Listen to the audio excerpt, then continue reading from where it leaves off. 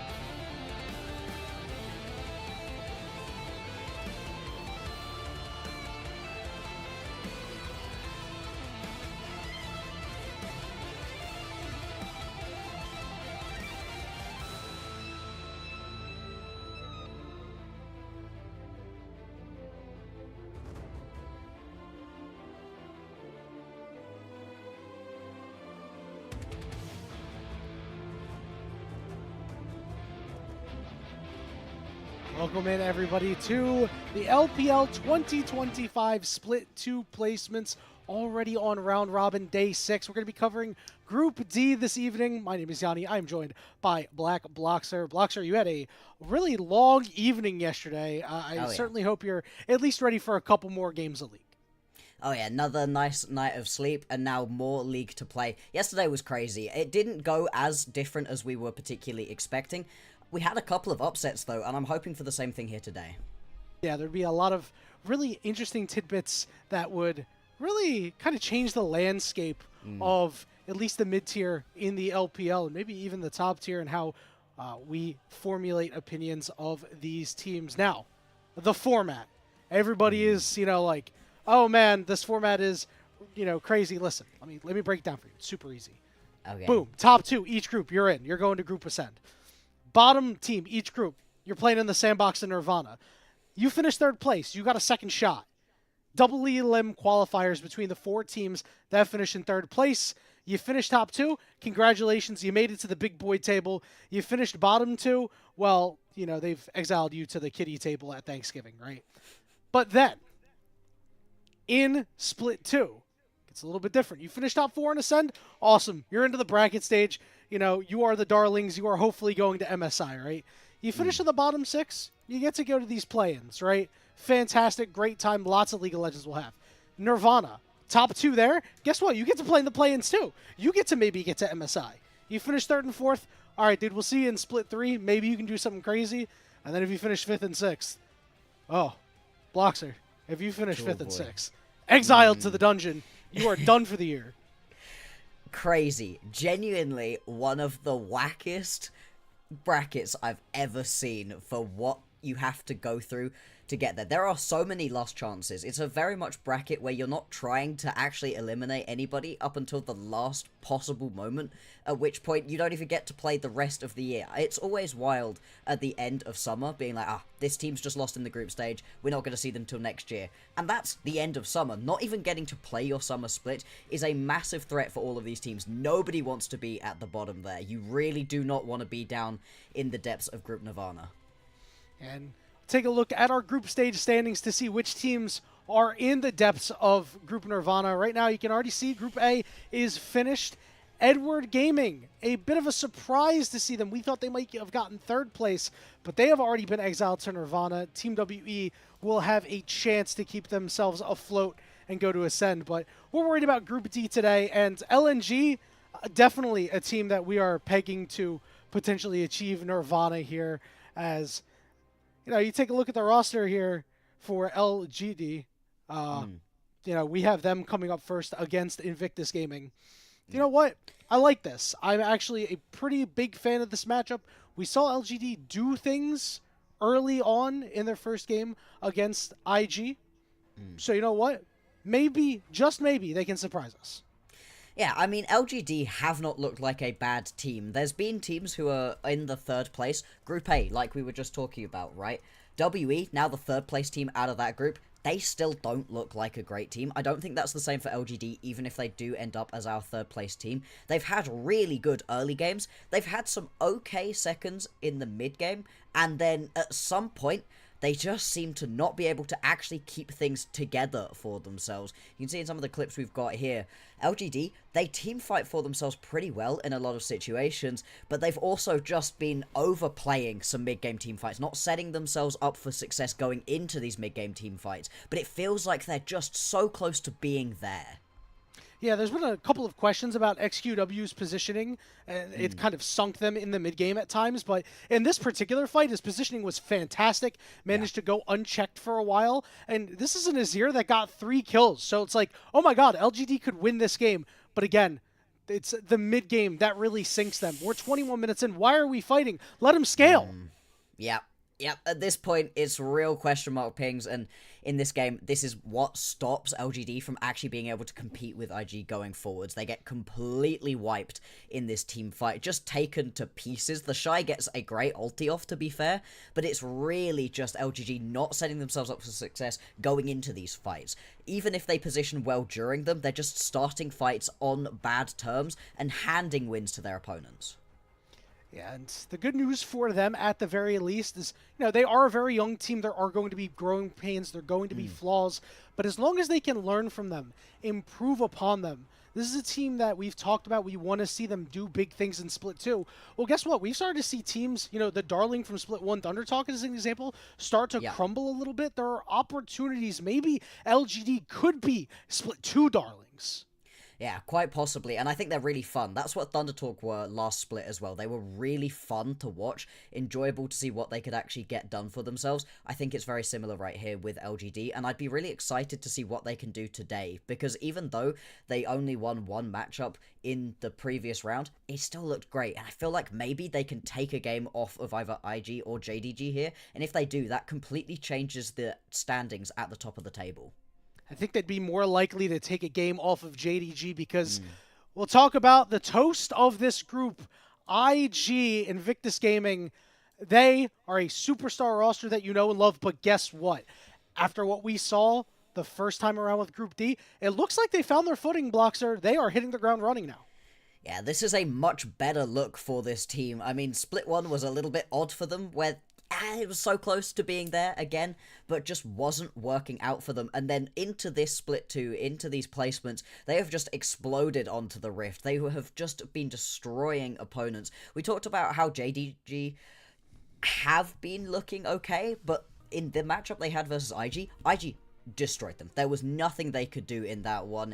Looking across the scoreboard of what JDG were actually able to do, you're seeing a lot of zeros in terms of kills, a lot of zeros in terms of assists, and people just not getting to do anything. They completely dismantled JDG. Actually, it was this matchup right here that made them look a little bit more vulnerable to actually taking a loss. Yeah, it was that early game that we spoke about earlier where they had the misstep and the Azir got really strong, but they were given openings, and a team like this will always come back. And the revival of the solo lanes has been really important, Bloxer. It even made front page news for the LPL newspaper. You can take a look. The IG solo laners are back. You see Rookie later on in a key fight, getting a couple of kills to bring the game back. The post-lane swap meta has been fantastic for them. And then, of course, you can see some of our other headlines here. They put a missing ad in the paper for JDG, too. And poor LNG. We haven't spoken too much about them so far. We'll get to them a little bit later on in the day, but it hasn't exactly been the best time for them. Group Nirvana, it hasn't been locked for LNG yet, but yeah, I feel like it's only a matter of time. This, by the way, I'd just like to say, is one of my favorite graphics I've ever seen. Absolute banger job with it. It's so much fun. Thank you. I appreciate that. Yeah, but guess what? You know what? Just to talk about LNG for a moment, we thought that, Team WE was guaranteed Nirvana, right? And, it Indeed, didn't happen. yeah. So maybe it could happen for LNG. I think it would probably come at the expense of LGD, though, which, Yes. Is going to be tough, right? I think that when you take a look at, EDG and WE, a little bit closer compared to LGD and LNG, right? LNG is a team that we're seriously talking about being able to make waves in this matchup. And I think a big part of it is going to come from the mid lane, really. I think the mid lane is going to be really important. XQW could elevate himself up a little bit here. Yeah, XQW had a really impressive first round robin, was able to just sort of take over in his lanes, but more than that, it was the play around the early skirmishes for me, really moving around with the jungle, getting involved in a lot of these early skirmishes, and just making his presence felt on the Rift as early as possible that I was really impressed with. And I think in this matchup specifically, I mean, it's a tough one. Of course, it's a really tough one, but I think he has a chance to actually do something big here, and if you can play around this mid lane, it's a great way to unlock a victory right here for LGD. Let's take a look at the predictions that we have for this group. We're going to peer into our crystal balls to see who we have coming on top. And, we're generally in agreement with everything with Kelsey Moser, who is back from doing Boise things in Hawaii, having JDG on top. Yeah, that's interesting because at this point, they're very close in the standings, of course, and we've still got 3 more games for all of these teams. So it's not impossible, but it would take a real change in pace for what we got to see in the previous round, because it was a complete domination for IG in their first matchup up against JDG. I'd be surprised if it does shake out in this way, but we saw yesterday where BLG actually ended up dropping a game. They were still able to come out on top of that group, but it made things a lot closer in a group that originally looked like it was very much over and done with already. Yeah, best of ones are, a bit of a weird and hard format at times. And, with the strength of all of these teams, not really too much of a surprise to see, these top teams take games off each other in trade, right? Yeah. I think if you go 1-1 against the top two the top two in the group go 1-1 against each other, you're pretty happy with that. I'm sure IG would really love to have the 2-0 over JDG, of course, because then the fandom mostly and the LPL fandom as a whole can be like, hey, you know what, these guys, the guys that we thought they were, they may actually be the guys that we thought they were. And JDG, on the other hand, you'd like to even that up and hope that their issues with missing can get a little cleaned up. Yeah, hopefully. We will have to see. In the previous matchup between the two, JDG managed to pick up 4 kills across the course of the game, so that one is going to be a little bit tough. Also important to note for the top of the standings, it was a 32-minute, 56-second game. That is important because when it comes to tiebreakers at the top of the standings, that is determined on game time. Who beats the opponent quicker? So if you're 2-0 versus your opponent, then you go through. But if you're 1-1 versus the top of the table, then it's on game time. Did you beat your opponent quicker? So keep in mind that number when we get later on in the day. Bottom of the table, though, for determining who goes into Group Nirvana and who has to play in that third place bracket, that is actually played through another game. So that one is going to be played in a tiebreaker later on. Obviously, not important for right now. We've still got 6 games of League of Legends guaranteed. But if things get close at the bottom of the table, if LNG are actually able to pick themselves up a win, then we may well get a 7th game later on. Yeah, and I think a big thing to think about with LNG potentially winning a game is maybe even this game right here, right? Because, if you go into a game like as an LGD going up against Invictus Gaming and you get smashed, like things just go bad from the start, it's a really sour way to start your day. Like, yes, you'll be fine and you won't really have to play until the second half of the day, but like that could just put you on tilt, right? We've all played League of Legends. Pro players are not immune to tilt. And, again, if they get smashed here, we could have some questions like, hey, maybe LNG can snake bite them. This is something that we ran into yesterday, where WE pick up a win up against EDG, off of EDG pretty much having that game on lock. It was wild that WE were able to come back into that game. Then all of a sudden, EDG have to play directly afterwards against BLG. This is a pretty brutal schedule. It's like the world's group stages of old, where you're just playing game after game after game and hoping that you're going to be able to come out on top. They get smacked by BLG, and then in that losers bracket play-in game between WE again, the rematch, they just get smacked immediately. They end up losing that game in like 20 minutes. So the mental is going to be incredibly important for these teams right here. Losing right now in a close fashion, whilst annoying, you can at least take something from that. If you just get smacked around by AG, exactly, it's not going to set up LGD well for the rest of their day. Yeah, and again, as long as they just make it to the mid-game, make some improvements on that, we'll be really happy with that, Bloxer, because that has been the number one thing that we have been concerned about with LGD, right? Is that making sure that they are in it, right? That they are making things happen and getting to that point. They just need to set themselves up for success in the mid-game. If they can change things around, if they can get to the mid-game ahead, well, we've seen that before, but if they can then play the mid-game correctly, I haven't even seen them in a late game where it's feeling close, because they've been mucking up those initial team fights around Atacans and the early spawns of Barons so badly that we haven't got to see it yet. I want to see what they can do in a late game, because my gut feeling is that they're going to be pretty dang good in a late game team fight. The way that this team seems to play together, the way that we've been seeing the sort of pairing between the mid lane and the bot lane, they seem so good once we could get into team fights. It's just getting themselves to that point. Well, if you have Xiaoya Draven, right, you can scrap in a late game. We saw that come out last week, and Listen, they were in it. He kept them at least alive in a game That that was fun. would have been doomed with almost any other AD carry.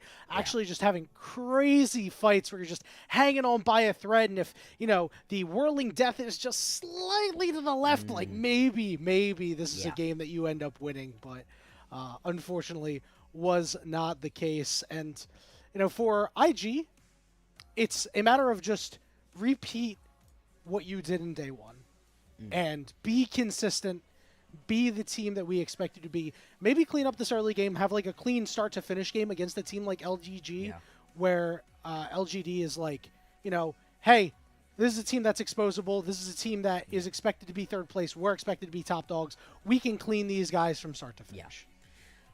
Put in a better performance than you had versus them in the previous round is really the standard that I'm looking for from IG. They allowed LGD to get into that game. They gave them a chance to be able to beat them. As IG, you need to clean that up because, maybe you're able to play iffy early games up against a team like LGD, but going on into the top group, if they do move out as our top seed, you're going to be playing against a heck of a lot of really good opponents, some of whom we got to see yesterday, some of whom we'll get to see on the rest of the week.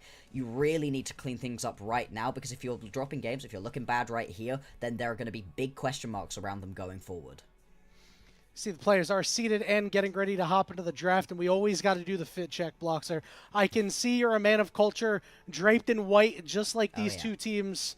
Do you like the IG black and white, or are you a fan of the LGD gold trim that they got going on? Because I like that a lot. The gold trim is nice. It's clean. It's a really good look. Yeah, I was gonna caveat that. No, it's a really good look. Excellent. I think that the gold is great. Yeah, you know what else is a good look? Banning Skarner, because we had a couple teams that didn't ban Skarner yesterday, and Skarner did have a 100% win rate, and still has had a 100% win rate. Many will say, "Oh, Skarner wasn't the problem." Listen, you have to account for this champion, get him out of here. Also seeing Yone getting taken off the board, but this power picks of Jace and Varus also gone. I will tell you right now that in the WE EDG game, the Skarner was the problem. Monkey popped off on that one, had some predict impales. The rest of the team were doing okay. It was Monkey on this champion. Not giving this champion over is a really good decision right here. But I'm very much agreeing as well with the Varus ban and the Yone. I think those two champions have been popping off recently. The Varus specifically, it's still so versatile at the moment. We got to see a really nice, just aggressive Varus yesterday. And actually, they're going to take away the Draven. I'm sad about that. I would have really liked to have seen the Draven right here. But instead, you've left open a ton of the priority picks. The Vi, the Rumble, the Cassante, all of these top-tier blind picks for B1s are just available right now. You've really got dealer's choice right here as LGD. Yeah, and depending on the top laner you go for, everybody's been worried, if you power pick a top laner, they're just going to pick Gwen into it. Well, Rumble is a champion that would do just fine. I actually think this, kind of hurts IG a lot because I wouldn't want to see anybody on this team on a Galio, right? Because while it's excellent in a Rumble, don't put Rookie on Galio. Don't put the Shy on Galio. These guys finally, post-lane swap meta, have been able to thrive a little bit. And all right, they are going to go for the Gwen. Interesting. Like you said, the Gwen doesn't get to just bully the Rumble out in the same way that you do most of the other top laners. It's really interesting that the Shy thinks he can just take this one right here into Sassy. I don't disagree with it, though. To be fair, if anybody's got the confidence to just be able to pick this one up, go for it. It does make sense that we are going to see the Gwen. The Vi also going to be locked in right here. It's been incredibly strong at the moment. Probably the top jungler. The counters to the Vi have just been other skirmishes, though, that we've been seeing. Things that can get in her face, get annoying as early on. Do kind of the same sort of thing. I'm trying to avoid talking about it, but we did see it yesterday. Listen, you can't avoid talking about it. This champion has been around for the last couple of days. It will get locked in. The Neferi is going to come through for Climber. Climber has also been a player on this LGD roster that we have been like, hey, this is a pretty exciting player. I like to see him on a champion like this. Maybe we could see him take over the game. Yeah, he's been on Vi duty a lot recently throughout the first round robin, so interesting to see him pivot right here and take the Neferi. Neferi, relatively similar in the ways that it can work. A champion even more risky, though, I think, than the Vi. Falling behind on the Vi is bad. Falling behind on the Neferi is terrible. You really don't add a lot of utility to your team if you're not able to one-tap people, if you're not able to do enough damage. A lot of survivability on this new version of Neferi that wasn't there previously, so that does make it a little bit less risky to pick up, but still, A wild one. And we are just going to see a little bit of a handshake in the mid lane right here. Talia and the Ahri. Rookie's Ahri, very, very strong and pairs incredibly well with things like the Gwen and the Vi. They are missing some tankiness, though. This composition right now out of IG is going to struggle a little bit. It's in straight-up 5v5 team fights. Yeah, we'll see if we'll get some engage either selected or taken away in the second half of bans. I like that you mentioned the survivability of Nefiri when Ahri was locked in, because there's been a little bit of a new Ahri build that's been coming through. It's been pumping out good damage and being very survivability slanted, we'll say, with the Rod of Ages, with the Leandries. You're just able to go in, go out, have a good time, be super safe, and really be a charm bot, which is exactly what IG needs, given the fact of the first two picks. Yeah, exactly.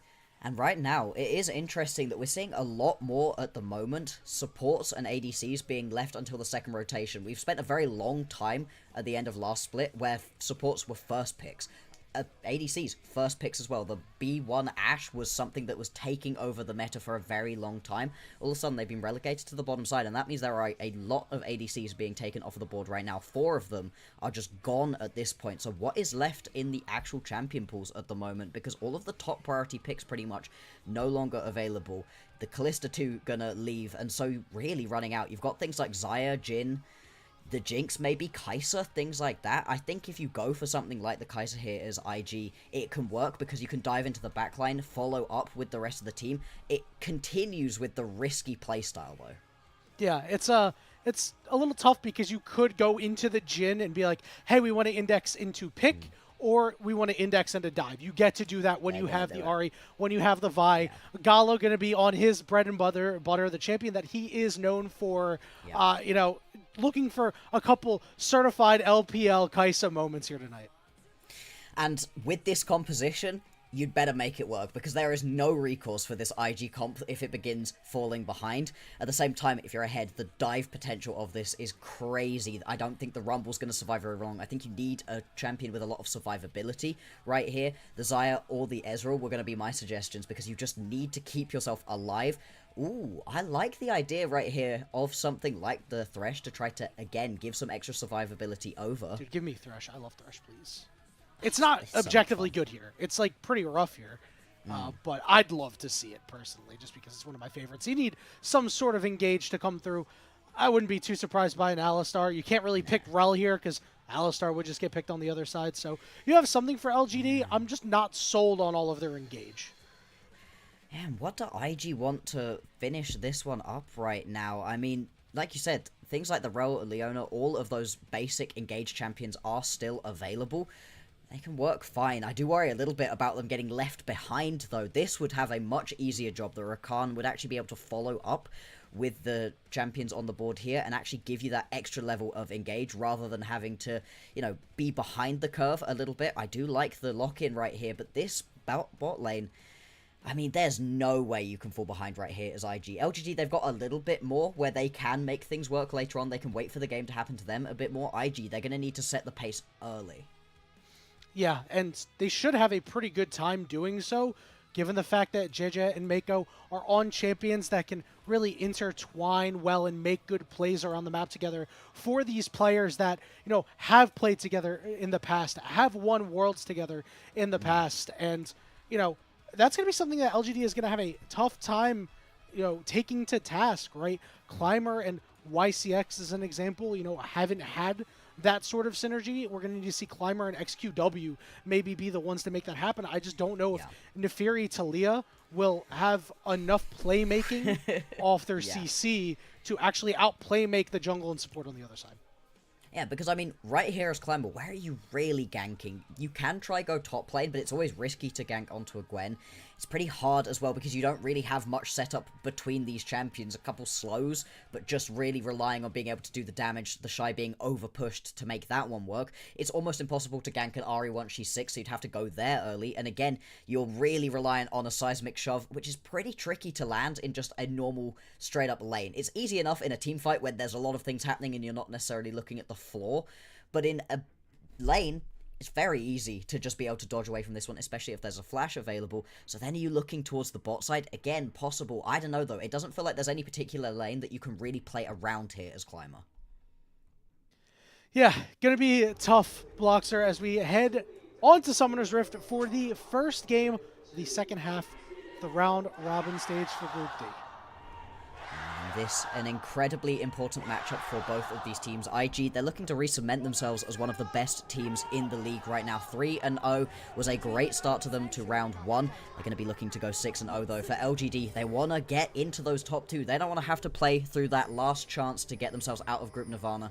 They want to secure that for themselves right now, and this would be a great game to be able to do it in. You could hear the gyos just a couple moments ago, heavily in the favor of IG. You know, no surprise. You know, incredibly popular team. 5 players that have been mainstays for the longest time, right? Yeah. Multiple Worlds appearances between all 5 of these players. Gala considered one of the best to ever do it on AD carry on his signature pick. So, LGD, you mentioned, Climber is going to have a hard time trying to really play for these lanes. So where's the salt from LGD going to come from? Because I feel like if you're waiting for IG to dive on you and use your Talia rocks to speed bump them, that's not enough. No, and later on into the game, if you're beginning to fall behind, that might be the only recourse they have. Early on, I think it's a little bit more about trying to set yourself the pace. I've been talking a lot about how IG need to accelerate the game, and I think they very much do. LGD, they don't necessarily have to get overly aggressive early on. You do need to be careful that you don't necessarily win out onto these early skirmishes. There's a lot of heavy skirmishing champions on IG that are going to make that stage pretty easy. Going to be watching Climber very closely to see where he actually decides to go. You can potentially try to force some ganks through. At least getting a flash off of a couple of these champions might be possible. But yeah, I really am not sure where you can actually find these early ganks to get yourself an advantage. Something that the Neferi very much needs. I think a lot of it is going to have to be not trading objectives. You're going to have to figure out where IG is going and then meet them there. Let them go in first, let them miss position, and then collapse on them from there. You know, when you have such a lack of CC early, right? YCX, the roams are going to be really important, and then you mentioned the seismic subs of XQW. You know, you manage to pick one player on IG, then you can move it and do your own objective from there. It's good. Exactly. That's the way that they're going to be looking to play. But I feel like both of these teams can potentially look for those early picks before turning the rest of the fight on. Interesting right here. Shy just going to grab a little bit of extra vision, make sure that the team knows where Climber is at. Very important for avoiding getting killed by this Neferi. Now, on the other side, JJ, where does he decide to go? Because early on, the Vi can gank very effectively, and I think that he's got a much easier time actually trying to go for the ganks either in the mid lane or the bot. But at the same time, I think in this matchup versus the Neferi, you're actually okay to just power farm your way to 6 and then use that for the team fights, and use that for the ganks. You don't necessarily need to be overly proactive. You're not on as much of a timer as you would usually be versus other jungle champions. We do see that the junglers are on opposite sides of the map right now, so perhaps an opportunity for LGD and Climber to make a play happen. Sasa just trying to shove this way in now. This wave in. We're going to see a dive attempt onto the Shy here. Sasa almost in the danger zone, so he's going to be getting a lot of damage down. The Shy is getting burnt to a crisp. And the Ignite and Sasa get first blood. Very nicely played right there. As much as we were questioning what you can do in terms of ganks, there's not a lot of CC. There's still a ton of damage between these two, and they execute on that dive incredibly well. You can see the Shy just had no recourse in that situation, especially as a flashless Gwen. You can understand why he's gone towards the Ghost, but it really makes trying to outplay this situation incredibly hard. And you can see it right here. There's very little that they actually do specifically. They just hit all of the abilities, and you're able to take him out in one tap.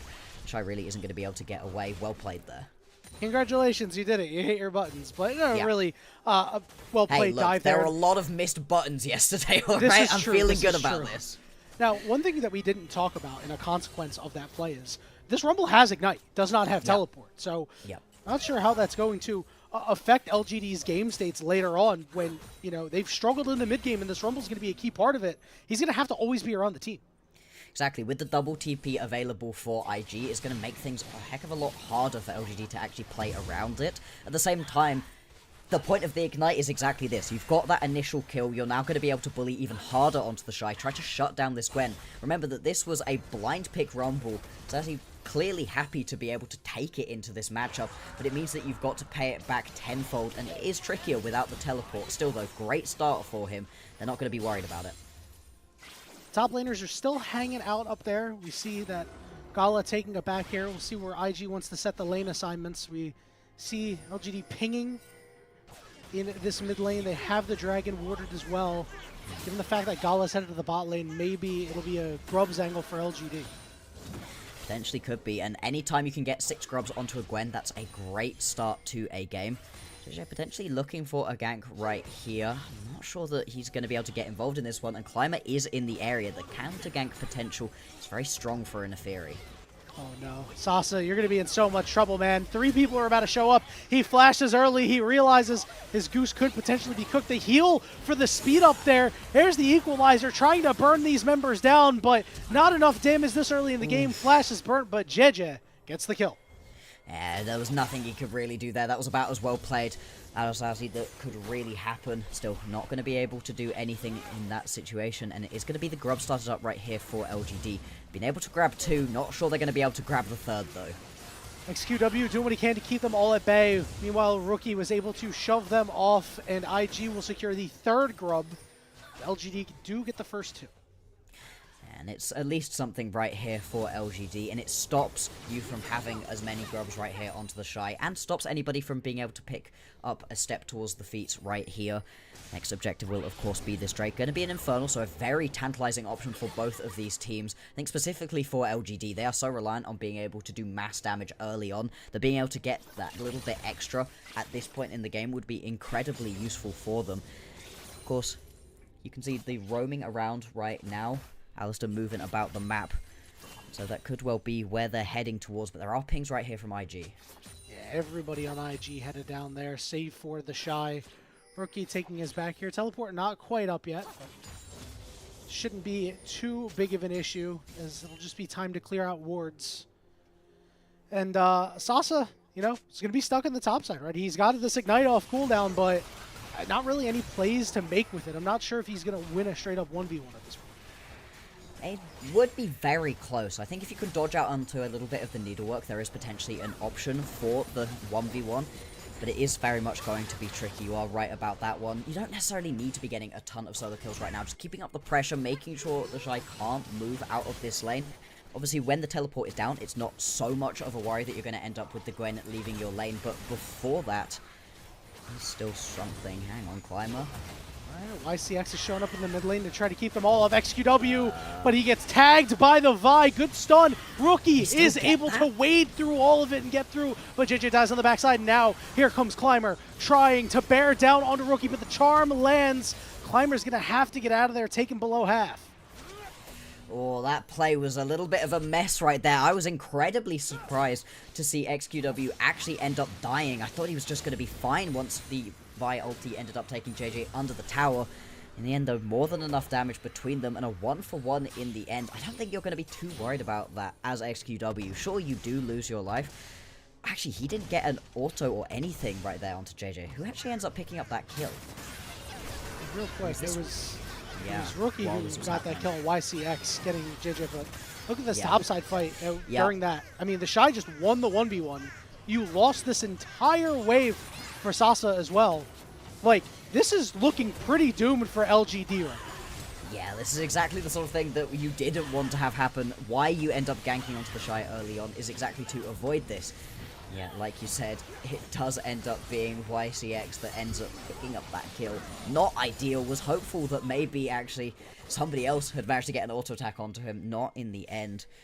And that 1-for-1, not so impactful. Like you said, top side, massively impactful. The wave count, how much XP they've been getting, has gone straight back to even after that early dive. That has really stopped the Shy from being able to play this one out. Like I said, you've got to dodge out onto the needlework, otherwise you're just going to get one-tapped by this champion. It doesn't matter how strong you are as the Rumble in the 1v1. And actually, right now, he's getting ganked by Miko. Yeah, gonna repay a visit up there. Will be spotted out, so won't be able to survive. But I think for LGD, in an effort to, you know, leverage a strong early game to get into a mid game that you can have some control, you over-indexed a little bit too hard, right? You've got these strong, you know, early game skirmishing champions, and, you know, a champion like Talia that can use a Weaver's Wall to cut off a fight. But in doing so, you've really just been over-aggressive. Have been in a lot of these situations, and this is a real worry right here for because what we've been talking about is how much they've been struggling in their mid-game team fights and skirmishes, not what they've been doing wrong in the early game of games themselves. That's been a strong point for them right here. So to fall behind already to IG, about 600 gold behind, haven't been able to pick themselves up any real advantages through these objectives either. That is quite a big worry. They're going to move on to the grubs right now, at least going to be able to secure the first one of these. Teleport though, Yeah, they did ping out that this teleport could be happening, but IG looking to bear down Xiaoya in a 1v1 with Gala. The exhaust goes down, but it's not a 1v1 anymore. Rookie has shown up. He'll have to flash the charm. And now JJ bearing down on YCX. The Shy showing up as well. Ultimate going to be used, trying to keep that will unbreakable, but it's not going to help. He will fall all the same, and IG win another fight.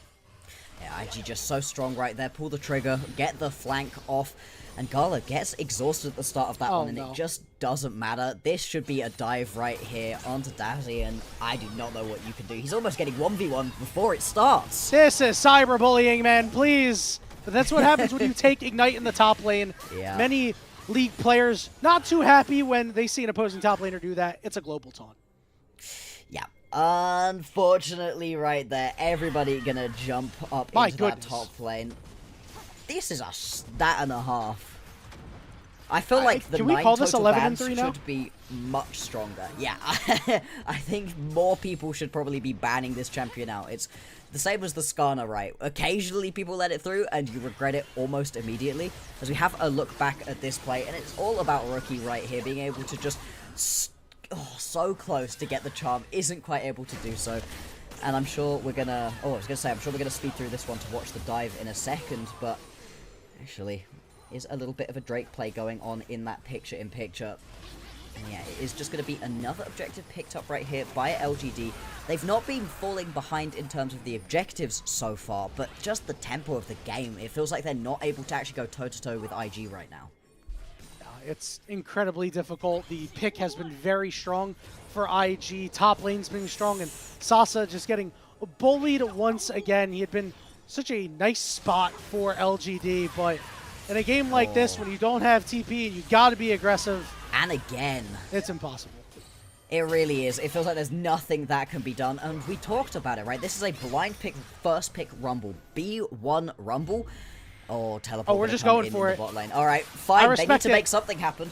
This could be their one way back into the game. Mako not going to quite land the knockup, and XQW and friends trying to get a lot of damage. Climber chasing after him, will close out of the kill. And now, can you shut down the Shy is the question in a 3v1. But he's got the turret to help him out. He's knocked up, but he's got the ultimate doing so much damage. Last auto attack from the turret will be enough. And Gala going forward, looking for another Kaisa in the LPL moment. XQW gets pulled off the wave and will burn away. A triple kill for Gala.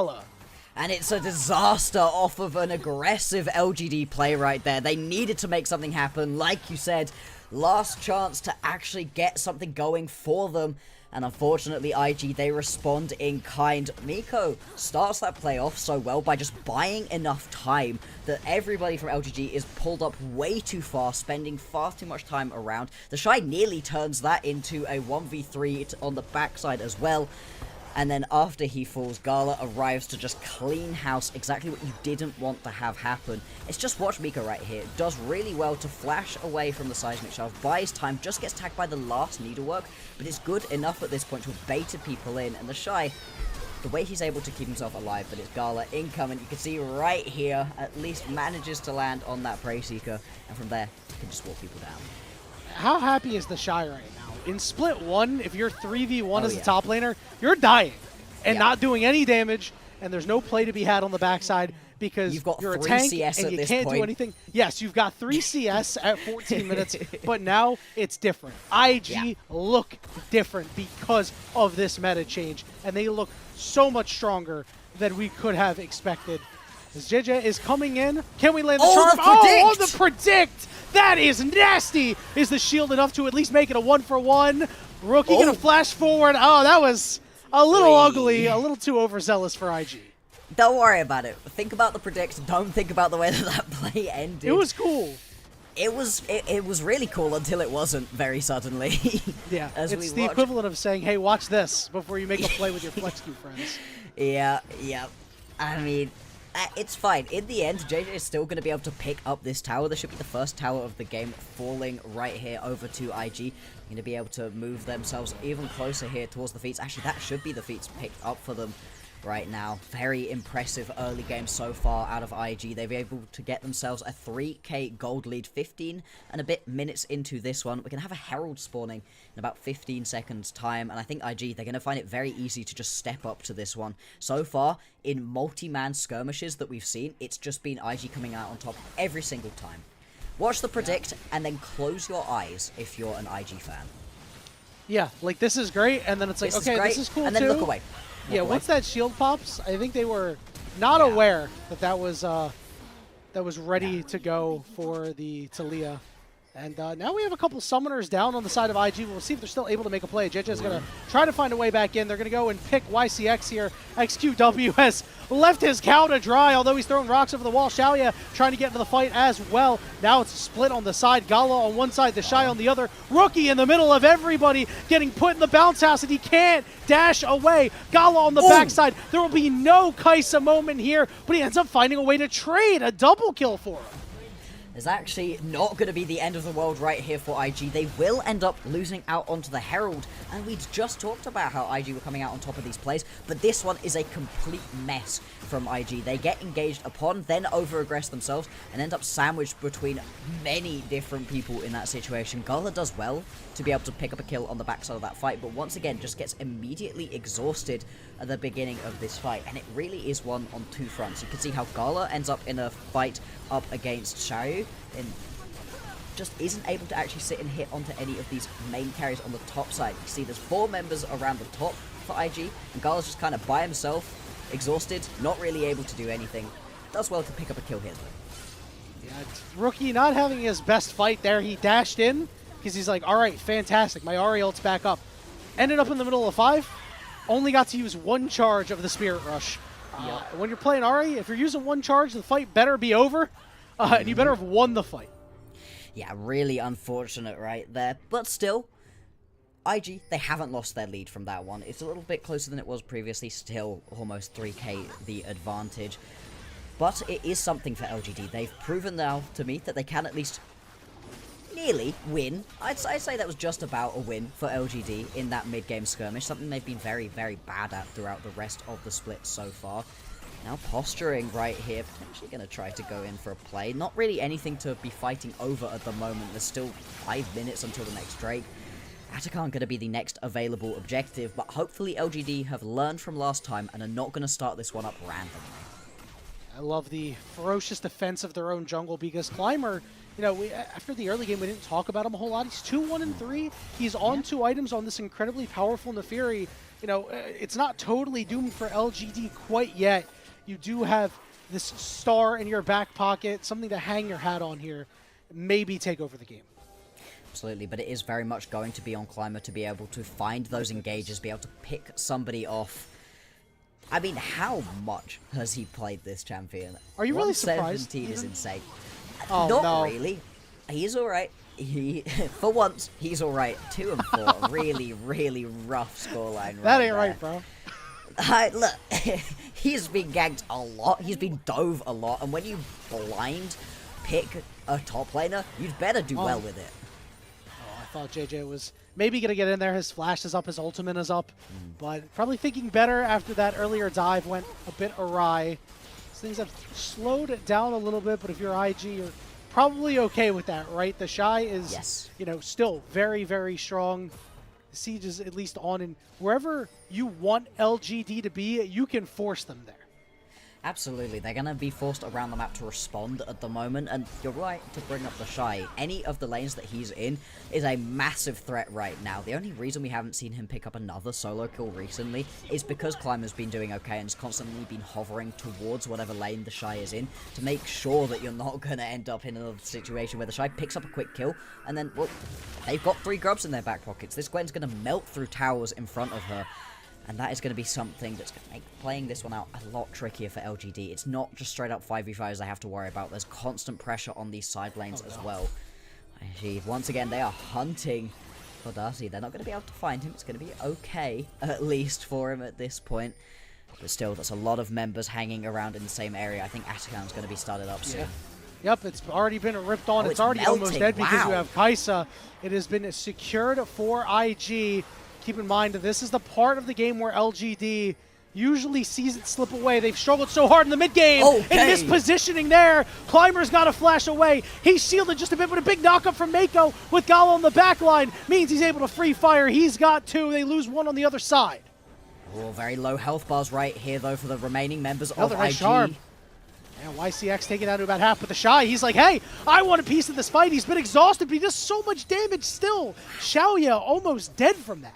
Yeah, through the exhaust, doing all of that damage. Absolutely crazy right here. And despite the fact, again, it's a little bit messy, a couple people having to flash over the wall to be able to survive, IG, they still come out on top. They're able to get a couple more kills, and the Atakan was the main prize that they came here for.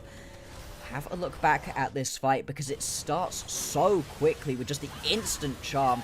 And despite the fact that nowadays Neferi, we were speaking about, it has a little bit more survivability, still just going to get taken down. JJ on the backside of this fight, I wasn't quite able to see what had happened to him in the first instance. Just gets melted through, unfortunately. Not the best positioning out of him.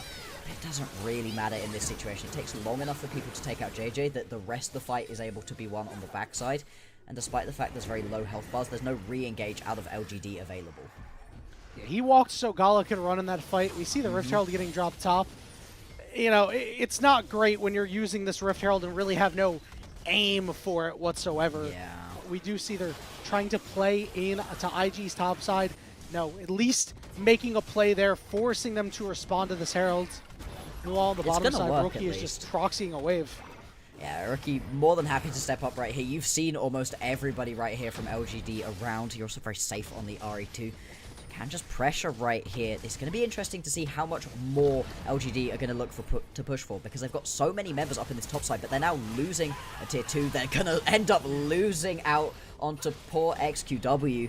They get a second tower top side. They're maybe going to get another charge out of the Herald. This is not quite worth it for them. Oh, the Shy is dead. Hang on, okay, this is now wait worth. a minute. Hang on.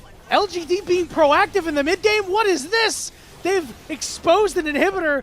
Climber is going to be able to drive the Herald out of there for at least a little bit. Mako will claim the kill on it, but okay. LGD showing us something a little different. Indeed, but still, they are losing things for it on the other side of the map rapidly, and I love this out of Miko right here, and Rookie just try to stop as many of these bases as possible. They're at least going to stop Climber. Gala's able to pick up a mid lane tier 2. You lost the mid lane tier 2 in the bottom lane. You lost a Drake as well. And so you are paying quite a lot right here for this play as LGD. It's very close to being worthwhile, though. XQW tried to wall off and just gets jumped. I don't think he was aware of quite how many people were in the area. You know, it's a... Oh, hang on. Oh, no. Sasa, it feels like every time we see him, he's going down. Can't quite find Gala, but Gala does get knocked up. He is surviving for now, but YCX and the Alistar damage a little too hefty. Yeah, Gala going to be taken out on the backside of that fight as well, so that's at least something back for LGD. They're doing a pretty good job at the moment of actually trading every play 1-for-1. About 15 minutes ago, I said the words, about a 3k gold lead right here for IG. Well, if you take a look, they haven't really been able to actually expand that any further. They've been doing a very good job right here as LGD of just keeping it close. Vasasi has not been having a good time right now. He's just getting taken out once again. But it is a pretty good equalizer at the very end of that fight. I mean, yeah, YCX gets the kill, but it's very much the damage out of this Rumble that is still incredibly potent here at 2 items that's able to pick that one up. I think YCX has generally been pretty good, but that was a fundamental miscue there. You know, against the Vi and the Kaisa, they're going to be able to go on top of your Rumble if they want. You have to play with him rather than try to run around there, so... You know, unfortunately, leaving his top out to dry. Maybe he just wanted to claim the shutdown for himself. Those support items do make a pretty good impact. He definitely got a nice paycheck there from taking out Gala. As Baron up in just a couple of seconds. LGD with a little bit of mid-control here. You can see XQW positioning maybe for a waltz. Potentially going to look to push forwards right here onto IG. Oof. This is risky right here, but they have to keep the pace up in this game. If they start letting IG run the game here, they're just going to start losing this one incredibly quickly. Right now, though, all of the posturing, Baron available, but Shy has been able to push this one through. in the bottom lane. They're going to have to send somebody down to deal with him at some point pretty soon. Yeah, you've lost mid-track too. Yeah. So they're going to have to find their way in, and IG now have complete advantage and complete control. Good play right there out of Miko to stop the base out of XQW. The Shy? And now the Shy just, going to be able to push forwards onto this tower. This is a massive mistake right here out of LGD. This is what's been hurting them. The decision-making around the mid-game. And in this one, they try to posture about the Baron, but they don't pull the trigger. They don't go in at any point, and they don't have a teleport. As you pointed out right at the very beginning of this game, Sassy, no teleport means that it's so much harder to rotate down and actually stop the Shy from just being able to push this one through. He doesn't get the inhibitor at least, so that's something.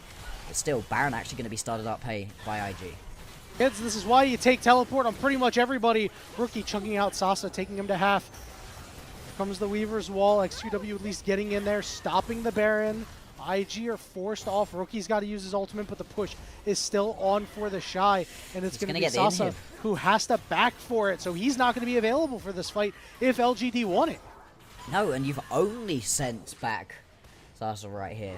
That's not going to stop this inhibitor from falling, and the Shy on 2 pushes is able to just pick up so much. And for IG, this is incredibly repeatable. They could just keep doing this again and again and again. Threaten onto the Baron, allow the Shy to push. Threaten the Baron, allow the Shy to push.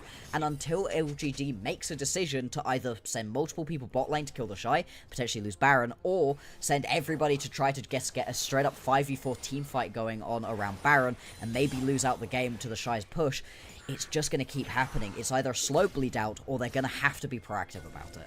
This is the LGD that we have seen so far in 2025 with the rough mid-game macro.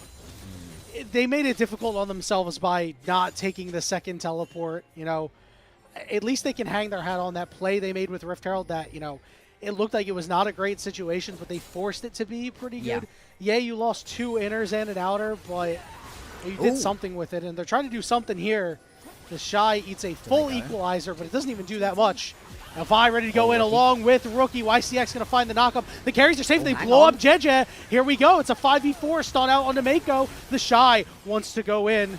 He will manage to survive. Rookie going to land a big charm on XQW, but the flash away means Mako can't get in either. So LGD hanging tough. XQW off alone on the side is going to get shielded up, but Gala, the gold from XQW, but the rest of the fight not exactly going the way that they want. The Shy got in there, did damage, but died. Now it's time for Gala to have another Kaisa moment here. He gets exhausted, he's got a flash, he's split off from the team, he's in the Guardian Angel, the guys can't save him. Mako wants to save his buddy, gives him a shield as much as he can. Gala fighting his way through and finds 2 with the help of his support, and now it's only Rookie and Climber left standing.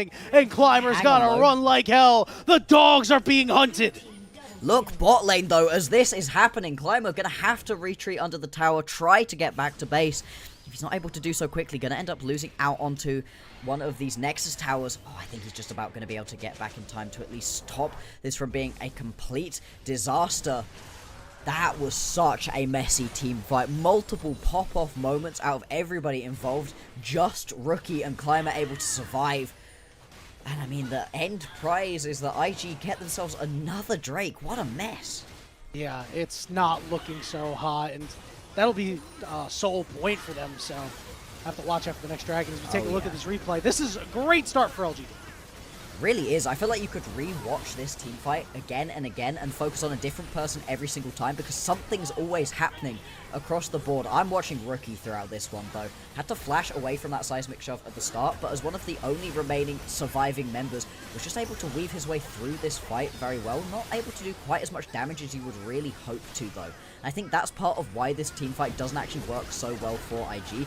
Gala is playing his absolute heart out during this, whereas for the most part, Rookie doesn't actually do too much in this one. Look, and we're no longer picture-in-picture. At the very least, the Baron down below 4,000 HP. Just gone again. There's no way that LGD are going to be able to get in here. IG draped in purple. Indeed, they are potentially hankering for a fight as well. Rookie going to go in. Everybody wants Sasa on the side of RG, and they're going to find him. IG just crushing them. And now it's a 5v4. JJ trying to get the way forward. So they're just being corralled. Really are. They're actually going to be able to step away our LGD, but the damage has been done. Baron picked up, losing a member as well. And the wave clear is pretty decent for LGD, one of the only saving graces for the team at the moment, with these Baron empowered minions pouring down through the mid lane, through the top lane very soon as well, and the super minions in the bottom lane. It's going to be a very tricky base defense to be able to pull off. Going to be nigh impossible, I think, but Xiaoya, at least he's going to get his fill. We haven't really talked about him too much. 5-2-3, doing his thing on this Xayah pick. Really good into the IG composition. The former IG Young 80 carry. In an alternate universe, maybe he's on the other side here, you know, and bearing down on the LGD base instead. Do find a big charm coming out. YCX down below half. Indeed, and Rookie just keeps on moving forwards with that Spirit Rush, doing as much as he can to just buy space for the team right now. They don't really need to engage a fight. More than happy to just be able to pick up these objectives and make it so that there's less and less map right here for LGD to be able to play around. I gotta say though, as much as this has been a very impressive game from IG, LGD haven't just let it happen to them. They've been proactive. Win or lose, pretty nice. Hang on, Nico goes in. Yeah, XQW finds himself in a lot of trouble. The Equalizer did some damage. A Climber gets taken all the way to the back line. He ends up trading out the Shy, looking to just rip the rest of the back line. The Inhibitor getting focused here. JJ and Rookie just doing dynamic duo things. The Inhibitor has fallen. The minions still pouring in through the bottom side. They're going to shift it down for this Inhibitor. Oh, wait, Rookie with a big flash. He gets exhausted. He gets knocked up, and he goes down. LGD, as you said, not letting it happen. No, they are still fighting into this one. That was a play that they decided to engage upon themselves. Climber desperately trying to make it work. Gala now going to get jumped right here. Manages to dodge away from the seismic shove. Oh, man, the combos are just too strong. Gala lives. He's dumping damage. JJ leading the way. YCX will fall. The teleport comes in from the Shy, and they are going scorched earth on the LGD base.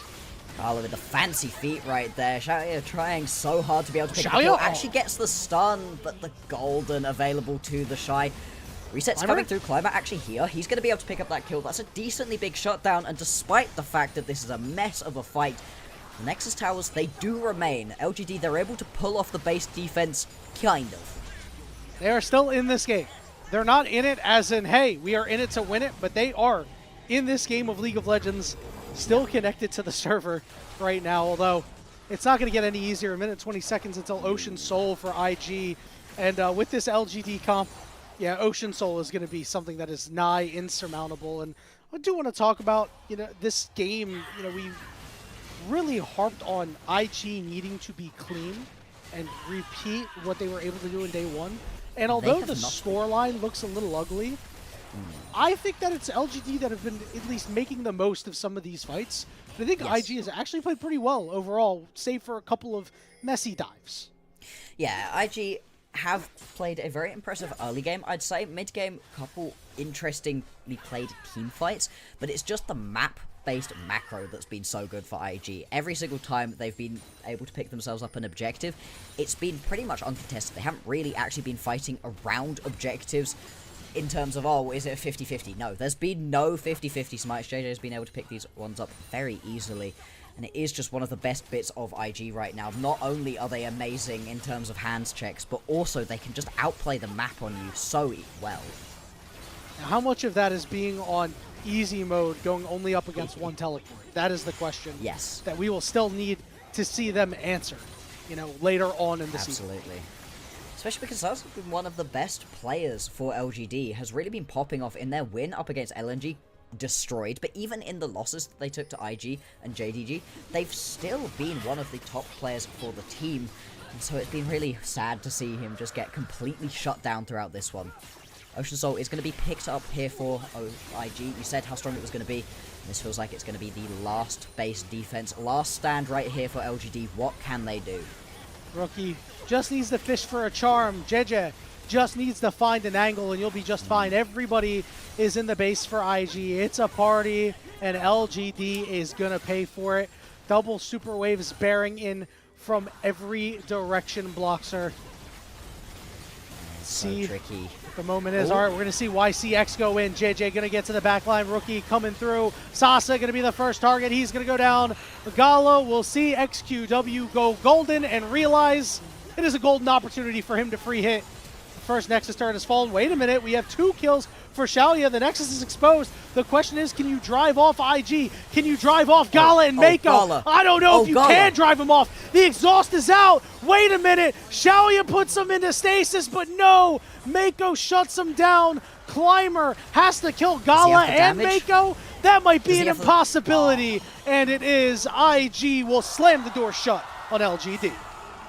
Oh, it's a mess. It's a mess of a final team fight like all team fights were this game. But in the end, IG still going to be able to come out on top. Gala, fancy feat throughout the entire game. Honestly, he had such an impressive performance right here on this signature Kai'Sa. Yeah, you know, are you surprised? You know, is anybody surprised, right? No. Like I said, certified Kai'Sa moments. We had a few of them. If it wasn't for the exhaust, we would have had many, many more of them. Dude would have had maybe like 6 pentakills this game or something like that, right? Maybe not that many, but overall, a nice I don't know, I believe it. a classic, yeah, you know, a classic performance out of some of the IG players. And, you know, LGD, the first time we see them have a really rough early game, but again, the mid game, you know, it wasn't as bad as prior ones we had seen. Again, we were really looking for them just a couple of minutes, you know, a couple of minutes into the mid game, maybe stabilize, maybe make some sort of advantage. And while they weren't able to because they were down, they were at least able to keep it even for a while, which I think is an encouraging sign and some progress.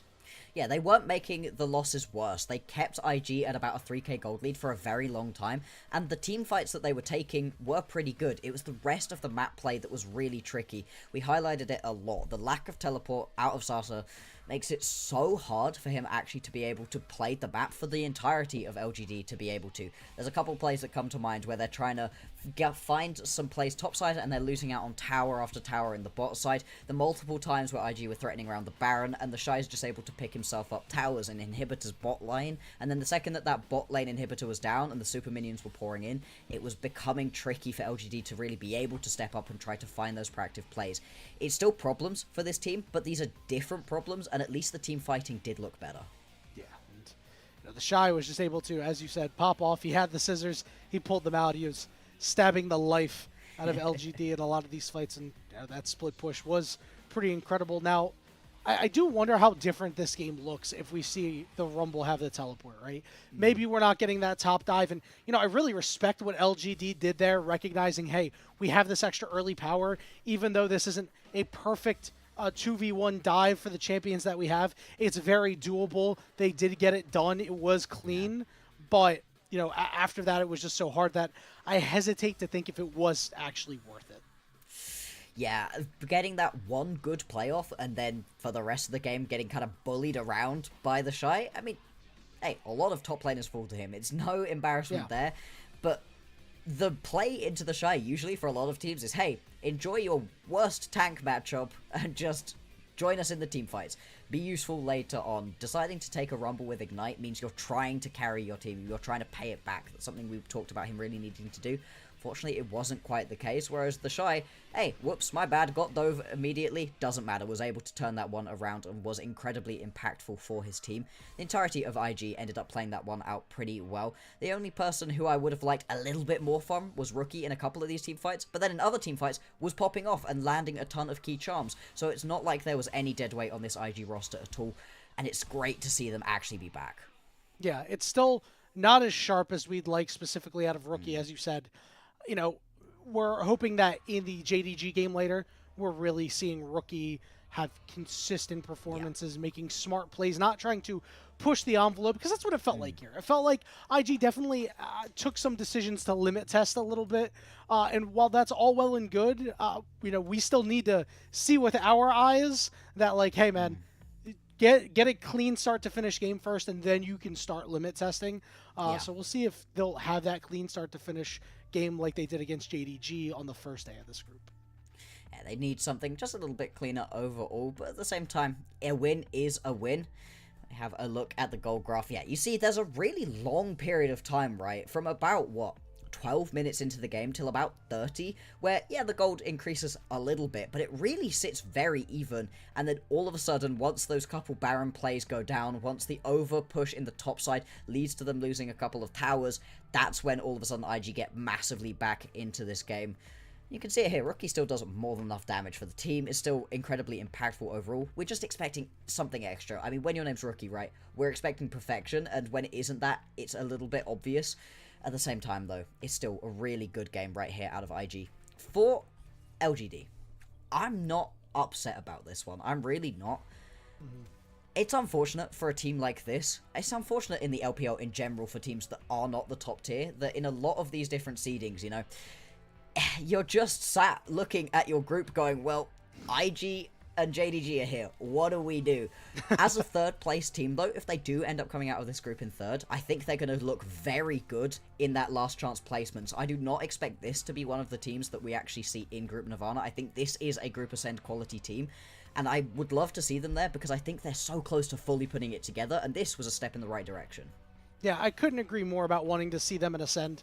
I do wish that they had a little bit more of a calmer early game and maybe had some more CC tools, because I would have really liked to see a composition that includes a good amount of CC and a fair amount of damage, because they stacked up pretty well in early games against some really good teams. We didn't get to see it here. But enough about LGD, because we need to talk about potential MVPs here. You know, we mentioned that there were a lot of really good plays coming out from IG. I mean, Gala's the flashy pick, but he did really solo save some of these fights, this one included. Multiple fights where Gala is just the man. And this is something that Gala's good at doing in a lot of situations, especially on this Kai'Sa. I think I would probably give it to Gala in this situation. JJ played a pretty good early game, but actually ended up getting caught out in quite a lot of these team fights. It didn't matter, because once everybody had blown all of their damage onto JJ, who cares? Gala's there, Rookie's there, plenty of damage elsewhere. But still, it was a nice early game from him. It's IG, man. Nobody's the dead weight. Nobody you're looking at and going, Team MVP. This is who is not doing it. A team MVP would be not reasonable in this situation. Maybe Gala was like just 4 out of 5. You know, if you wanted to give a team MVP, Rookie, you don't get a team MVP. Sorry, brother. It wasn't great enough. But yeah, I think it's got to be Gala. I mean, you know, Mako had like a really quiet game. We didn't see any really crazy quickness coming through, charming like 4 or 5 people. But we saw him do it was a lot of dirty work. It was a lot of, let me go peel for Gala. I know I'm going to die here. Let me give him his shields, because I know he's going to be able to win a fight in the end. And this is the nature of this composition, right? You don't have to be this big engaged tool. I'm sure that in a composition with a lot less tools to just go flying in, Miko would have played it like that. But you've got the Vi who's going to initiate the fights, and Rookie was initiating a lot of the fights through the charms. So it's very much just going to be, hey, I'll peel, I'll help out. This is the thing with the Rakan. Such a versatile pick. You can go flying in, or you can sit back and relax a little bit more and just help out Gala. And it clearly worked in this one. Yeah, it's such a strong champion, and it was a really good takeaway too. You don't want to give over the Xayah and the Rakan. It's typically a duo that is a little too strong at times, but yeah, you said it. It was just exactly what they needed. If you needed dive, he brought it. If you needed peel, he brings that too. And, you know, all right, that's the sound. That means that we're going to have our MVP. There we go. Yeah. The MVP music, slap. I love it. It's a great one. And you know what? A very well-deserved MVP right here. Yeah. Those team fights were close, other than the fact that Gala was just styling on kids. There's multiple fights where people are putting basically everything on top of him. We'll see in the highlights right here, perhaps. He's just sidestepping seismic shoves left, right, and center throughout these fights. If he gets caught by any of these, I don't know that IG are actually going to win out on those team fights. Just noticed that he used the IG skin, too, which is a very nice touch. Always right? fun. But that fight down there was pretty fantastic. We don't need to see all of them. We knew exactly what Gala was taking to task that game and doing to decimate LGD. But before we go to a break, we want to thank our Coffee subscribers and our YouTube subscribers. We're extremely grateful for all of you. You guys all help level up the show. Many of the initial payments go into upgrading the broadcast, but a large bulk of it also goes to paying on-air talent, content creators, the people behind the scenes who really make this broadcast work. Subscribe to our Coffee, linked in the chat. You can unlock perks like early access to content and the ability to ask interview questions for our unique on-site interviews. But that'll do it for us for right now, and when we return, we're going to come up with the next game. We're going to see JDG take on LNG right after this.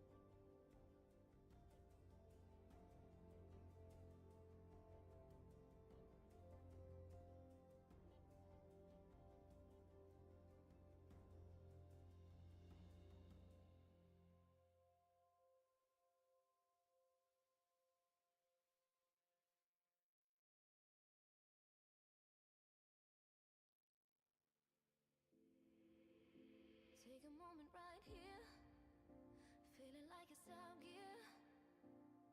Driving towards the sun with a rose and a gun. Feel the wind in my hair, going nowhere I swear. Like an outlaw on the run, dangerous but it's so fun. Running, running, no. Hold on, don't let go. Running, running, no. Keep running.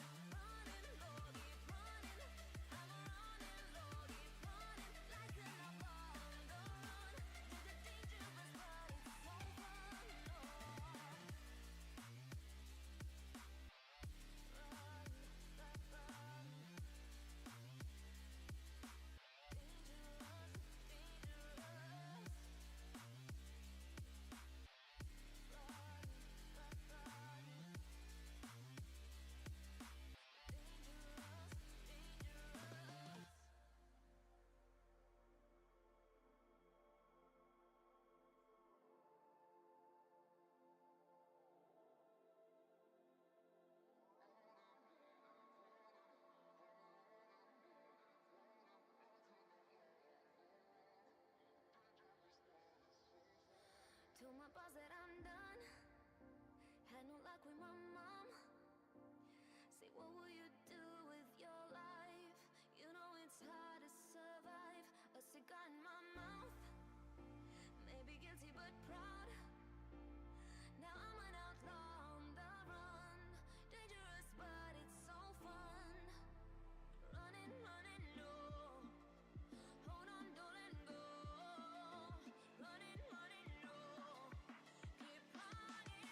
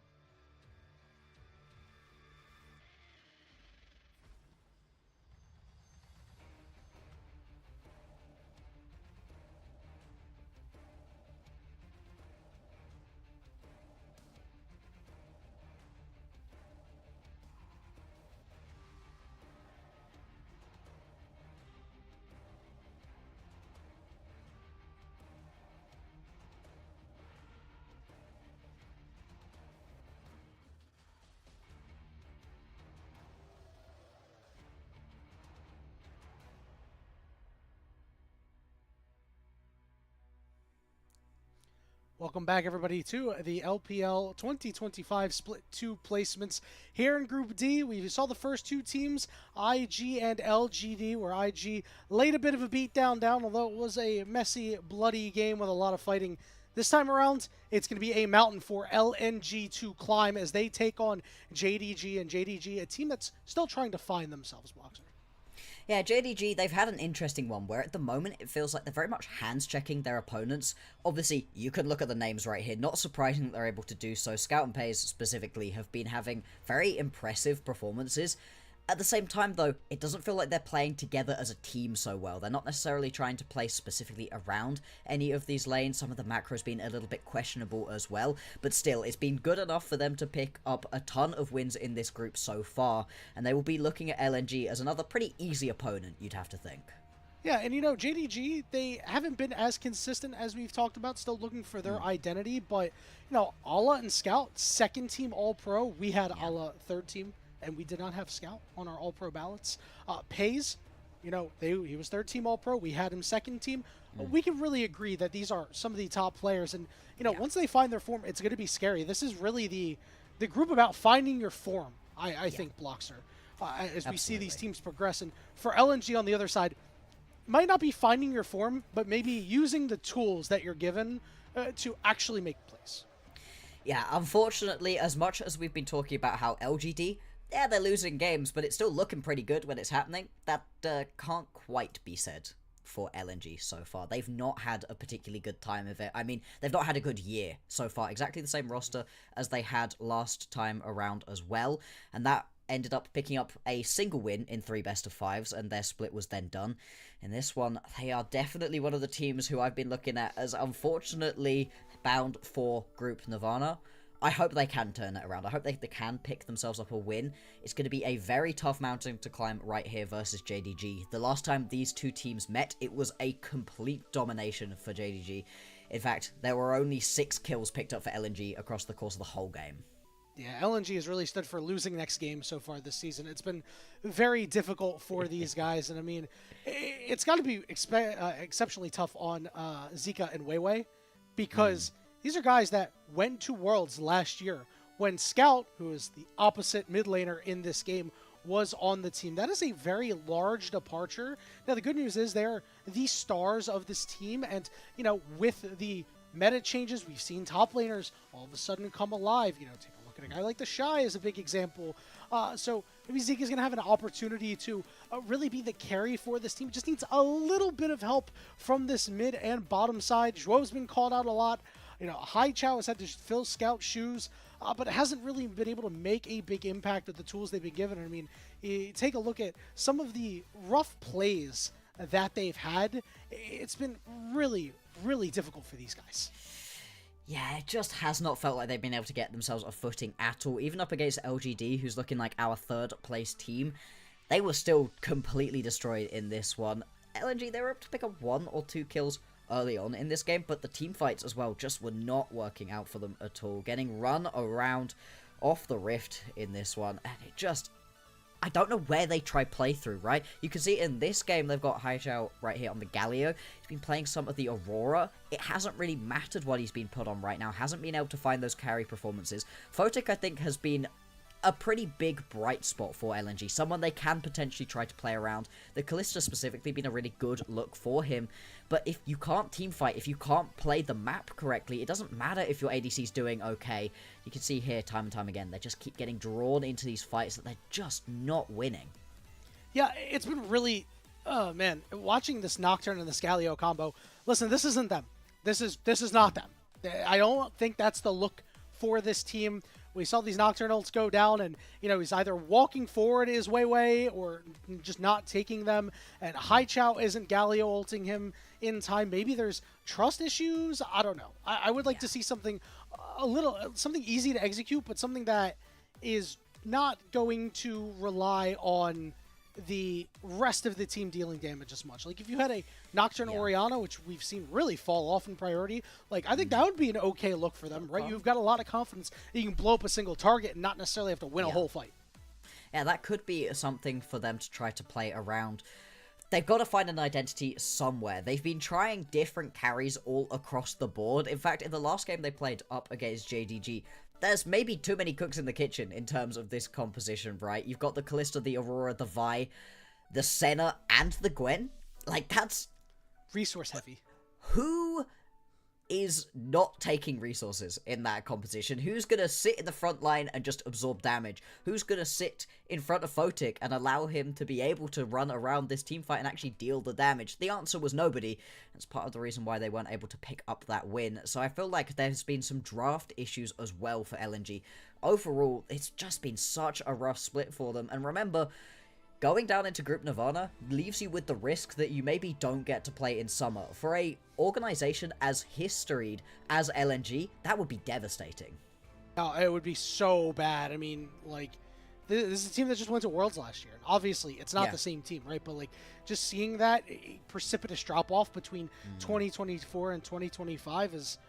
it's sad to see. And, you know, maybe they're going to be able to do something. The building blocks are going to have to start here, Bloxer, because we don't need to see LNG win this game. I think we're pretty set on seeing them in Group Nirvana at this point. We just need to see them do something. Show some level of, like, competency with your picks.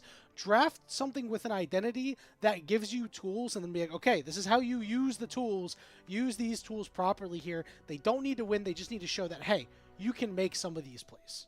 Yeah, if they made any of their matchups look like LGD have been making their games look, we'd be pretty happy. We'd be happy with the difference that they've been able to make. I mean, this is the exact same roster as they had previously. You've been playing together for a really long time. You had a long off-season between Split 1 and Split 2 in order to be able to practice, get yourself a little bit better. I just want to see some cohesion for this team, some way for them to really show up, because something that, you know, is looming over the distance, the potential to not get to play in summer, such a terrifying proposition that you're just like, give us something. Give us something to be able to have some faith in. Yesterday we were asking the question of, you know, are LNG or WE looking like the worst team right now in the LPL? That's not a moniker you want to be competing for.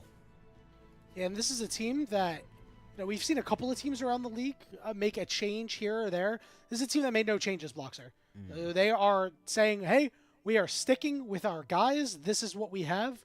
And no changes after day one of their group, which means if you're going to make any changes for Nirvana, they are going to just not have as much time to gel and congeal and come together. So, you know, they're really going to need members to step up. I really want to look at Haichao and Zhuo. Zhuo getting called out a whole lot. You know, Haichao, again, needing to fill the shoes of Scout. It's hard to do. Scout, one of the greatest mid laners to ever play the game, right? But then you have a guy like, you know, Photic. He was a first-team All-Pro in 2022. You said he was a big bright spot for the team. If him, Zika, and Weiwei can come together, I think that is enough to beat out some of these teams that you're going to see in Group Nirvana. Yeah, it's all about building something right now. As much as we've been talking, though, about LNG for good reason, there's also a lot to play for right here as JDG. Now, you've not set yourself up particularly for success by losing already to IG, but if you can beat them here today, because this is a double round robin, then all of a sudden, you may be competing on game time to actually be that first seed. Now, both get into Group Ascend. You've completely disregarded the possibility of not playing in summer. But either way, it's going to be very important for these teams to have that seeding, get themselves the higher position, and just show that they are one of the stronger teams. Dropping a game here to a team like LNG would be devastating to JDG. They really cannot allow that to happen. No, and this is a great get-right game for them, I think, to try and find their true identity, right? You'd mentioned too many cooks in the kitchen with champion picks over on the side of LNG. Well, for JDG, too many cooks in the kitchen on this team, I think. But the good news is these players can play different styles, right? Yeah. Allah can be an aggressive top laner, can be somebody you pick for, but he's got such a wide champion pool. He can also, you know, elect to play some tanks. Shun has looked pretty good on carries, pretty good on facilitators, but I think the team as a whole just looks different and not in a good way when he's on carries. But I don't think it's his fault. No, it's been this sort of odd situation right here for JDG where it's like, he can, but when he does, even though he's been playing pretty well, it feels like the rest of the map kind of can't handle it. They need to have a little bit more from that position to be able to work as a cohesive unit. So it looks like we are going to be jumping onto the draft right now. Standard bans are already coming off of the board. It'd be interesting to see if we get any of these more interesting pickups today. We've seen the Neferia a couple times. I don't think it's been looking that good in any of the games. But, you know, it's always hovering on the edges of possibility, especially for these worst teams who are looking for something to change it up. I think in a disadvantaged map state, you know, Climber did what he could. So Yeah. I actually think the Neferia has been pretty okay. And if you're a good team picking Neferia, it feels like, you know, there's pub stomping champions in solo queue, right? That it's like there's lower coordination, so you're able to really take advantage. Neferia against some lower coordinated teams like an LNG, probably just a giga good pick. Yeah. LNG, all right, there's this one champion. He can impale 3 champions. Yeah. You should probably ban that guy. Yes, I would very much hope that we're going to see the Skarner ban right here. If not, though, to be fair, I don't know that JDG would particularly want to look towards it. Obviously, there's no questions of can it be played right here. Jun would be absolutely fine on it, but at the same time, they've been much more focused on going towards heavily aggressive pickups right here. Played something like the Nidalee as well, has been more than happy to play aggressive, and if JDG don't decide to grab it, I would love to see Weiwei on this Skarner. Slam it. There we go. Just take it. Listen, LNG, I'm sure they would have loved the Skarner. But again, a facilitator for Shun. Yeah. This already looks really good. Alk Battery had said in the past, no more Nidalee games for Shun. So, Bloxer, no. Bad. Bad? No. Hey, but it's fun. No. It's We got to fun. get the squirt bottle. They got to get the squirt bottle for the Nidalee, right? Get off the counter. Get out of here. Over on the side of LNG, though, some good early game power, some pick potential. So, they have some tools. Now, Bloxer, we need to see them use the tools. Yes, absolutely, but that's the trade that you do for the Skarner, right? You give that one up, but you get 2 of the massive priority picks in the meta at the moment. The Varus has been the strongest ADC in a lot of these fights, and the Vi, I think, has been looking like the best jungler. It's just so proactive, like you said, can struggle a little bit into the Skarner, because you are trying to go so far in, and it leaves you vulnerable to getting caught with that Impale early on. But still, it gives you a lot of chase, especially onto a carry like the Ezreal. Ezreal for Pays has been a great look for him as well. Another one of those ADCs we've been seeing a lot for how safe it is going to be. I would like to see Missing on something aggressive right here. I think he's looked really good on things like the Nico. There were a few bad games, though, for Missing on some more of the engage support type champions. Talia getting locked in here for JDG. See what the call is for LNG. Definitely a lot of hovers, a lot of good options. We saw Orianna was a hover. Orianna Vi, pretty good. Aurora Vi, usually the combo of choice that everybody really likes just because of the sheer amount of damage that comes through once the Vi drops rolled. I could see the Ahri being locked in this situation just because it is a little bit safer. It's a perfectly good matchup into the Talia. You're very unlikely to die in the laning phase. And it gives you so much roam potential to be able to follow the Talia even when she's got that Weaver's Wall available to her. Works pretty well alongside the Vi as well. And this is the kind of composition right here out of LNG that can find a pick very easily. If you're able to hit the Chains of the Corruption, maybe a Charm, maybe the Vi just goes flying in with that ulti, all of a sudden you can turn these fights into 4v5s, and that'll make it a heck of a lot easier to play out. Right now, though, they are struggling a little bit in terms of just having some front line to be able to absorb damage by time. You still got the support, though. Jo can pick up some of these big tanky champions still there. Although we are beginning to run out of them a little bit. Leona and Rel are the 2 remaining engaged supports that have been very strong. Yeah, and I think Leona would be pretty nice for LNG here simply because you get to lock down the Skarner. You not only have to worry about the Skarner Impale, but everything else he can do in a team fight, right? So if you're in melee range, you say, hey, I'm going to lock you down all game long. And Zenith Blades, Shield of Daybreaks, just keeping you completely stun locked. It would also be a very nice long-range way to start fights. You land the Solar Eclipse, and then you have the Chains of Corruption come through. The fights are all yours at that point. Cassante getting taken out here by LNG is a champion that, thankfully, Bloxer, we haven't seen as much of because, man, he can do some crazy things, but I hate that champ so much. Oh, it's been so strong when it does get picked up right here, although, yeah, taking it off the board definitely makes this a little bit more interesting. I think the Renekton going 2 means that we might get quite an aggressive top lane matchup potentially. The Gwen's still available. The Ambessa, something that's also been picked up a lot recently. LNG, they still need to pick themselves up as support and a top laner. I'd be very surprised if they yeah, if they don't take the top laner here, because as much as blind picking top laners isn't everybody's favorite thing to do, and Best is still absolutely fine in this situation, and I think being able to get yourself a stronger bot lane matchup here will be really impactful for them. Not only that, fits in with the pick comp that you have here with the public execution. Now, JDG wouldn't be too surprised if they respond with a standard engage support and a Gwen here. You know, give something, you know, to be able to enable this Gwen, and this could be a flex pick. Don't know if we've seen Ala play it. It is possible. Ezreal Karma is a strong 2v2. So much poke. Yeah, that's the thing. When you've got that counter pick of the support, this means that you're kind of just opting out of this bottom lane. You can try to go for something else, more pick potential back. Something like the Renata could still go down into that bottom lane. But with this Ezreal Karma, there's just so much poke in that bottom side. You're more expecting to just have to abandon Photic to be pushed in most of the time, try to get him involved in the team fights later. And it's going to be the Jax locked in right here. We've seen Jax and Bessa a lot. The Jax can come out on top in these matchups. You have to be a little bit careful. Once you hit level 6, there's a possibility to get pulled under the tower, and that can make it very tricky to play this one out. But Ala, Jax, paired with the Skarner, I love that as a combo here. Yeah, it could be a little tricky to play in the team fights too, just because it feels like LNG's comp can play from different ranges and spread themselves out. But LNG gonna round it out nicely with the Rel, so you're gonna have the 3-man engaged team of Ambessa, of Vi, and Rel. Really good way to tie things together. If you're able to catch Pei's mispositioning, but more likely Scout and missing a guy who we've much maligned. He's had some problems. Really has no way of getting out if he gets engaged on. We could see LNG get some leads early on. Absolutely. It very much is going to be on LNG to drive the pace of this game, because the later game team fights are going to be incredibly tricky for them.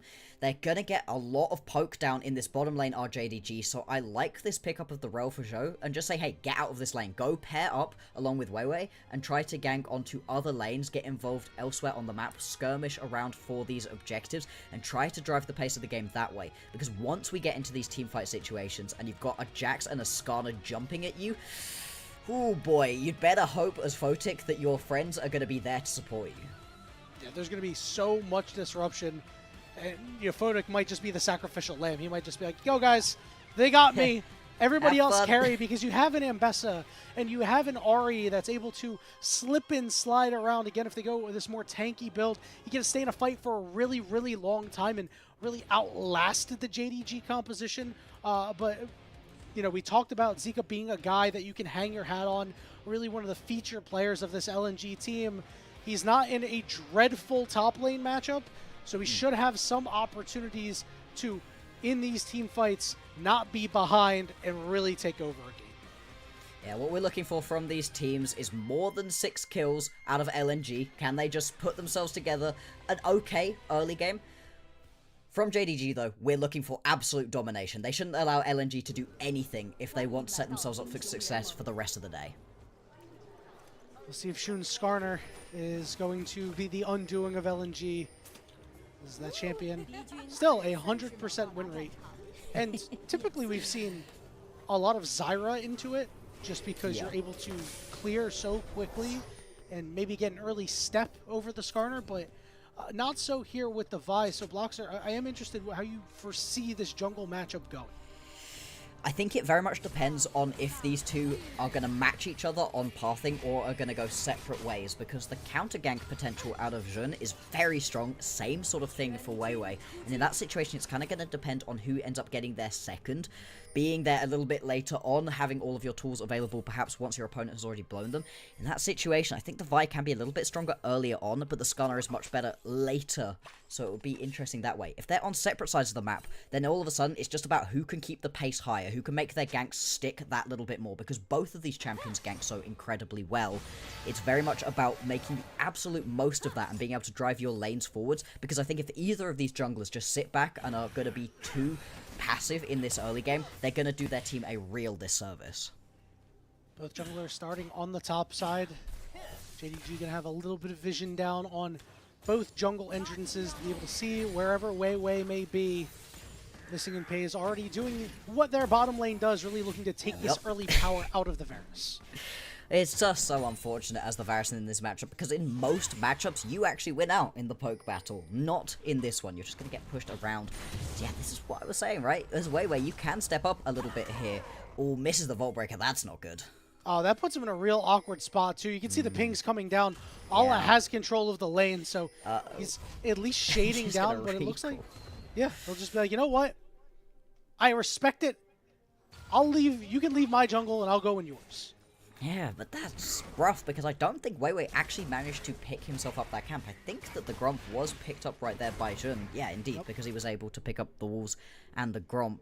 And so Weiwei, he's now losing out on this one pretty massively. We'll have to track to see if he's actually able to get right here into JDG's jungle to steal something away. Jun. Yep, already looking for Hai Chao. Hai Chao flashed right into it. First blood for Shu. Oh no. That's not a good sign for the rest of this game right here. And this is the other thing, right? This is the other thing that LNG have been running into, is the communication's just not there. Because what should have been happening there is you say, hey, the Skarner just saw me invade, saw me have to leave, stepped up, so you know that the Skarner has stepped up to likely go and try to steal away a bit of your jungle, has been delayed. It means that a gank is very likely in this situation. Wasn't communicated properly. Hai Chao's two-stepped forwards and flashes right on into it. It's just so rough right here. I mean, watch the flash, right? You get hit by the seismic shove. Already not ideal. It's a predict out of Jun. It's nice, but like, as Hai Chao, you just can't do that. He was downloaded, bro. Jun downloaded this man before the game started, and man, that's just gotta feel so bad too, because now as Hai Chao, you're a little bit behind. You know, you've lost your teleport, you've lost your flash, you're down a little bit in EXP. It means it's gonna be that much harder for you to hit level 6 and make plays with your Vi. It allows more time for JDG to get a little bit more resilient. And this is off the back of the proactive play out of Weiwei, right? He was trying to get something done. You do skirmish a little bit more effectively at level 2 than the Skarner, so could potentially have stolen away the Gromp, stolen away the blue buff, maybe gotten a kill. All of that would have been great. And instead, just isn't able to do anything. I mean, look right now. Ala is pushed this far up with no vision, and Weiwei does not feel comfortable coming into this lane and trying to actually get a gank off. That tells me a lot about the way that this early game has already gone for LNG. It's not over. It can't be over this early on into the game. There's still plenty of League of Legends left to play. But LNG, they're just a team with so many problems at the moment. I just want to see something from them. I want something to get excited about.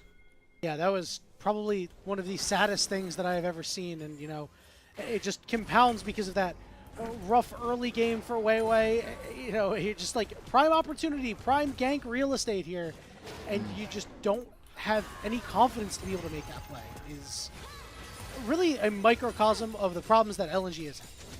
Yeah, the most gankable a top laner's ever looked, and it doesn't happen right here, unfortunately. For JDG, they're going to be pretty happy with the way that the early stages of this game have gone. We've got a Mountain Drake up and available, and the Grub's going to be spawning in about 30 seconds time. In fact, so much do JDG want these Grubs that they have decided to actually swap their bot lanes around. Now, this should be dead. Riot told me this was dead.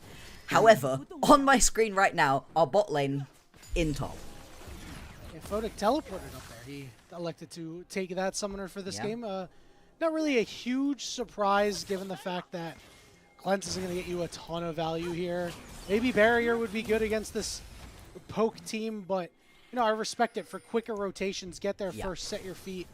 Weiwei is going to start up this dragon on the bottom side and see JDG sniffing around for these Grubs. Yeah, JDG very much going to want to go towards these ones. They've got pretty good tower taking. Again, the Jax loves to be able to sit on a side lane with these Grubs. So it makes a lot of sense to JDG to pick this one up. Good response out of Weiwei to know that this is happening.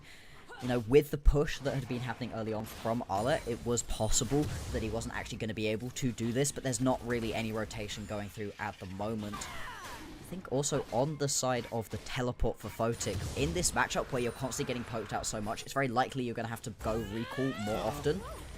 Well, here comes Scout, and Zhuo is stuck under this turret. There are so many minions that Photic is losing here. He's only level 4.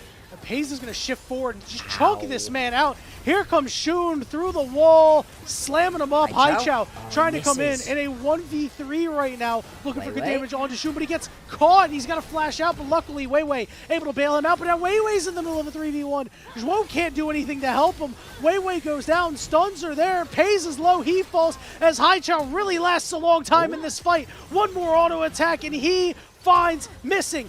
Will he be able to do anything to Scout? Not quite. And Scout, stunned, still alive, lives, gets the double, 3-0-1. Oh my lord, the sneaky MVP in that team fight was the minion wave for LNG, because both Pays and Scout had a ton of Qs blocked by the fact this second minion wave arrives right here.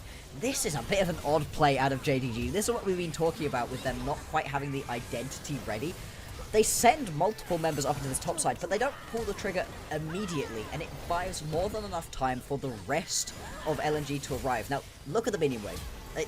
So many Qs are getting blocked from everybody right now from JDG, and it means that LNG, they're just able to survive this little bit longer. Of course, they still do end up coming out just about behind on this one, and there's a big minion wave that's just completely lost for them in the top side. It's still a good play out of JDG, but it's nowhere near as well executed as you would expect.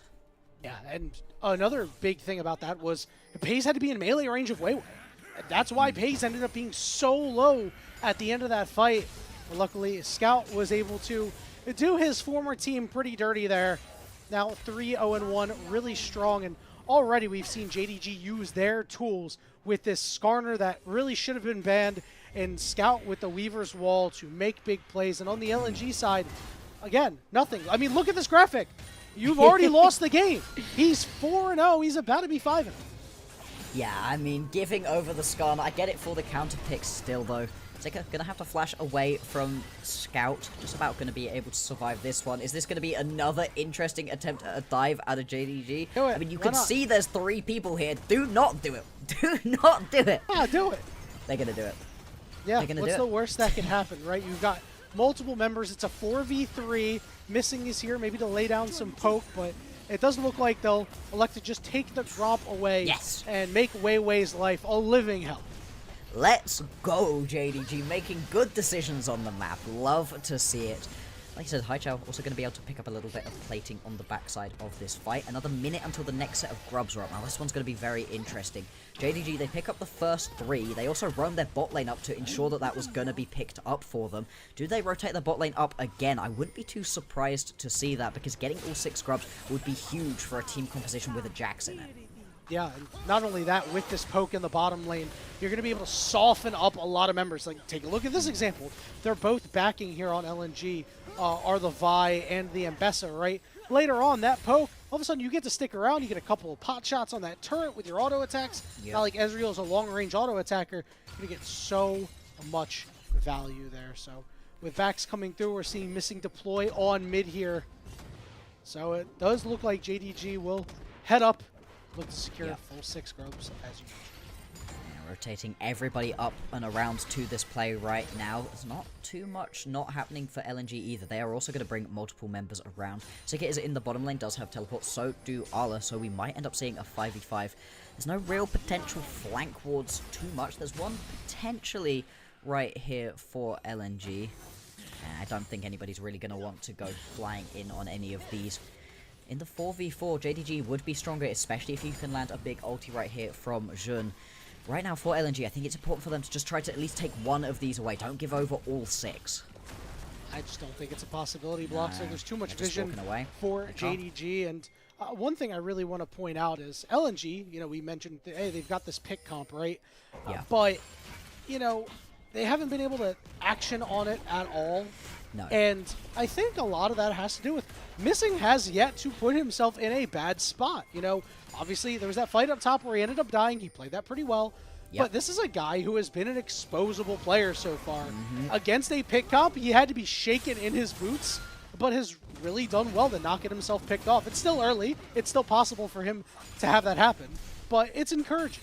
We're learning. Yeah, in the great newspaper article we had, missing, where is he, right?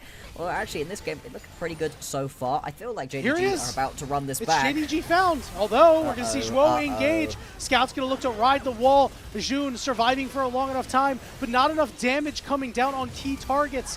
Why did they think they had the damage for this fight? Allah teleports in, but now he's on the wrong side of the tracks with missing. Photic is going to land the root. Allah with the counter-strike, he's only going to be able to stun one.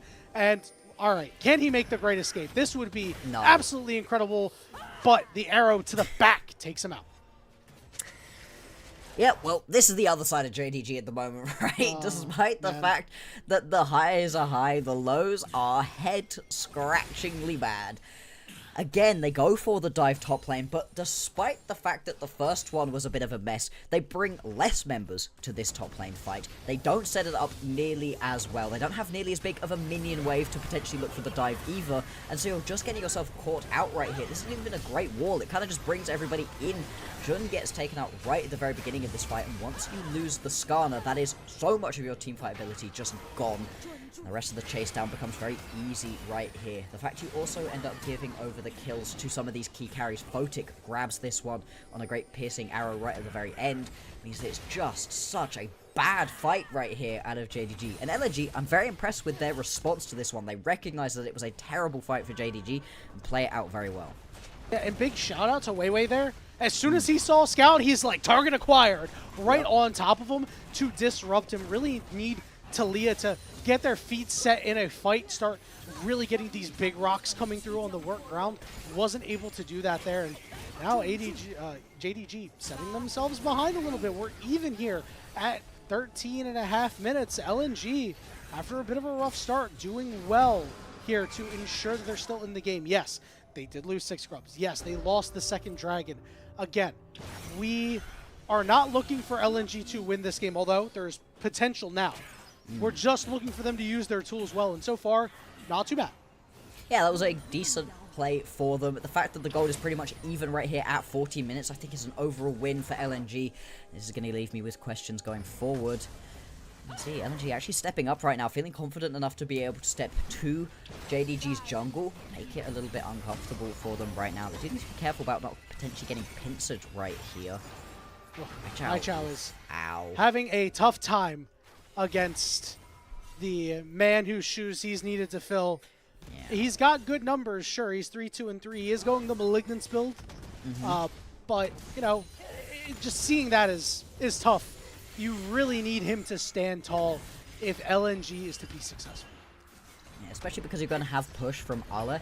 If you could also get this much push through from Scout, I mean, he's just teleported back and takes a big chunk of damage as well. It's going to make defending these side lanes so tricky. I mean, what are you going to do if you can't send just one person to deal with the Jax, and you now can't just send one person to deal with the Talia?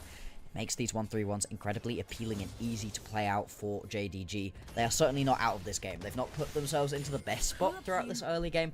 Still, not going to be the end of the world. Now, anytime I'm seeing JDG in this top lane section, not again. They've played these games before, Bloxer. Not again. They've played these games before. Although on the bottom side, maybe LNG can make a play. Weiwei down here. Trying to go after Allah. Going to use his ultimate. Well timed there. Perfect plays on the bottom side. Haichao not able to survive, I don't think. This is going to be tough. Zhuo is trying to link up with him. Trying desperately, but he's tethered, has to drop his ultimate. The wave is in. They're just waiting him out now. What a predict by Scout! Haichao, like I said, Jun shared the download with Scout. Perfect predict. Yeah, just gets caught right there. Haichao, really unfortunate. But I mean, he was stuck between a rock and a hard place.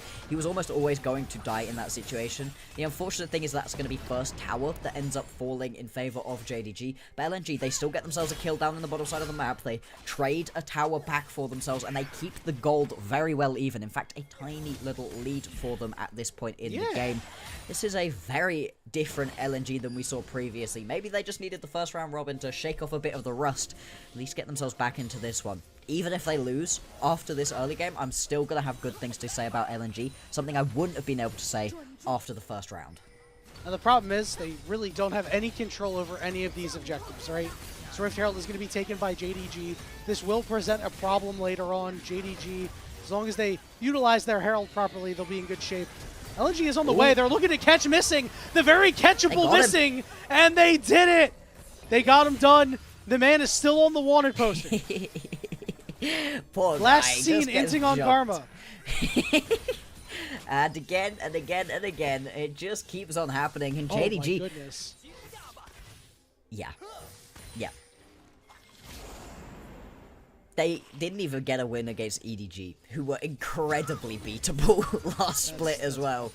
Yeah, just not a good look for LNG. Such a storied organization, and for it to have such a bad time really has not been fun to see. But hey, this game, they're up in kills, they're up in gold by just a little bit. It's a pretty good look for them early on. The next big test is what can they do in these team fights, because as much as we've been talking about this being an LNG pick-based composition, and they've been playing it well like that so far, at some point you have to show up to team fights. And that point may well be in about a minute's time. We've got an Infernal Drake spawning, would be very appealing to both of these teams to grab themselves an Infernal Soul. Yeah, and you know what? This LNG team can scrap a little bit. Their pick tools are also team fight tools, right?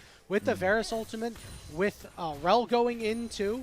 Like, this is all very good. Zika can use his to get in the middle of a fight. I mean, you know, we haven't really talked about him, but he is the guy that LNG could rely on. He's 2-0 right now.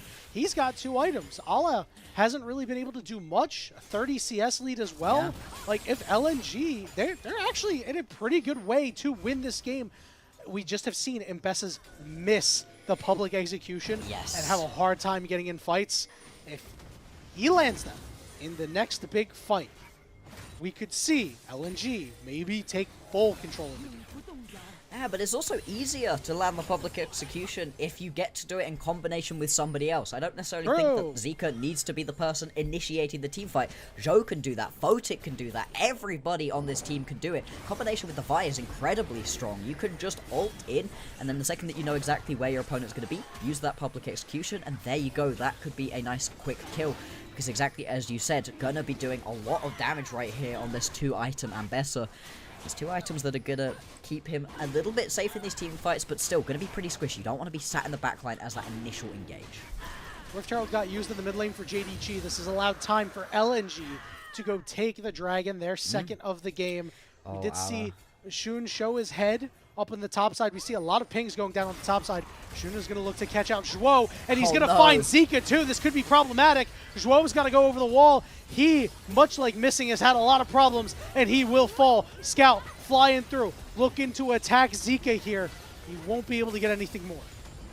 So what's happening on the rest of the map right here for LNG? They've got to push onto the mid lane, and actually Photic is going to stay, try to pressure onto this tier 1 mid, and there's tier 2 pressure going down in the bottom side right now between Weiwei and Haichao. I don't know that they're actually going to be able to pick themselves up this full turret, but actually they're turning it into a little bit of a base race right now. JDG, they know they can keep pushing, yeah. We saw this last game, but we saw it used by LGD, not to the greatest effect, but we'll lose the tier 2 in the bot lane, but no tier 2 in the mid lane that went down. Just the tier 1, I believe.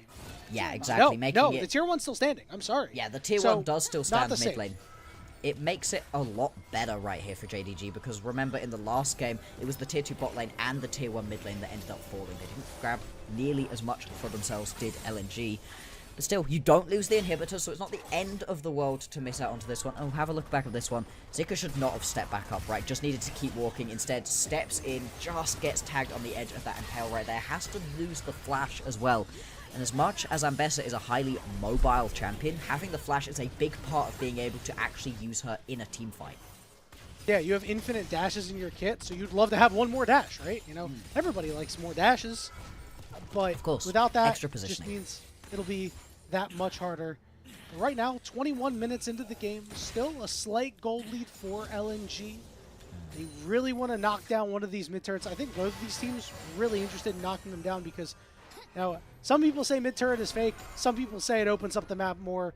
Blocks, are you a mid tier 1 is fake or a mid tier 1 is the truth kind of guy?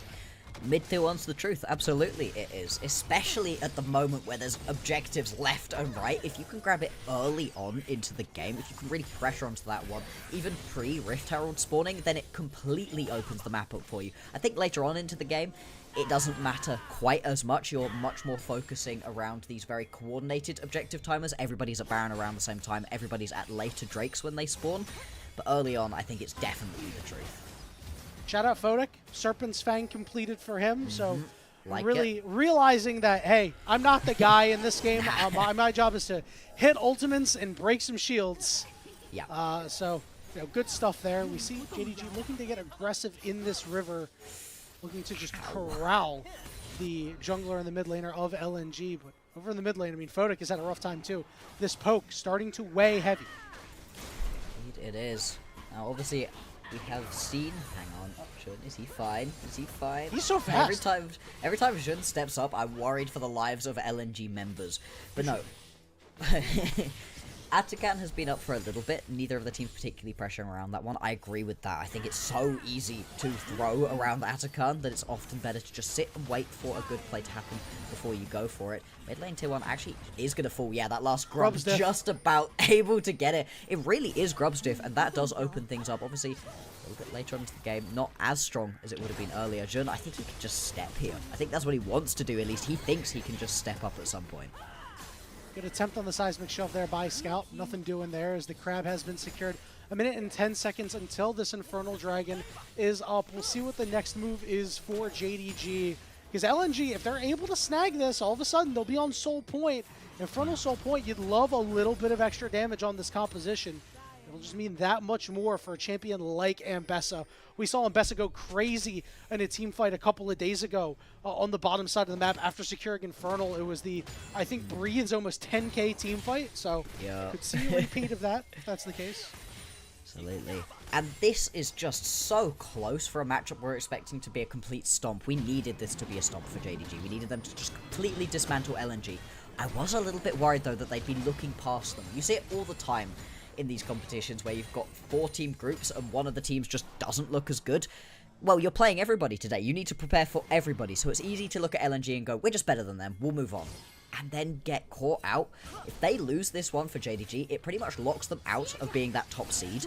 And it also completely changes things for LNG, makes it so much less likely that they're just going to be straight down into that group Nirvana. Really want this one. Weiwei getting jumped here. Yeah, here comes Scout too. Zika is completely cut off, but Weiwei is able to flash away. Teleport coming in from Hai Chao here. Everyone's here. Yep, he's got that Banshee shield as the Dragon is now up. JDG complete control of the river. What can LNG do to find a way in? Pei's got chunked pretty hard there. The shields aren't going to help you out if they're not on top of you quite yet. Ping's going down, peeled back to the Dragon. It's started up. Allah looking to back, but he does have teleport. LNG looking to wade their way in this river. 6,000 HP. Weiwei over the wall, ready to go in. Down to about 4,000 as Hai Chao is up front. Misses the first charm, but has corralled himself in the pit. Allah had teleport in, is on the backside. Zico wants a way in, has his ultimate too. Down to about 3,000. It's a chess match here. Shun is stepping up. Oh! Wants to secure it, and it's secured by the Varus. Oh, it's stolen! And Shun whiffs his ultimate. This is LNG's time to shine. Weiwei target's missing. Hai Chao pushes forward. Zika's dashing in because his flash is back up, and JDG are falling apart. Shun's health bar getting low, but the backside, it's Scout. It's Allah who's healthy. He hops on Zika. Scout needs to try to catch up, but the counter-strike is not going to stun. It's a double kill for the Ambessa. Can LNG escape as Scout is on his surfboard riding around, forces the flash out of Hai Chao? Oh, and they're still going to chase this one. Zika's actually stopped walking. They need to run away here. LNG, there's no tower to fall to. Scout flashes over the wall looking for Hai Chao. Hai Chao catches the Ezreal ultimate. They're so low. Throw another rock at this glass house, and the seismic shove shut down for Allah.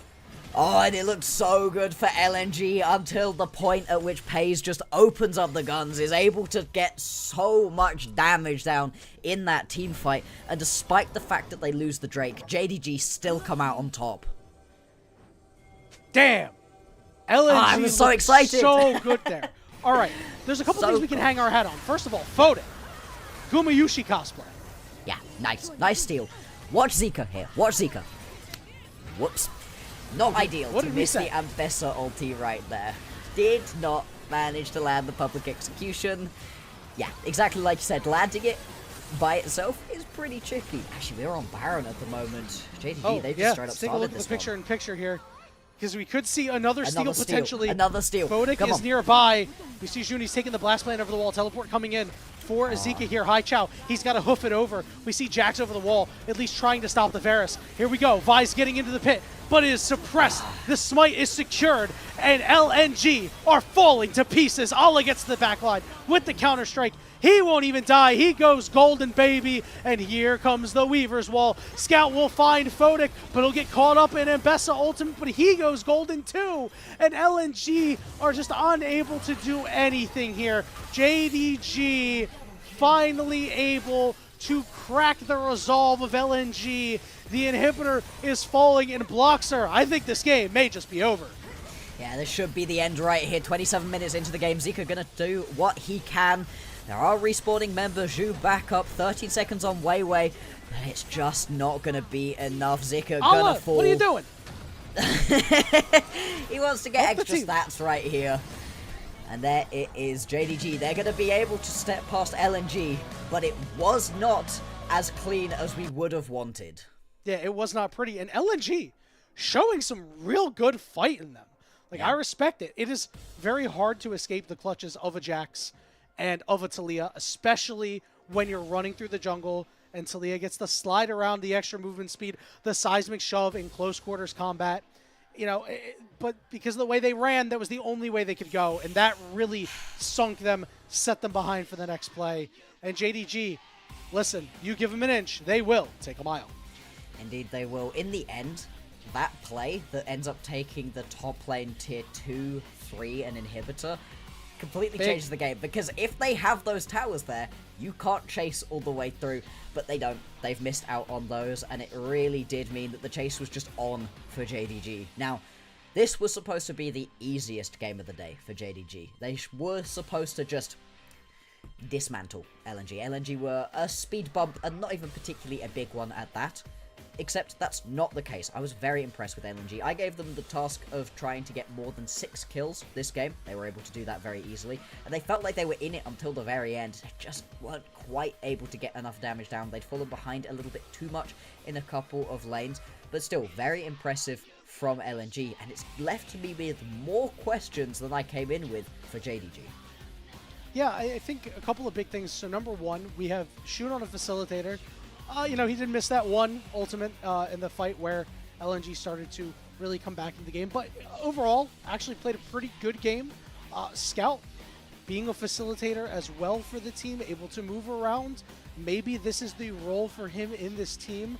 But still, a couple of problems. Allah, later on in the game, really good. Early on, not so good. Was down in CS. Was 0-2. Was not making an impact. And then missing, while they had this great poke, just caught out a couple of times still. Yeah, unfortunately, just seems incapable of not having that happen at some point during games. Like, just love stepping up in situations where you're like, why? Like, if we have a second, can we pull exactly everything we saw on missing for the newspaper graphic? I don't know if we still have the opportunity to do that, because we got to see, you know, every little detail about this man. All right. Date of birth, 5/26/2001. Age 24. Eyes brown, hair brown. Yeah, that's definitely him. Don't know his height because he sits a lot. He was heavy AF in Split 1. Kind of heavy in this game. Yeah. And last seen now inting his face off on Leona. Perhaps a couple of times on card.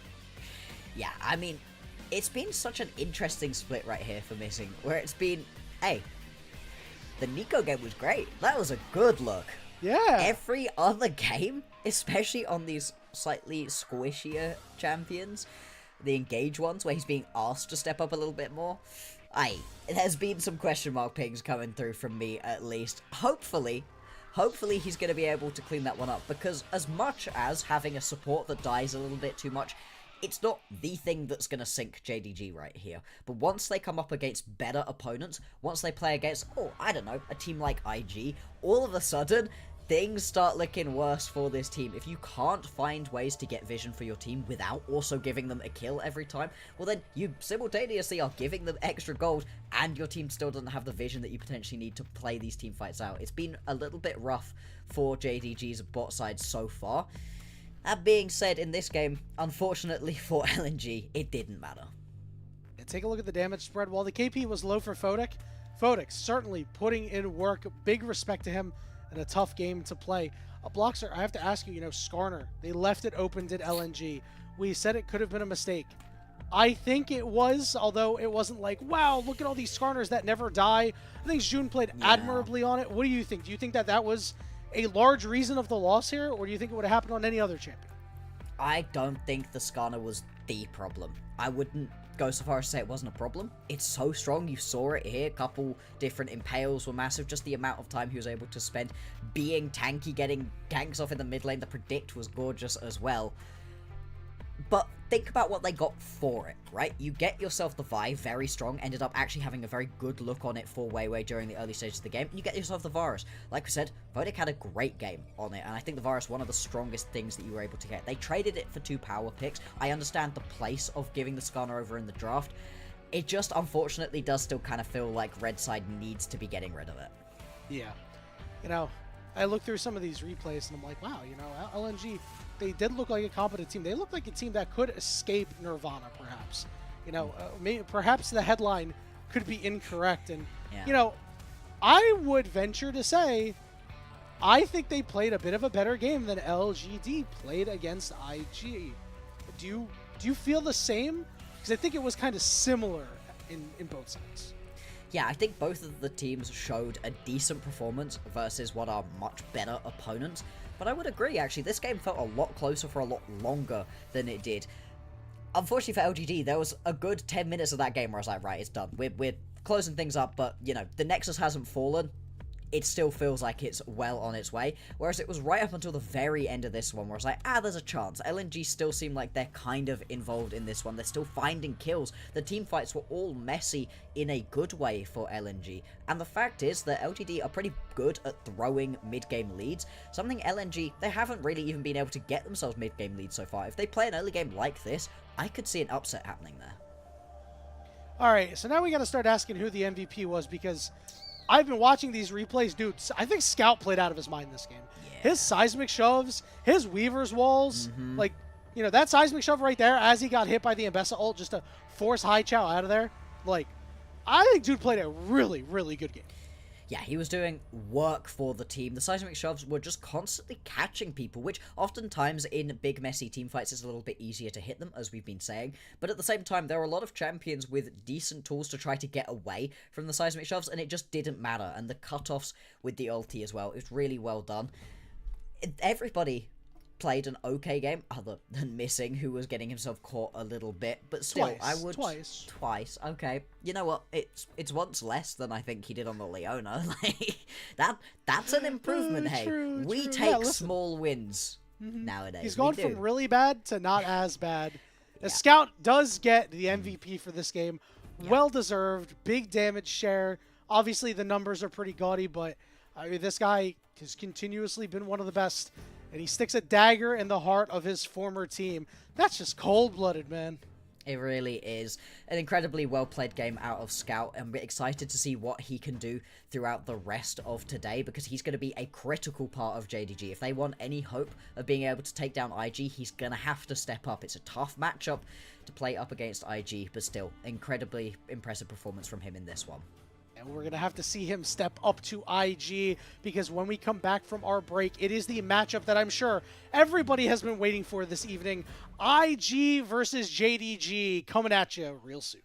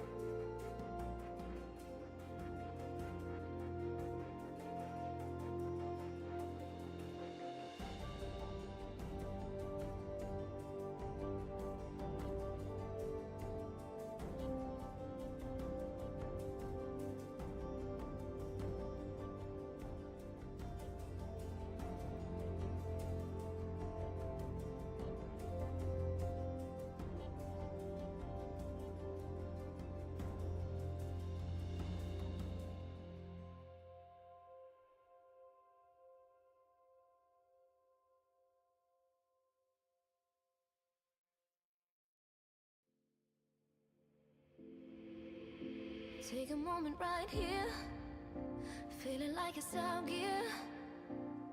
Driving towards the sun with a rose and a gun. Feel the wind in my hair, going nowhere I swear. Like an outlaw on the run, dangerous but it's so fun. Running, running, no. Hold on, don't let go. Running, running, no. Keep running.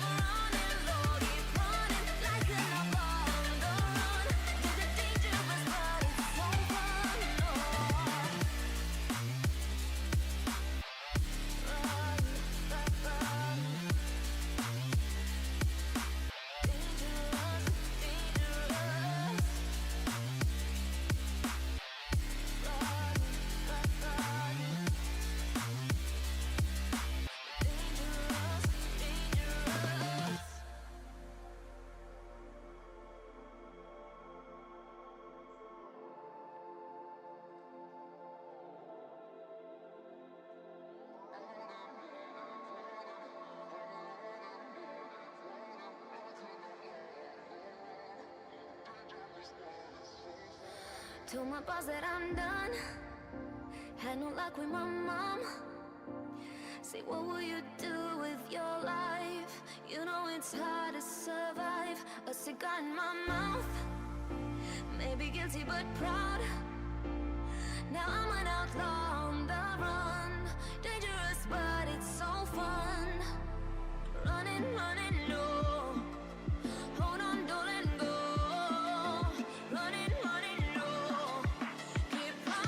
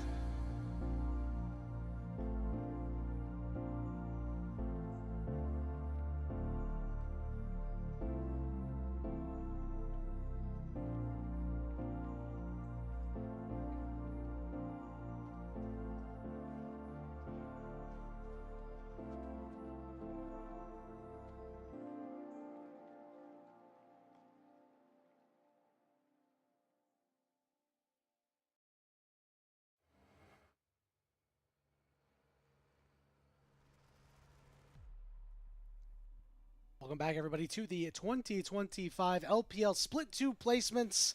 And as I mentioned before we went to break, the matchup of the night that everybody's been waiting for. Really, two domestic titans going head-to-head, and IG and JDG. JDG looking to reverse their fortunes from the first time these guys played because, man, Bloxer, it was bad. It was bad. It was not a good time the first time around. JDG got... I feel like demolished is the nice way of saying it. I mean, we were laughing.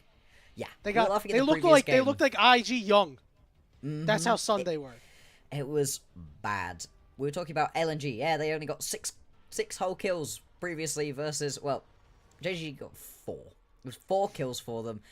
Tough. And it was a really rough day at the office for them up against IG. And as much as IG have actually looked a little bit shaky in a couple of their matchups we saw earlier, you know, it was pretty close up against LGD for them for quite a while in that game. This is the most competent, this is the most dominant that we've seen IG play throughout the entirety of this second split placements right here, was up against JDG.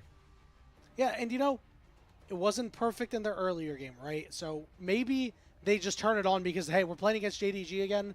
Like, this is really where we're going to be battle tested, iron sharpens iron type deal. So going to be looking for IG and JDG, both of these teams, to kind of like snap back into themselves and be like, okay, these are the teams that we expect to really compete domestically and potentially go and be representatives at internationals.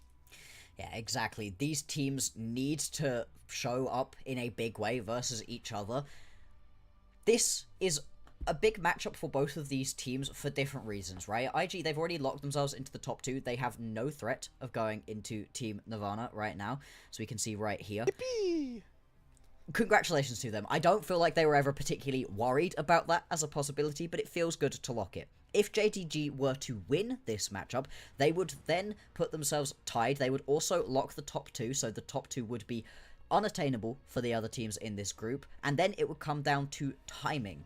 If they were to win all their other games, but just beat each other 1-for-1, it would come down to game times. 32-56 was the win for IG versus JDG in the first round. If they were able to do it a little bit quicker, then JDG could actually get themselves out of Group D as the top seed. Not something we would have particularly expected coming in. So big implications for everybody in this group in this matchup, beyond it just being an awesome one to watch in general.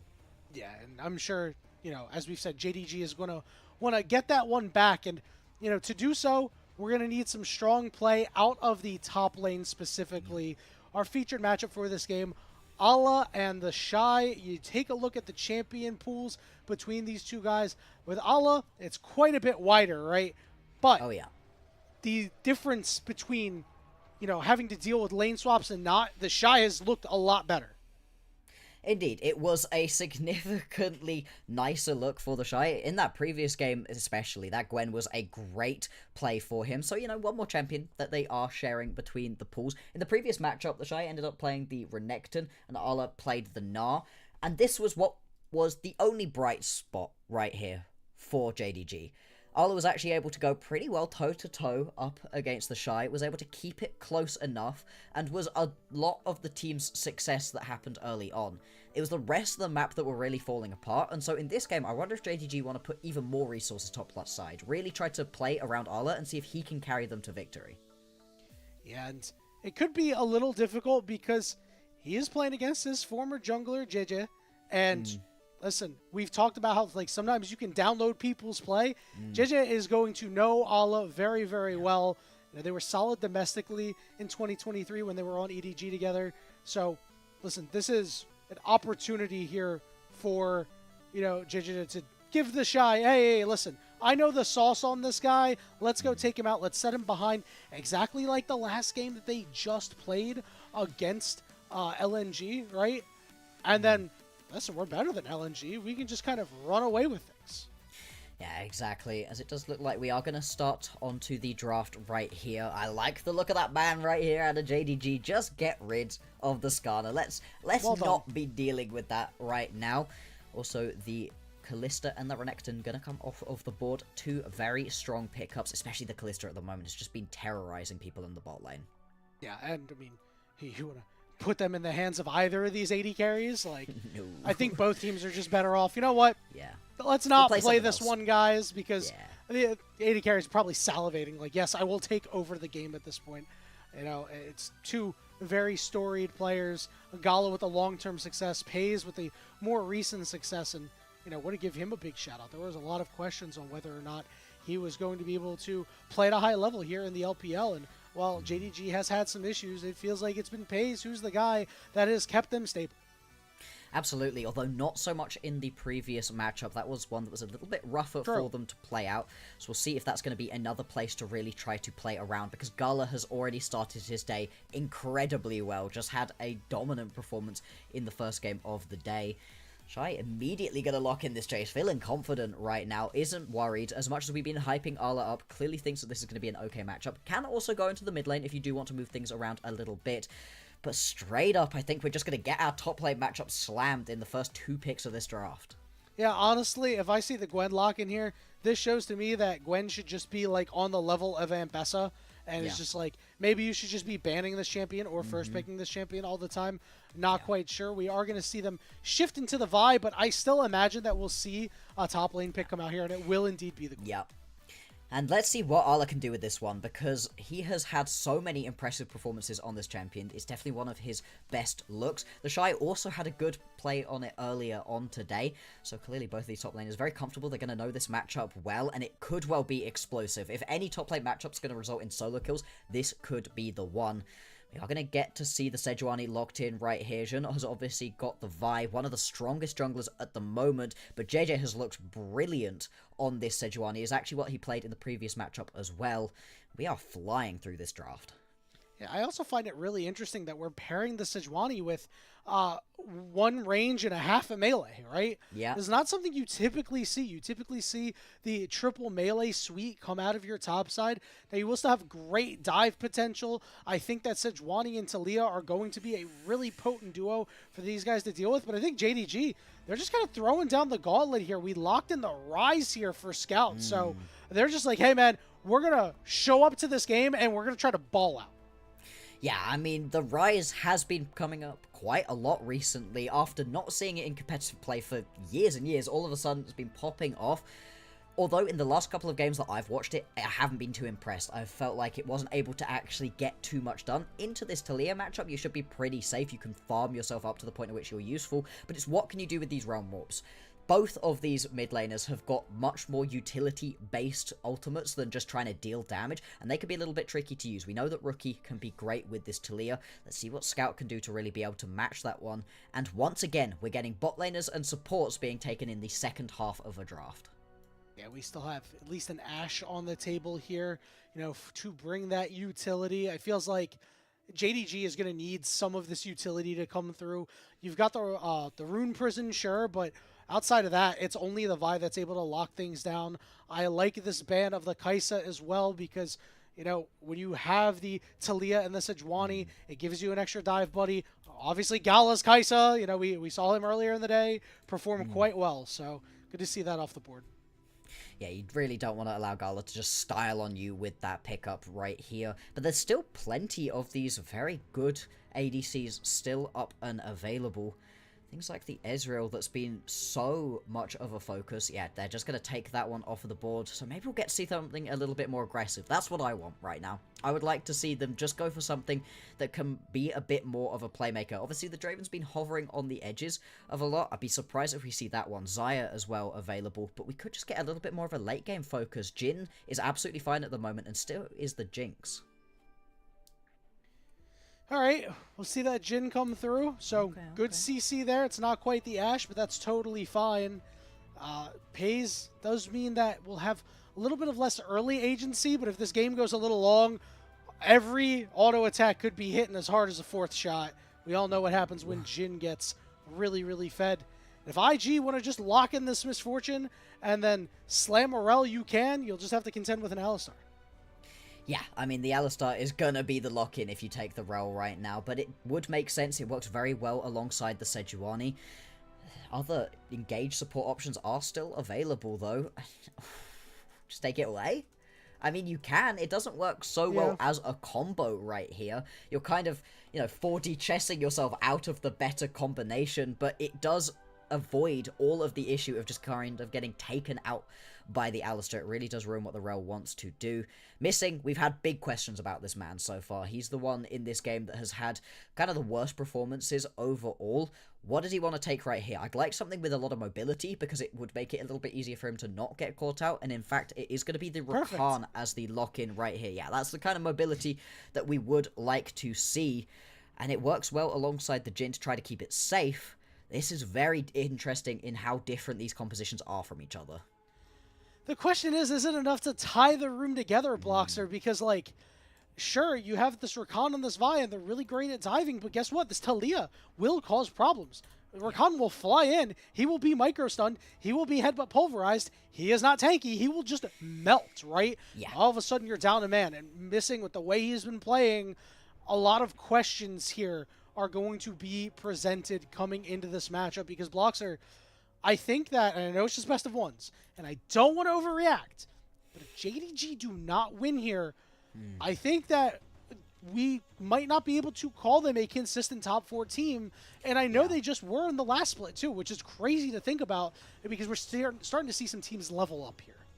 Yeah, absolutely. IG very much one of those teams who's been looking better and better and better as this series has gone on, as this second split has been playing out. And JDG, they need to put themselves on the map with this one. They've got an odd composition, though. The Rise, I feel like it doesn't quite fit in with what you're trying to do elsewhere. And we were talking in the previous game, right, about how Rakan, as much as it is squishy, you can play it a little bit more defensively, trying to just help out your ADC if you've got other tanks and other engage options going on forwards. Well, if you don't go in with Jun right here, the Vi just dies. And then you've lost your jungler potentially around an objective. This JDG composition from ahead with the ability to move around so much will be great, but from behind just doesn't have tools.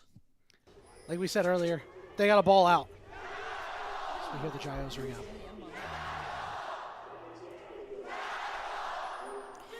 And we are actually going to get 5 members right here of IG moving their way up towards the top side of the map, potentially trying to catch somebody out. Missing. Did manage to get a ward down. Don't step there. Don't walk there right now, Missing. You cannot get caught out within the first 45 seconds of the game. That would be a new record, surely.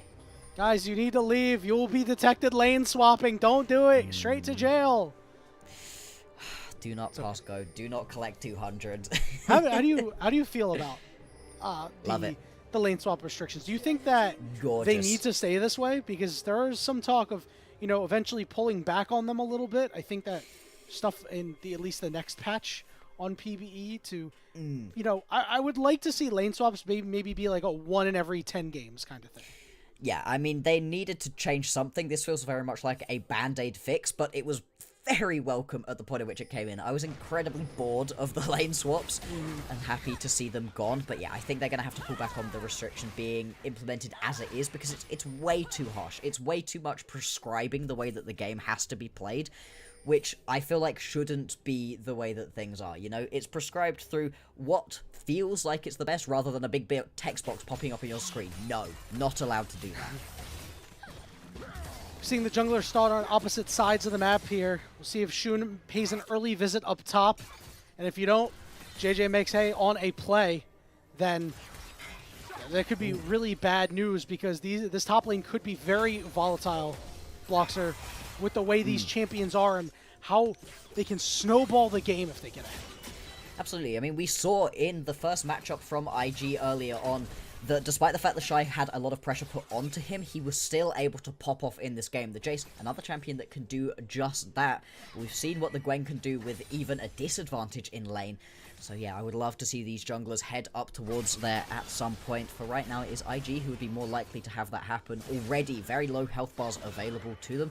You can see that Arla already put a ward down. He knew not to put himself into a vulnerable position. With Shun pathing away from him, you see JJ heading up to the top side, so that'll be spotted out. He's well aware this is happening. Ala will have to back off.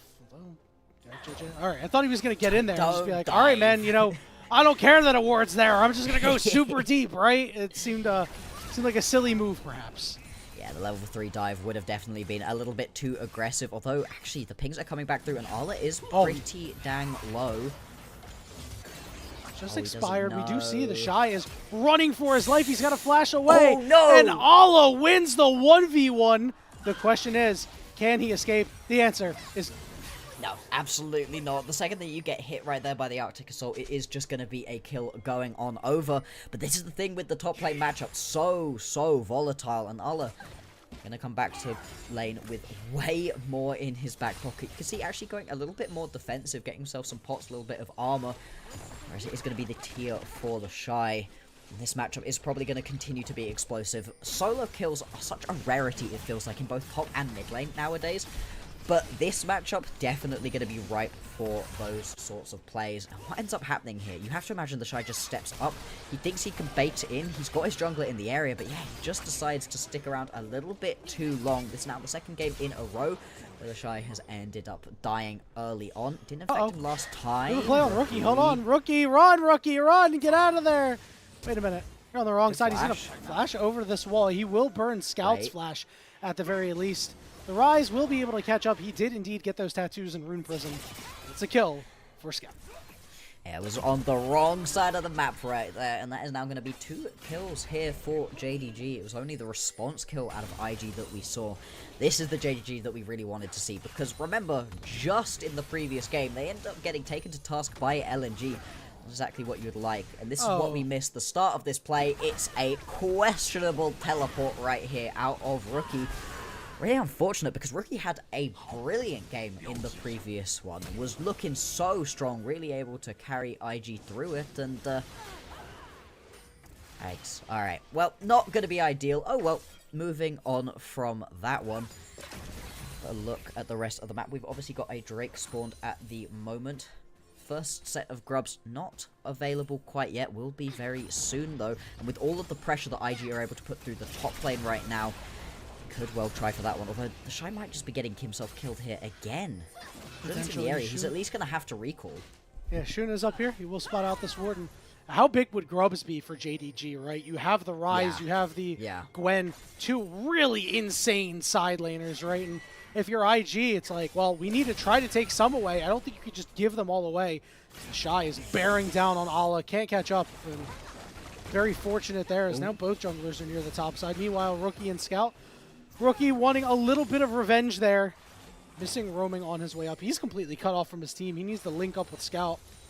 He should be okay. Yeah, he's alright. Just about going to be able to walk this one off. But you can see just how many people are around this middle lane right now. Where are the junglers going to go, though? That's going to dictate where the rest of the teams are moving towards. We've got both the Drake and the Grubs up and available. Like you said, the Grub's going to be way more important here for JG than for IG. Doesn't look like they're going to be able to pick that one up. IG more than well aware of this fact, moving straight on towards them. Yeah, more than happy to have him, because, you know, the Shy at least can make really good use of them. So you're like, hey, you know what? We don't want to give these up.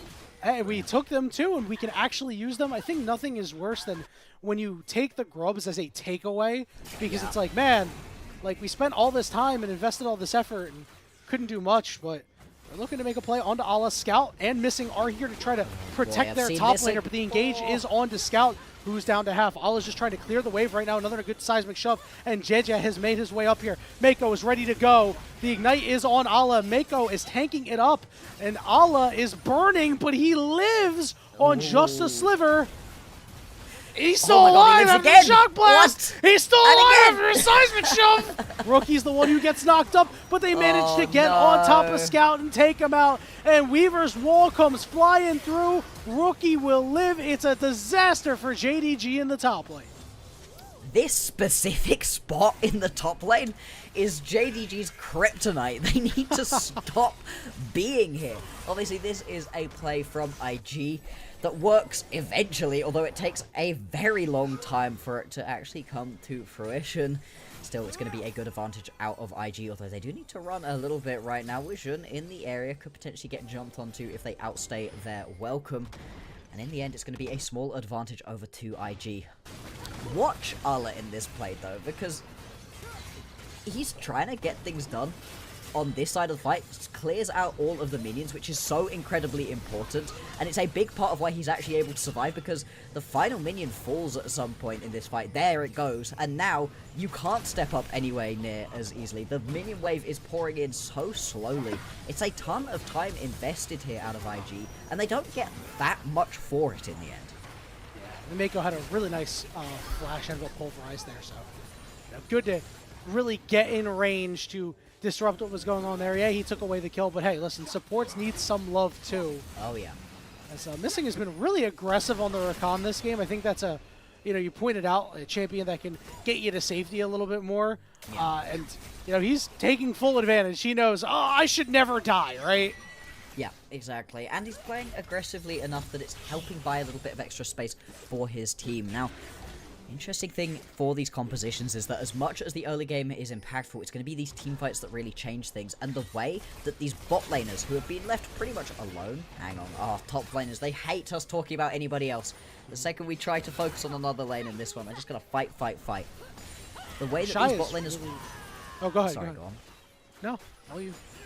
The way these bot lanes want to play out their fights is completely different, right? A Jhin wants a long extended fight where you're able to get 4 shots of your autos and then sit far enough back that you can just ulti your way through. Whereas it's completely different, yeah, right here. Turnabout is fair play.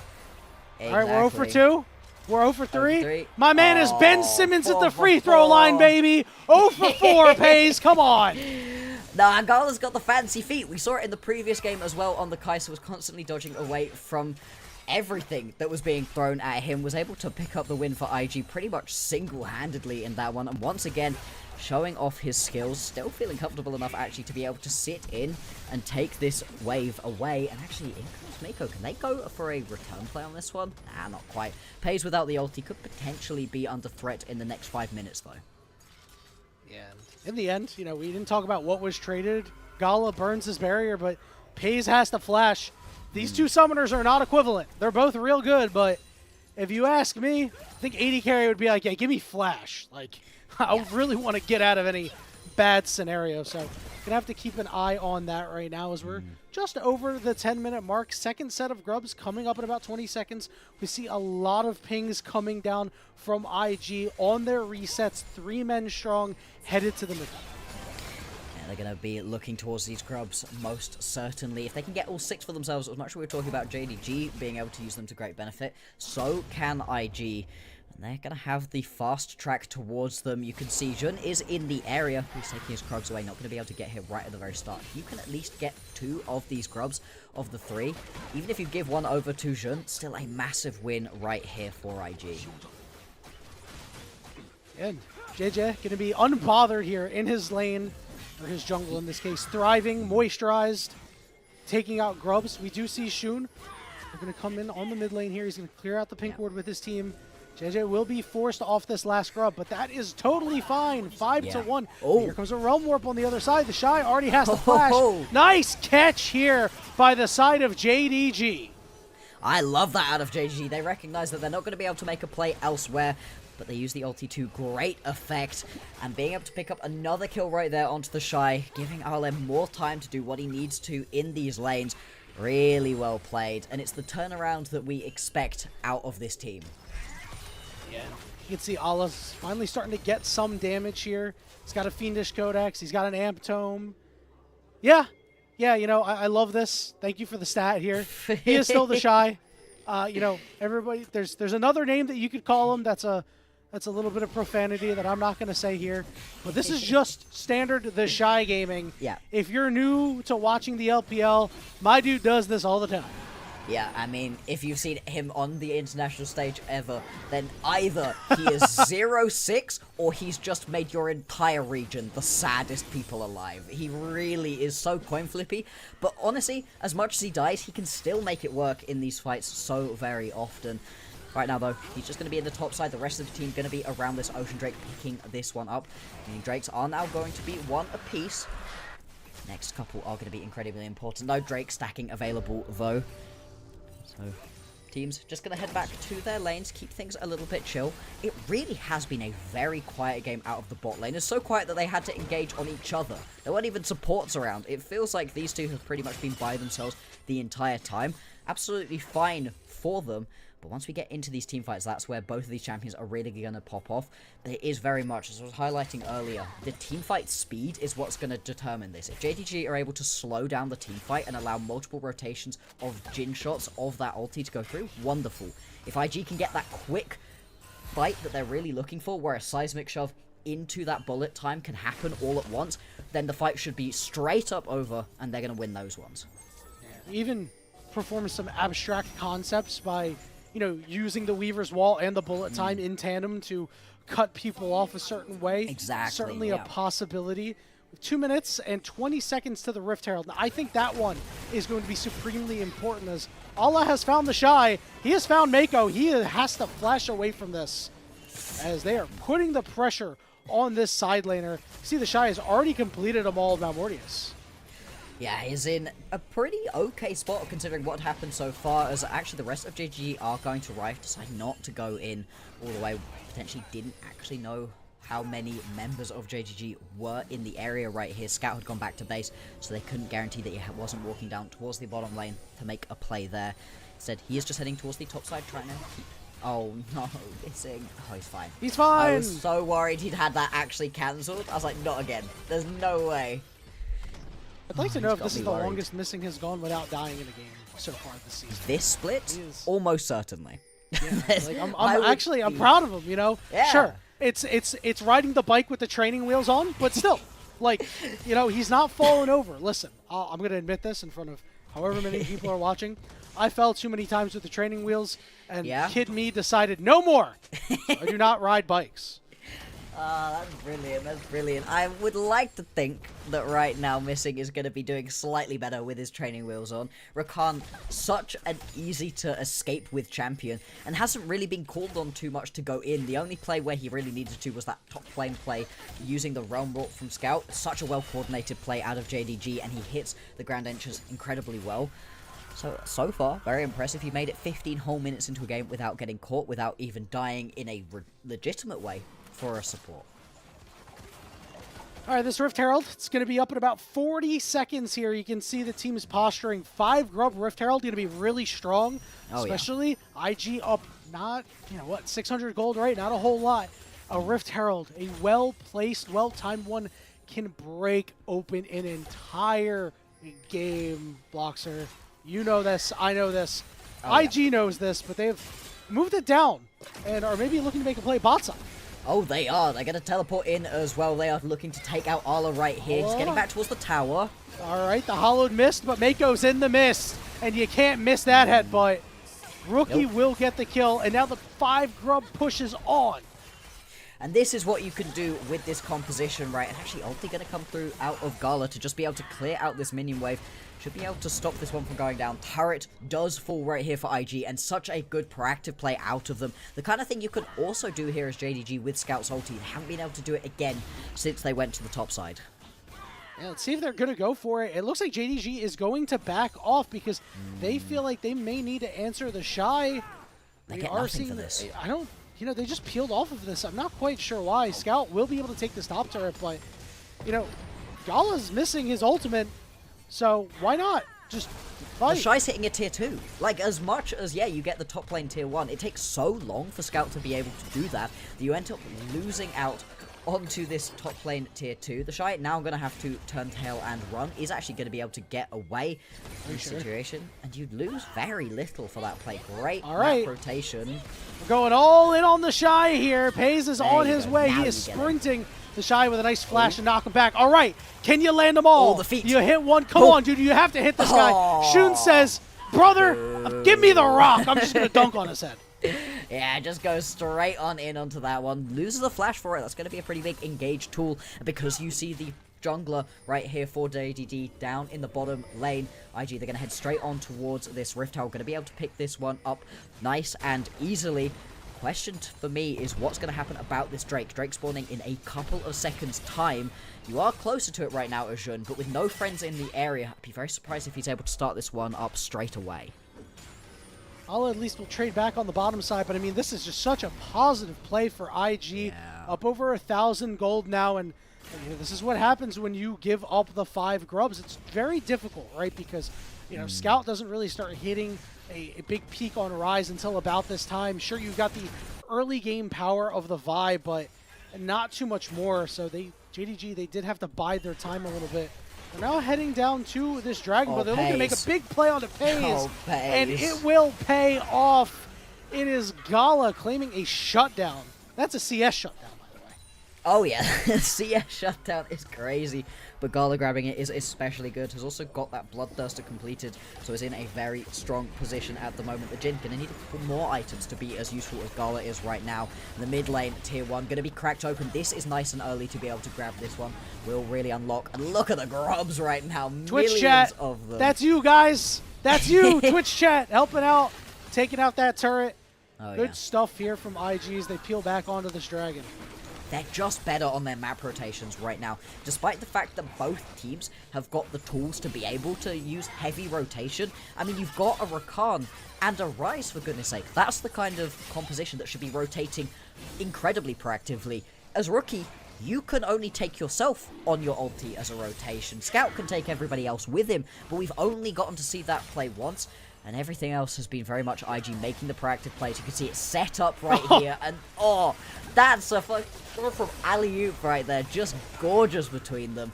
They're going to be able to pick up that kill nice and easily, and off of the back of that one, they then use it so effectively.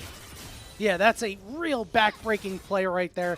The mid-game plays that you see a team make to really open up a gold lead, because now it's a 2,000 gold lead for IG, and of course it had to be on Paze, a guy who, you know, has played really well for JDG to start the year, and you know, had a rough go at it. He's having another rough go at it here. I mean, not too much agency on the Jhin. You know, we talked about later on in the game, he'll be doing a lot, but like at this point in time, not too much. Oh yeah, really is just going to need to get further on into this game. You need to be careful, JDG, to not fall too far behind at this point. They're only down by about 2,000 gold. It's not the end of the world at the moment, but still, they haven't exactly been able to Drake stack. They haven't gotten themselves all of the grubs that they could have potentially played around. Instead, everything's been coming up IG so far. Game's going to stall out a little bit at the moment. With just Atakan up and available, it can be something you really want to go try to play around, but at the same time, very easy to throw at this objective. Instead, I think these teams are going to chill out a little bit more until we get the next Drake in 3.5 minutes and the Baron in 4, unless, of course, somebody steps too far forwards and allows a pick potential. And I wonder if JDG is going to feel a little pressured to play toward this Otacon. We've seen Gwen is really good at taking Otacon. Ryze gives you a solid amount of damage on it too. So they might find a scenario where they're like, hey, let's go and take this. But it's just so dangerous, because if IG doesn't opt into it, they can just be like, yo, we're going to split push, man. We have 5 grubs. We do not care. Yeah, they could just make these map rotations hurt more and more for JDG than JDG have any hope to be able to do at this point in the game. It makes it so rough to try to play around. Now, you can see a lot of people from both teams are going to be in the area towards this Atakan. Are you going to start it up quite yet? You would take it incredibly quickly right here, as both JGG and IG, if they decide to hit onto it. But, you know, Atakan also hits like a truck. You don't want to expose yourself. Oh, Gala. Oh, his spidey senses were tingling. Maybe missing sprinting at him with the ulti up made it a little bit obvious. Yeah, I think that he was ready for Scout to maybe flash over the wall. Yeah. But he held that, and, you know, just makes Missing look really silly. And they know that this teamfight ultimate is down, so perhaps a window for IG.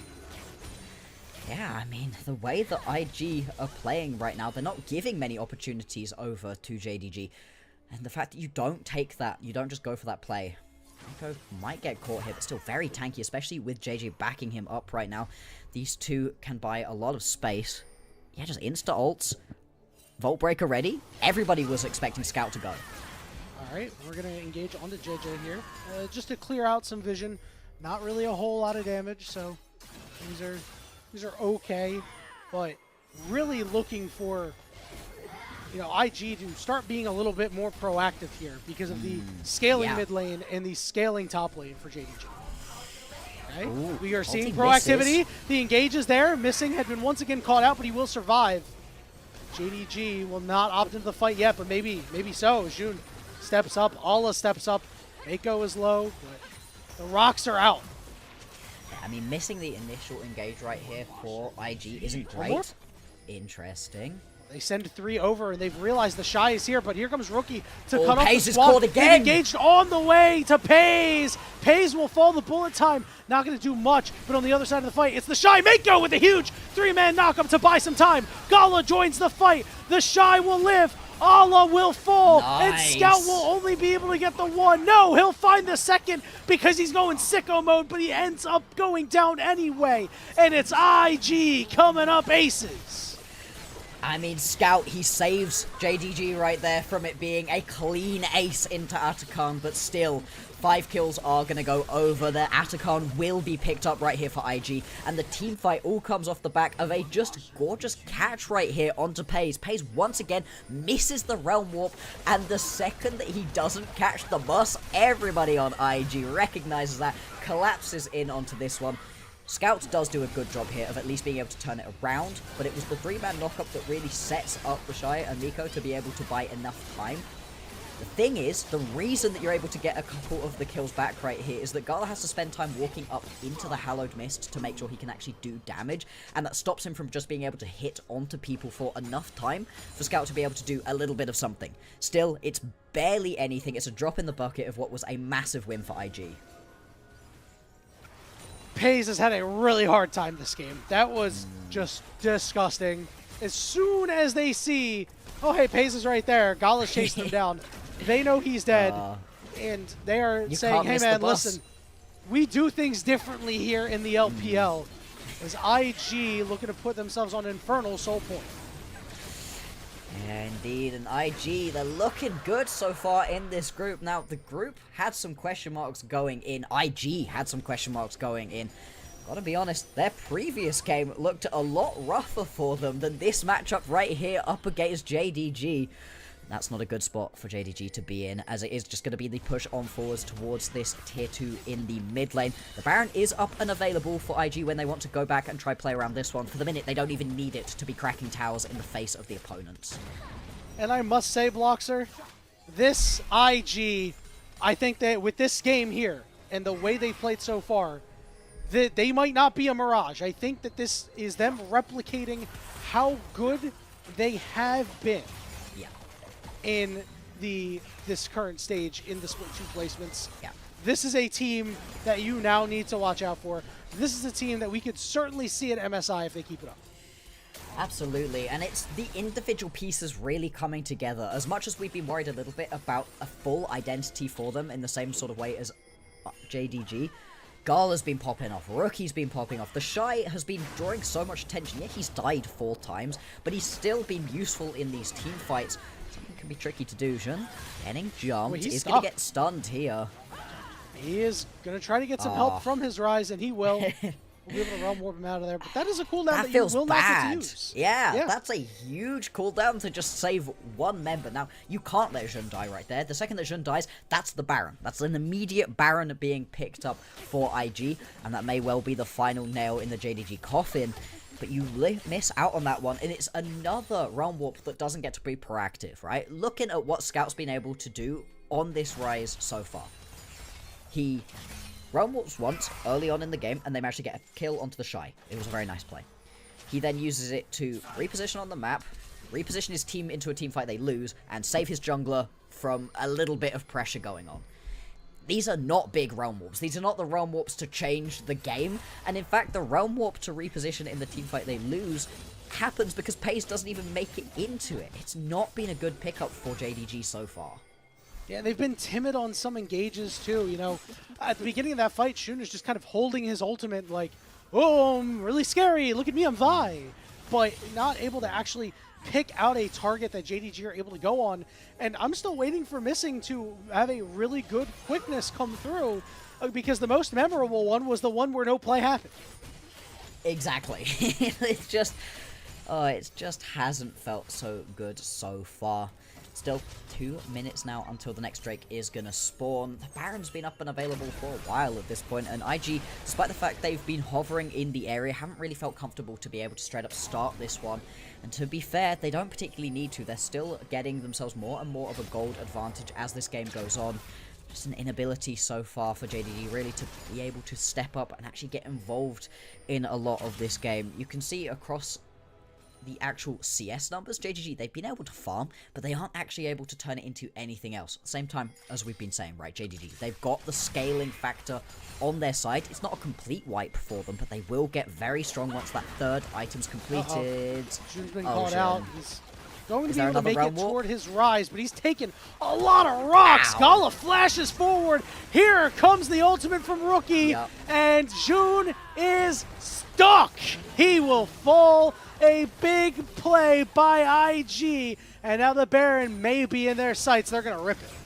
Yeah, they've used 2 key ultimates now. You don't have the bullet time, you don't have the Weaver's Wall, and there is still a lot of members of JDG in the area, but junglerless, how can they steal this one away? They need to find a way to get all of their potentially 5,000, 4,000, 3,000. They're going to pull off, man. You're not going to even be able to make an objective trade happen. Nope. IG can just go and do the dragon if they want when it comes up, and you are doomed at this point.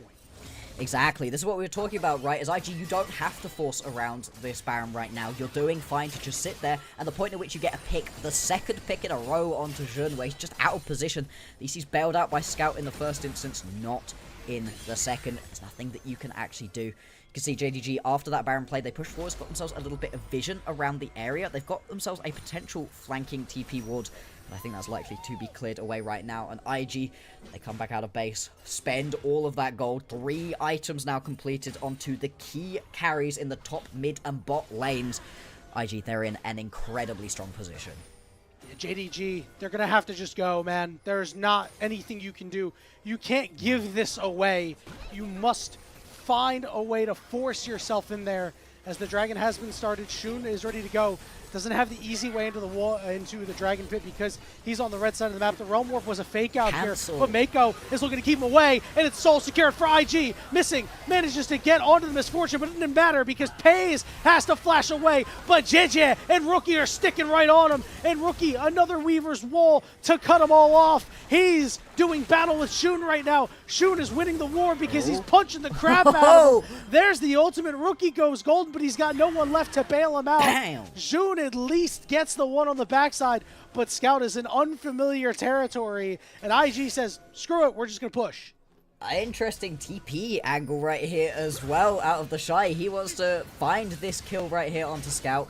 Scout, flashless, caught in the red buff. That's a very juicy red buff right here for the Shy. And whilst this is happening, the bot lane tier 3 tower is going to fall. The inhibitor soon to follow as well. There's a potential for a flank right here of Missing, but he's alone. He doesn't have any friends right now. And IG, they're going to take a king's ransom off the back of that play. This game has been blown wide open by IG. Just play after play after play has really gone their way. They have been just snappy on their execution. Take a look at this fight. Rookie just forces Ala out, and the Shy just deals with him on the side. It's a completely split fight right here. The fact that the Shy is able to just do this to him right here, styling on him. Rookie, this is unfortunate. This feels bad, because of Rookie, you flash over this wall. You think you can win this one. He's missing a surprising amount of the threaded volleys here, but even if you hit all of them, Jun actually still has a lot of tools available. Rookie's revenge? Rookie's gonna go again. Yeah, looking for it right now. Beaver's Wall for jungle camp. Good trade. Yeah, exactly. Still, though, they're going to be able to push through this top lane. Not send anybody onto the mid lane right now, and Ala actually has a good push going on in the bot side, so this might not be as worth for IG as they would really like to. It depends how much they can get on this push. JDG are running out of options. Ala is shoving on the bottom side, but IG is just forcing themselves down JDG's throats right now. Top inhibitor has fallen as well. Ala's continuing to push, and already we've lost Missing. Scout has to go gold. He's in trouble too. They're just fighting 5v3. The teleport's finally coming in as Scout limps into the fountain. Shun goes in, but he's knocked up and he falls. You're going to have to make a big hero play, Ala. The first turret has fallen. He's already walking back to the fountain because he needs some mana. The second Nexus turret has fallen. It's done. He's just knocked away from the fight, but now here's the turnaround. The health bars are starting to get real low. The rune is out. Scout needs to make big plays. Gala is so healthy right now, though. Nexus exposed. He's starting to auto-attack. Big shock blast to take him low. Mako is just dealing with him on the side. And Gala and the Shy have slammed the door shut on JDG. IG have put the LPL on notice. We're back for Split 2, baby. Gorgeous game right there out of IG. They are back. That is a domination of an otherwise pretty solid looking JDG team. I had a thought right at the end of that play, and I need you to fact check it for me, right? We watch the ulti at the very start of the game, well, at the very start, early on in the game, out of Pays. We saw that one in the base. Did he ult a single other actual time? No, I don't think so. Maybe I don't think he did either. For like 2 seconds. I don't think he was able to. I wasn't know, really he was able to, never you know? allowed to. You gotta set your feet on Jhin, right? And he was just never able to No. because they just went after him every single time. I mean, Yeah. I am afraid to see the damage numbers coming out from Pays. Like, this is a game where I'm like, if he's got less than 10k damage, I wouldn't be surprised. But look at the draft, right? Allah's gonna go flying in. Jhin's gonna go flying in. Scout's gonna go roll warping his way in. And Missing, probably gonna go flying in. What are you doing as the Jhin? Jhin plays absolute best with 2 to 3 tanks in front of him, and he's just sat back. Like you said, set your feet, put yourself in a good position. He's a quarterback. You have got to get him an O-line. They did not put any protection in front of my man. And you could tell he was just never allowed to do anything. There were individual decent moments out of a couple members of JDG, but it felt like IG just played the map way better. Yeah, and I think the really interesting thing is that I love that you mentioned this because they are forward Jhin for Pays after they were the ones who banned Kai'Sa in the second half. And Kai'Sa, I think, would have fit really, really well into JDG's comp. Everybody go in. All go in. Instead, no. Jin's just left there, not able to play for himself. Definitely some draft-based Mom, questions. come pick me up. Come pick me up, I'm scared. Like, he was so lost. It was It tough. just feels bad. It feels really bad for him. And this was another thing that we wanted to mention. Actually, I wonder if we can pull up the graphic from their head-to-head in the previous round, because it was this in the previous round as well. Pays and Missing just not able to get anything done in the bottom lane, whereas Gala, Miko, they looked great in both the previous matchup and in this one. Yeah, you can take a look at these legendary ADCs. Pays has really his career still just beginning. Has done so much. These were KDAs before today. So Gala did have a KDA of 49. No longer has a KDA of 49, but still damn good. Yeah, still looking incredible. And the match MVPs, I think the difference right here is that when JDG win games, Pays is the guy. Pays is the guy that's picking up all of the kills, really taking over. Whereas on IG, any one of these guys feels like they can be the person that pops off. In this game, the Shy was, I think, a pretty instrumental member, but he was dying a lot. You know, he was taking a lot of pressure. He wasn't being the pop-off carry right here, but all of the pressure going on to his Jace meant that you were so much more open as Rookie and as Gala to just be able to, you know, do what you needed to do. Yeah, the Shy definitely did the dirty work in this game. Take a look at the damage. Oh my God, Pays almost actually didn't do much you know, damage matching either. with Gala. Yeah, Gala. The weird part is because when you're playing Misfortune and you don't have like that direct setup where you're starting the fight with your bullet time. I mean, JDG were just running all game long, right? So start the bullet time is like, hey, where are you guys going? Come back, guys, come back! I need to hit you. You know, yeah, like exactly. So If poor guy. JDG had ever have been in a good spot in this game and they'd have gone flying into IG, that's when the bullet time would have really popped off. Yeah, as you said, unfortunately for the Misfortune, you're kind of jogging to catch up with everybody big else. Damage share out of our Jhin, by the way, at 28% of his team's damage. Yeah. And he did like 14.5k. That is tough. Yikes. Dude. I mean, Arla did nothing. Yeah, I think on the screen right now we just watched all of the damage Arla did this game.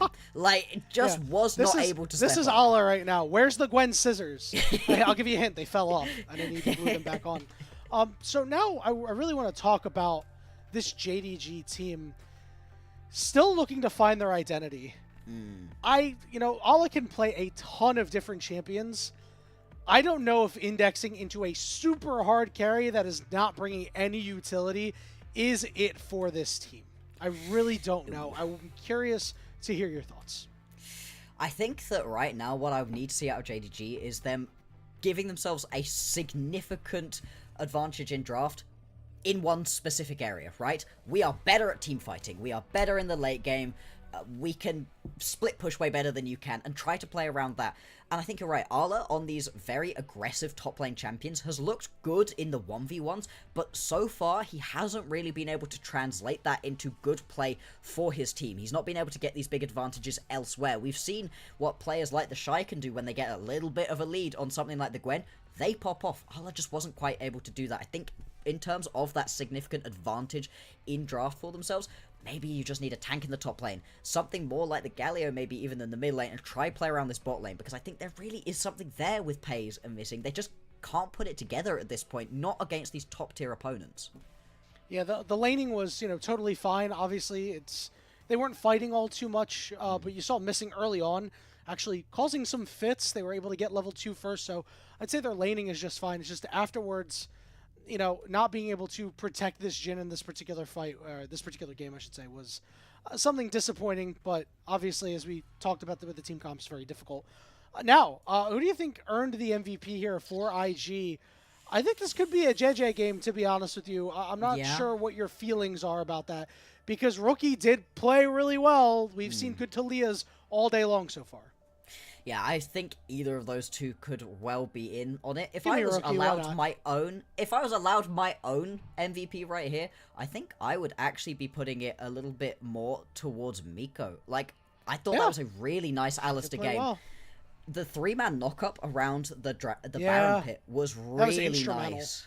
Yeah, and I don't think he's going to get it. I don't think he's going to be the overall MVP. There were carries that did way more, looked way flashier. But I think he was the underpinning win for the team that really needed to happen. If he wasn't there on this Alistair, I don't know that they would have been able to be quite as dominant in this one.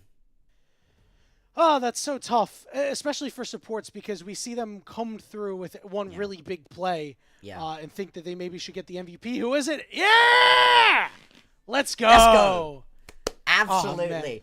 Good call. Good call, disagree. By the way. I disagree with these player of the games so often, but this one I could not agree more. Finally, we're actually going to get some real look towards a support. He was everything to this composition. Like we were saying, as much as there were big, flashy plays out of some of the members, Rookie was able to get some good ones. JJ was able to be really proactive on the Sejuani. Look who was next to him at all times, right? Between Miko and JJ, they ran the map, and Miko, that 3-man knockup, it was just gorgeous. Yeah, he played really, really well. Really impressive stuff coming out from the support. Just the support diff, hate to say it. Missing didn't play too bad, right? But...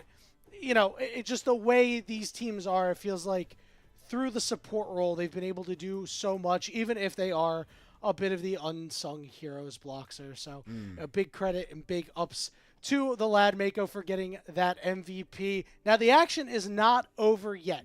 We still have 3 more games, LNG versus LGD, JDG versus LGD, and then LNG versus IG. But that'll be it for myself and Bloxer, as we're going to come in with the Greek GOAT Trouble and the phenomenal Frenchman Mazel. They'll be taking over with you guys for the rest of the night. So enjoy, take a quick little break, grab some water, and we'll see you back here in just a couple of moments.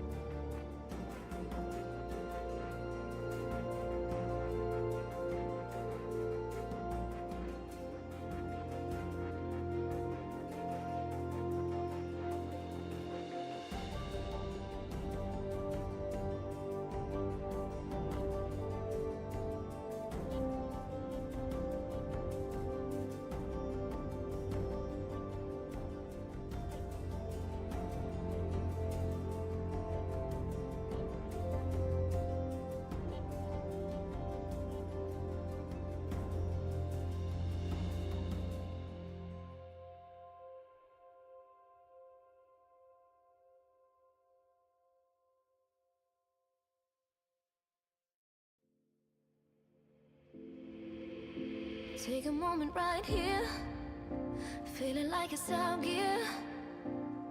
Driving towards the sun with a rose and a gun. Feel the wind in my hair, going nowhere I swear. Like an outlaw on the run, dangerous but it's so fun. Running, running, no. Hold on, don't let go. Running, running, no. Keep running.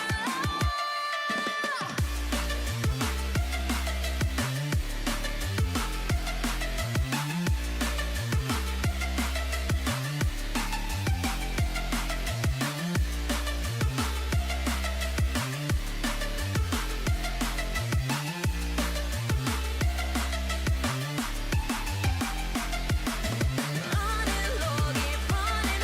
I'm running low, keep running. Like an outlaw on the run. Dangerous but it's so fun. Running low, keep running. I'm running low, keep running. Like an outlaw on the run. Dangerous but it's so fun. Run, run, run. Dangerous, dangerous. Run, run, run. Dangerous, dangerous.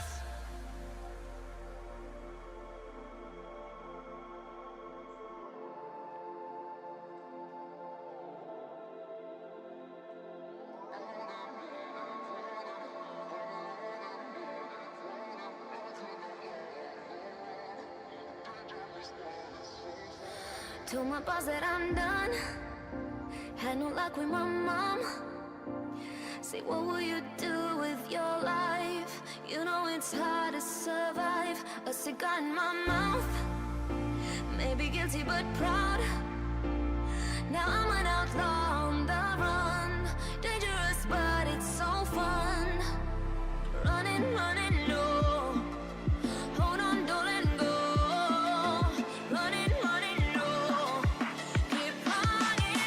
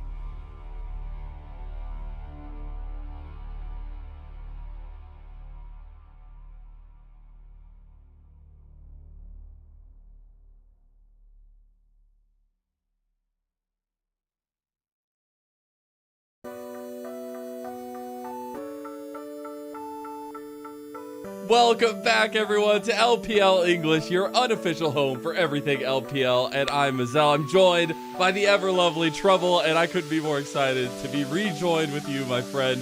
It's been a while since we got to cover some of the best damn League of Legends on the planet, and we get to do it again. Wow, I think it was regionals last It was. year.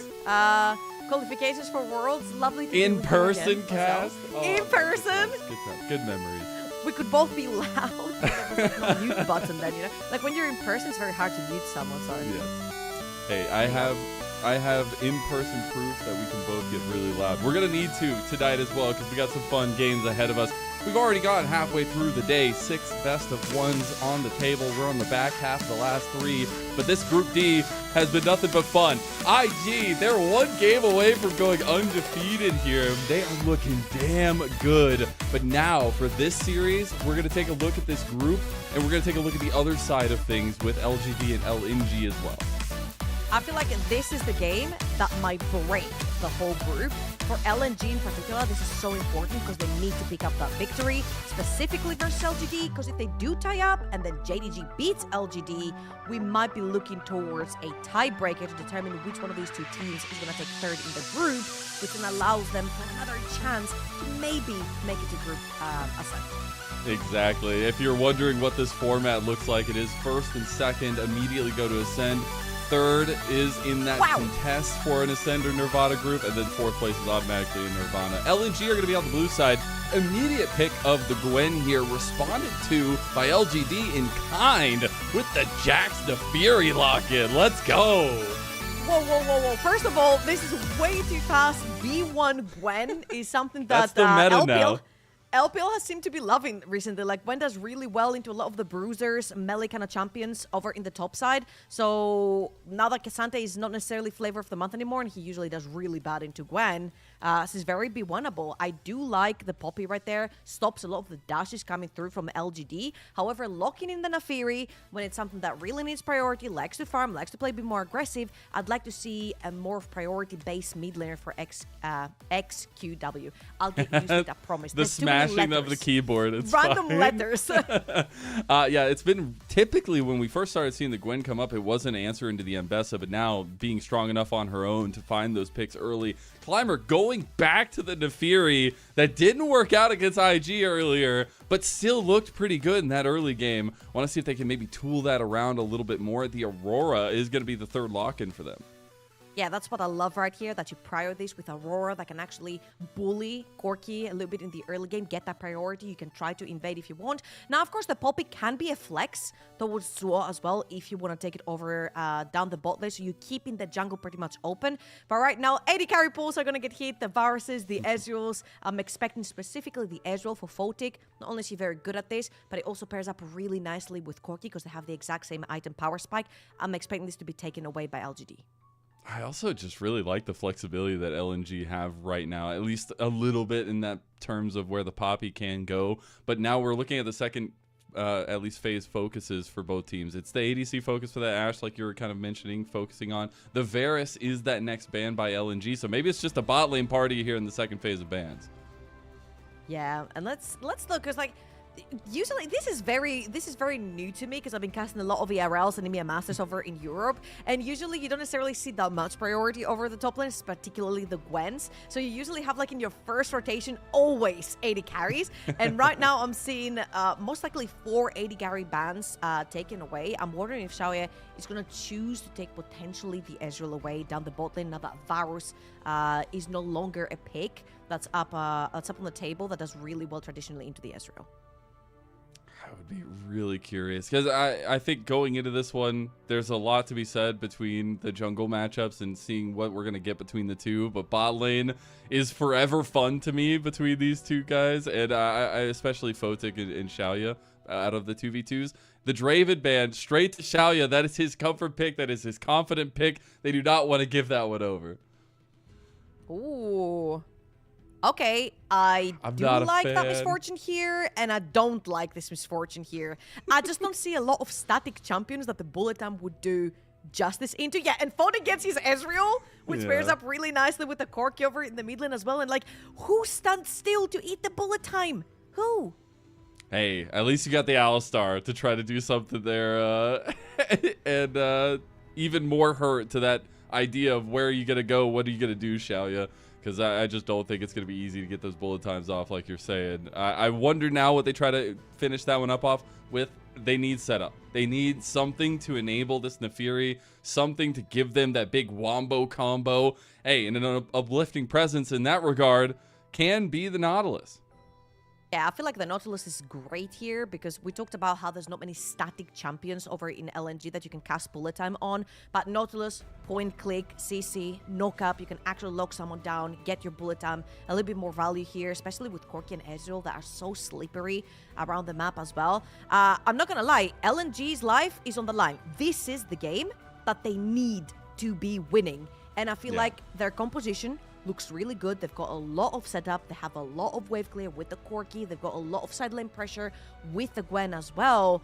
The only thing that really does worry me a little bit is that our early game is not very strong. Misfortune traditionally really good into the Ezreal. You've got Aurora that can bully out Corki very early on. So if we have those types of champions taking over the early game, Corkis and Ezreals don't come back that easily. This is, as you said, do or die to some extent in terms of trying to fight for that Ascend group for LNG. Things have just not worked out for them. It feels like the team is so consistently mismanaging situations, things like that. I just want to see this team show up big on the last day of the groups, give us a little bit of hope, and maybe throw a wrench into the works of what this group can be, because the expected situation was IG, JDG 1 and 2, LGD were the clear 3s. LNG was that 4th. If they can try and find that upset, they could try to find something here, it would be very nice to see, and we get a little bit more fun in the group. Try to upset the balance of things. They've got a decent comp to do it with here. The biggest thing is keeping consistency with Haichao and finding out exactly how much impact Weiwei can have on this map if they can find that carry focus towards Photic as well, because this LGD team has been giving the highest teams in this Group D a run for their money, and we'll see if they can do anything about it here for LNG. In our 4th game of the day, LNG versus LGD, we'll hear those Jaios. I'm not gonna lie, and it's probably been talked about a lot, specifically for LNG. I feel like Scout was such a big part of the team, particularly last year. Like, there came a point where we're like, he's everything for them. He's side lane pressure, he's lane push, he's a lane bully, he is the team fighter, he's the engager, he's the guy who's going to set up the TPs, he's the guy who's going to set up the wards, he's the guy who takes towers for the team. And it came to a point where we're like, okay, LNG is just Scout. And now that Scout has been removed from the equation, LNG is sort of crumbling because Haichao could not necessarily fill the shoes that Scout was last year. And now is the time to pick this role up and actually show that you can do it. This is life on the line. This is the game you need to be winning if you're LNG, and you do have pretty good tools. The scaling looks great. You just need to have your mid lane and bot lane not fall too far behind. Yeah, it's funny going back to that Scout point. You rely on this guy so much, but he also was a pretty big reason why they were losing games as well. So that double-edged sword is always there. We'll see if Haichao can hone that edge here at all for LNG. But now we're looking at the map state. We did get a little bit of kerfuffling between the junglers early in that top side warding situation, but both junglers going to be on this bot side to start out pathing towards top potentially. I'm not gonna lie, this is going to be a little bit more of like a low presence on the map sort of side for LNG. You do have scaling mid and bot lane, and the really cool thing that not a lot of people mention about Corki and Ezreal, they spike at the same time. Trinity into Mana Moon is exactly what you need for both of them, and this is where they come online. 2 items is not necessarily too late into the game, but it's always the question, what are you willing to lose early on to then be able to get back into that game? But there's also a lot of poke, which then allows them to be able to get into these neutral objectives using that poke to force themselves through choke points. Yeah, and like that's the kind of setup you get from draft. Execution obviously is always the next conversation, next question. But how do we think about these paths early on? I do typically in this new Nefiri setup like the early action. You get this champion, by the way, is just absolutely disgustingly broken. But we have seen it lose. We've seen Climber lose on it. And you have to stay consistent. You have to stay proactive on this pick because it is a damage dealing carry. Yeah, it feels like AD in Italy has finally showed herself. It could also be, okay, you know how Eevee evolves into so many different champions? This could be a Nidalee. This is like Nidalee evolving into her AD version. That's called Nathiri. Okay, I like that. What stone and would it you also give her? like What peels stone would open. you give her? I mean, it'd have to have some kind of like sword or blade on it, right? Like the dog is literally a knife. A dog. So you just like have a knife or something. That might be All right. one of the most hardcore evolution stones that you would ever find. It's just like a badass stone for evolution. Well, is that Eevee gonna be enough this time for Climber? I guess we'll find out. There's also a bunny in mid lane. I don't know if we want to go with the low punny stuff, but we could just change this into Pokemon at this point. Hey, I'm here for that. I have experience at the zoo, so it's fine. I'll feel safe and comfortable. That early path that we were talking about, I was wondering if we were going to get any action of. Nothing happened. We got warding up towards top side for Climber and for LGD, and that was about it. I feel like there's not many opportunities you can get because Gwen was pushed in, Haicha was just resetting, so there were not many openings for Nathiri. Also, you don't have a lot of setup right here with Nathiri. Yeah. Your setup primarily lies over down the Nautilus, so I feel like we're going to get to see a little bit of action when YCX actually gets out of lane and tries to follow up together with Climber to get those in. However, it's not very easy because if Weiwei reads the play, Poppy is very good into Nautilus, stops the hooks, gets to re-engage, so we'll see where Climber actually finds his openings right here. I'm assuming the easiest one would probably be if Zika overextends over in the top lane. He doesn't really have a displacement summoner spell, since he has gone Ignite plus that teleport, so he could potentially be the easiest choice over in the early game. I love the little thought process on Weiwei as well. On the Poppy, you can have a lot of impact, but you also think about the player himself. I know we were talking about beforehand, and it's been a long time, it feels like, since we saw Weiwei in that final at Worlds. But, it wasn't so long ago, and this guy jumping around to a couple, at least now to LNG from Weibo for the last year, really needs to make a mark as Sasa getting bullied under turret there, but Weiwei has the potential in this game to make a massive mark as this Poppy.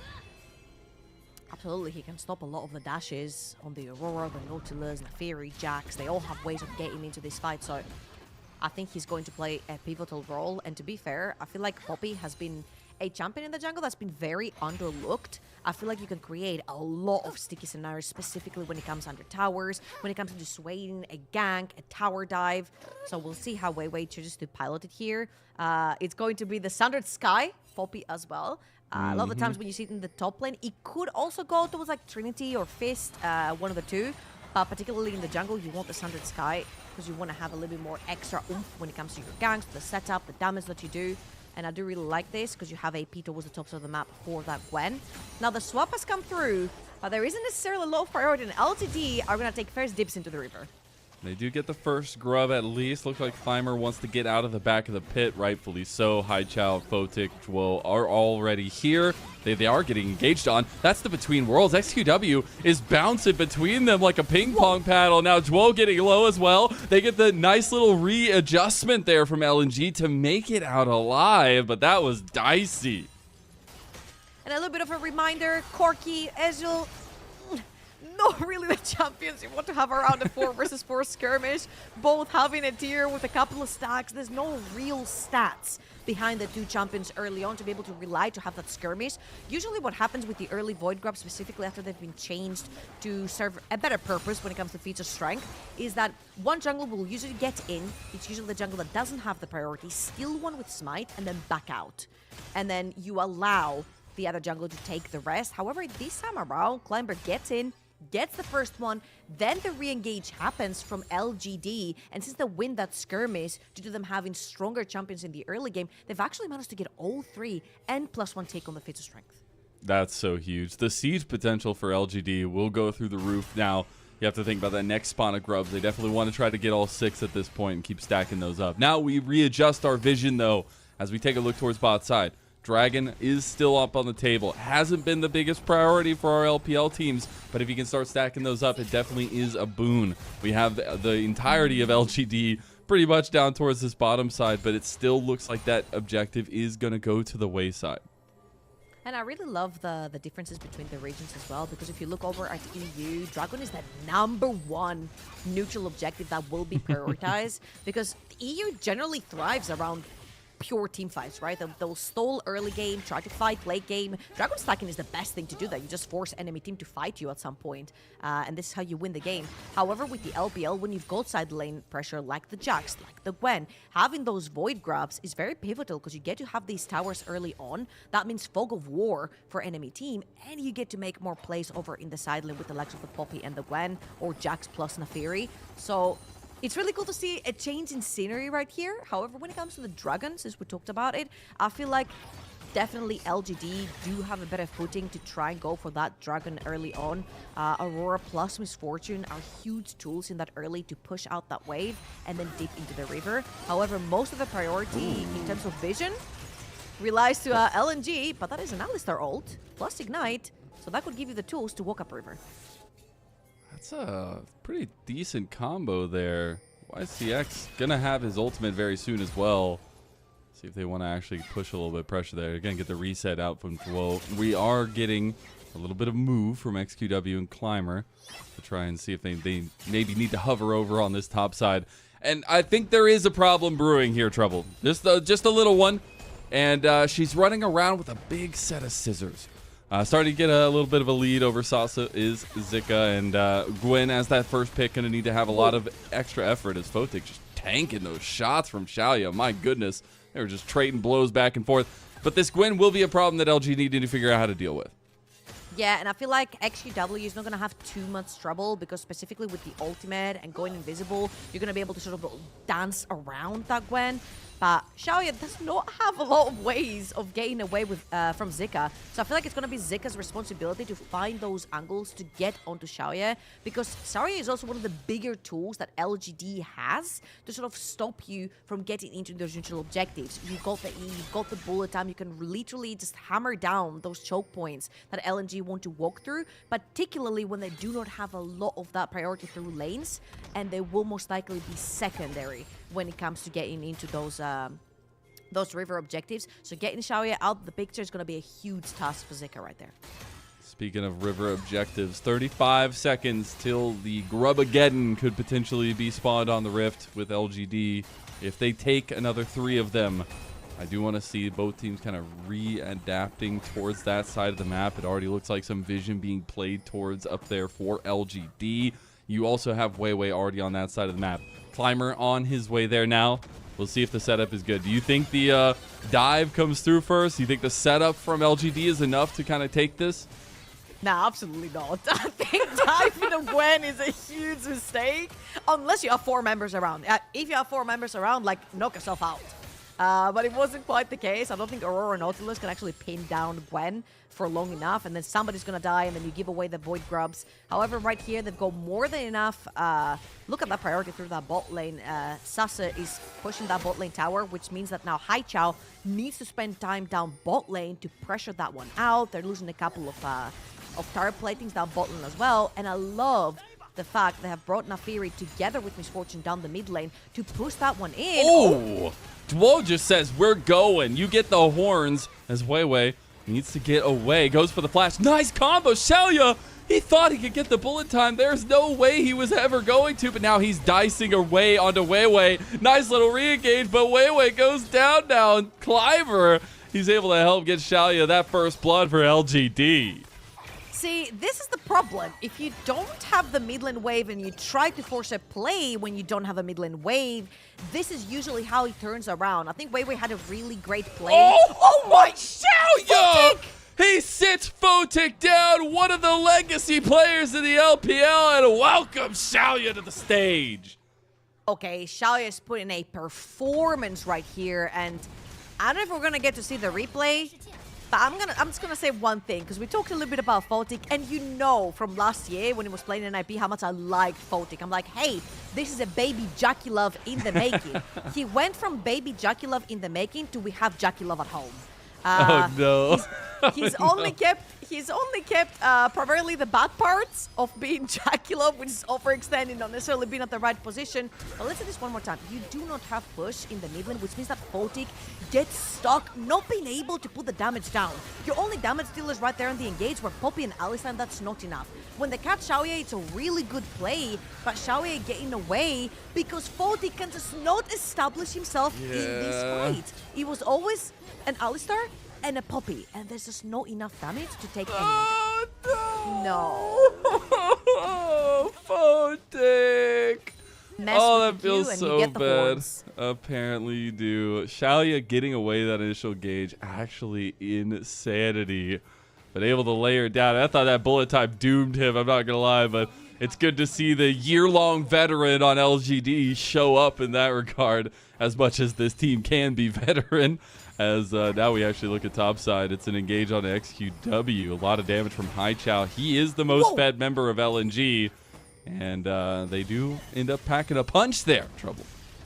Yeah, and I feel like if we're talking about the most fed members of both sides, Xiaoye, 2-0, Bloodthirster already. If he wasn't dying before, he's not going to be dying anytime soon right now. And Sasa... Is that a 14-minute uncontested full tire plating tower he just took down bot lane? That's going to do it. Haichao's going to get a nice little answer on the other side. But yeah, gold definitely going the way of LGD. They are about 2,000 gold up in this early game. But this is separating the systems that we expected here in this Group D. LGD were the favorites to come out third. People at our team had them in first place even because of some of the stuff they showed in that split one.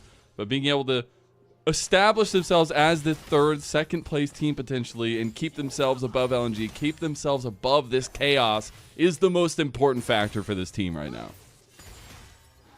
Absolutely, and LNG have not said their last word either. Again, Ezreal plus Corki become a little bit obnoxious to deal with, specifically later on, and their team is built to allow space and time for that Ezreal Corki to put down the DPS. You've got Poppy and Alistar standing literally right in front of them. You've got pretty good face check potential with the Alistar as well if you lose towards Fog of War for these objectives. But right here, LGD are just using the raw power they have again. Bloodthirster, Eclipse, Trinity, all completed on the side of LGD, and they're just brute forcing the way through getting priority from Misfortune.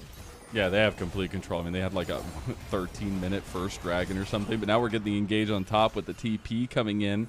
It's going to be XQW. They got to save him. Yeah, XQW. What? Oh, my God. That was a TP of all time. What? You just TP'd. Okay. Yep. That's what just Poppy a reminder. does. Okay, at least it was in EU we say good death. It was a good death because they managed to get that mid lane tier 1. But no, that was that what was do you also say in for team sure. comm to that? Like, what do you? What is your community? You say sorry, guys. On me. It's like when you take On the me. portal on ARAM when you don't mean to. And you're like behind the enemy team. All of a sudden you're like, I'm sorry. I'm just dead. No, you say either my bad or on me. But right there, you can also say good death because they took mid lane tier 1. And if You think he's saying for... good death? You think he's trying to save it? It was a good death. I watched EU. And in the end, if you're a fan of the boss, that's what it is. It's a good death right there. there you go. However, Gotta moving get forward, the tie-ins. that is also an extra kill that you're giving over It is? to a Corki that's now sprung up to a 1.4k gold diff of his counterpart, which is that Aurora that died over on the top side of the map. And I will say, Aurora used to absolutely plague the LPL last year. However, right now, she's not the position she used to be. I feel like towards that mid to late game, she really does struggle. If she gets caught, even within her ultimate, she can go down really quickly. She doesn't necessarily have the burst to 100% to 0 if he doesn't get full ahead over in the early game. So at least for LNG, this is good news for them. Getting their Corki ahead and sort of depriving Aurora. Hold up, Zika. Zika's healing so much. Has that needlework tucked and ready to go. Yeah, the thing is though, Trouble, Riot Games have this very powerful weapon called the Nerf Bat, and unfortunately, she got smacked a couple times by that thing. There's gonna be the tier 2 tower, right? That's what I'm saying. Tier 2 tower goes down to LGD as they try to use that side lane pressure there. A little bit of map gained on the top side for LNG. Still about a 2,000 gold lead hovering around for LGD going into the 18th minute. And that is the perfect side of the map. If you are LGD, you're looking to start stacking now dragons. You've got the first one and 1.5 of the second one. Towers being down means fog of war and a lot less control inside your own jungle if you're LNG. And they only have Alistar that can actually face check and try to place down some vision. They do have a little bit of vision. I mean, a control ward inside the Dragon Pit is not necessarily pretty good vision, and now a lot of it is going to be taken away. But Haichao is looking for top. Okay, maybe they find Sasa. The flash comes out, though, and he is out of there. They're trying to make a play on the bot side of the map for LGD to try to get a counter somewhere. Looks like side lane push is just going to be the name of the game. There is a dragon coming up in about a minute. Again, there had only been one dragon taken until like 15 minutes into the game, and now LNG are putting pressure on top side, which is going to pull the attention of LGD. But that's a tier 2 tower secured by LNG on the back end of the play.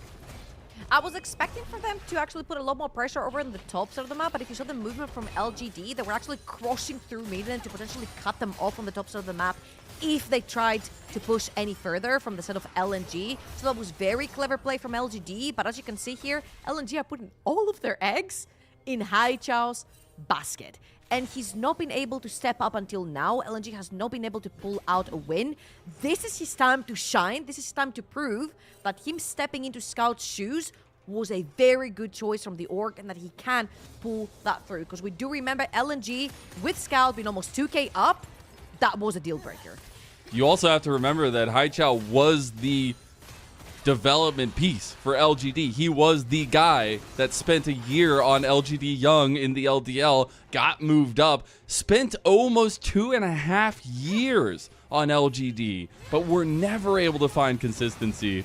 And against his old squad, trying to put up a fight here and trying to make LNG matter in the group. Fote gonna find the kill potentially out of YCX. He's dodging, he's dipping, but it will be Weiwei that secures it. TP double from LGD, looking for trouble as well as XUW's in there. Bullet time over the edge, but it's not gonna do much damage. And Sasu, he's cooking. He ain't got a real weapon, but he's got a dog at his side. And Climber making good on that first attempt. He's looking for wins this time on the Nefiri. A double kill has come through, maybe looking to follow it. Did get the reset there, but will not follow through under turret. Massive play from LGD. That was a 3 for 3 at the end of the day, but LGD come out clutch because primarily all the kills went over to Nefiri, Misfortune, another tier 2 tower over in the mid lane falls. But that also looked promising for LNG. Not only do they manage to get 3 members down, but that play, I mean, again, it is Weiwei and Zwo trying to make plays around the map. This is a Poppy. This Poppy does not deal as much damage as you think. Nautilus is pretty tanky. He uses his anchor plus his flash, and then his W comes back up, which actually forces Photic and Weiwei to overextend, allowing for the LGD teleports to come through. And that bullet time was actually brutal. Again, zoning Photic out for majority of that fight. I mean, Photic also eat into this. It's a little rough for sure. We got Jackie Love at home kind of side of him. The thing is, I remember talking earlier that, like, Nefiri is an insane champion, but you need to have a dual-pronged threat. Sasa is that dual-pronged threat, and YCX might just be a little bit of bait here. He should make it out. The rest of LGD were swarming around them. Atacon is still up on the table on the top side. LNG maybe trying to find a fast play onto it, at least get some vision over onto this side of the map. Okay. Do you remember the meme with Kassadin, which was like 1 out of 16? Mocha Yes. 2 out of 16. See, for Corki and Ezreal, it's 1 out of 2, 2 out of 2. It's time. Manamoon and Trinity Force completed. This is where both of these champions spike at the same time. And actually, you're on the right side of the Atacon because you can use the wall to poke through if LGD choose to start that Atacon play. The goal difference is not that massive because you've got a slight gold lead on Gwen. Hold up, this play is red. Weiwei just went in there and died. Xiaoya eviscerates him with the bullet time. And that's just going to mean LGD goes straight over to the Atacon. There's no jungler. Weiwei just tossing this fight, unfortunately. And LNG struggling to find a way back into it. Maybe overextending themselves because of it. Trying to take advantage of the Atacon. Trying to take advantage of the apprehensiveness that LGD is approaching this one with. They just go for the fight, though, as LGD have pulled off the Atacon. XQW gonna pop that between worlds, but they are getting chunked. They need to get out of this fight. LGD, they mishandled the situation, and now LNG, they will not be able to push into the Atacon. And after all is said and done, it is Atacon GAs across the likes of LGD. Crucial mistake from Weiwei. He reads the play, but he's just impatient. Goes in 4 members in there. Xiaoye has almost 3 items in his inventory, and that's a Sundered Sky Poppy. Absolutely melts right there. And these sort of iterations of skirmishes make you think, because the Ezreal plus Corki in this particular skirmish, you saw how much damage they were doing over Atacon, putting down so much damage, and Corki Ezreal pressuring. You saw instantly Photic in over the wall, and you can play through that wall. It's the perfect opportunity for LNG to come back, to try and force LGD's hand on that play, and then poke it through the wall and capitalize through the win. But unfortunately, Weiwei just gave away the play a little bit too early, and LGD capitalized by taking an Atacon that is, as an LPL team, you should be very happy to take. Hold up. Sasa? Hey, he got the objective. He's got Atacon by his side, and he will be back in the fold very shortly. Has TP, so can make that ultimate Atacon play to get back out on the map. It is going to be the reset looking like for LGD to get ready for this dragon. In 40 seconds, it would be sole point for LGD. And at this point, I mean, you're, like you said, 2 items on these kind of dual carries for LNG. Maybe hoping for a third, but are you able to give over this sole point and buy time for that soul?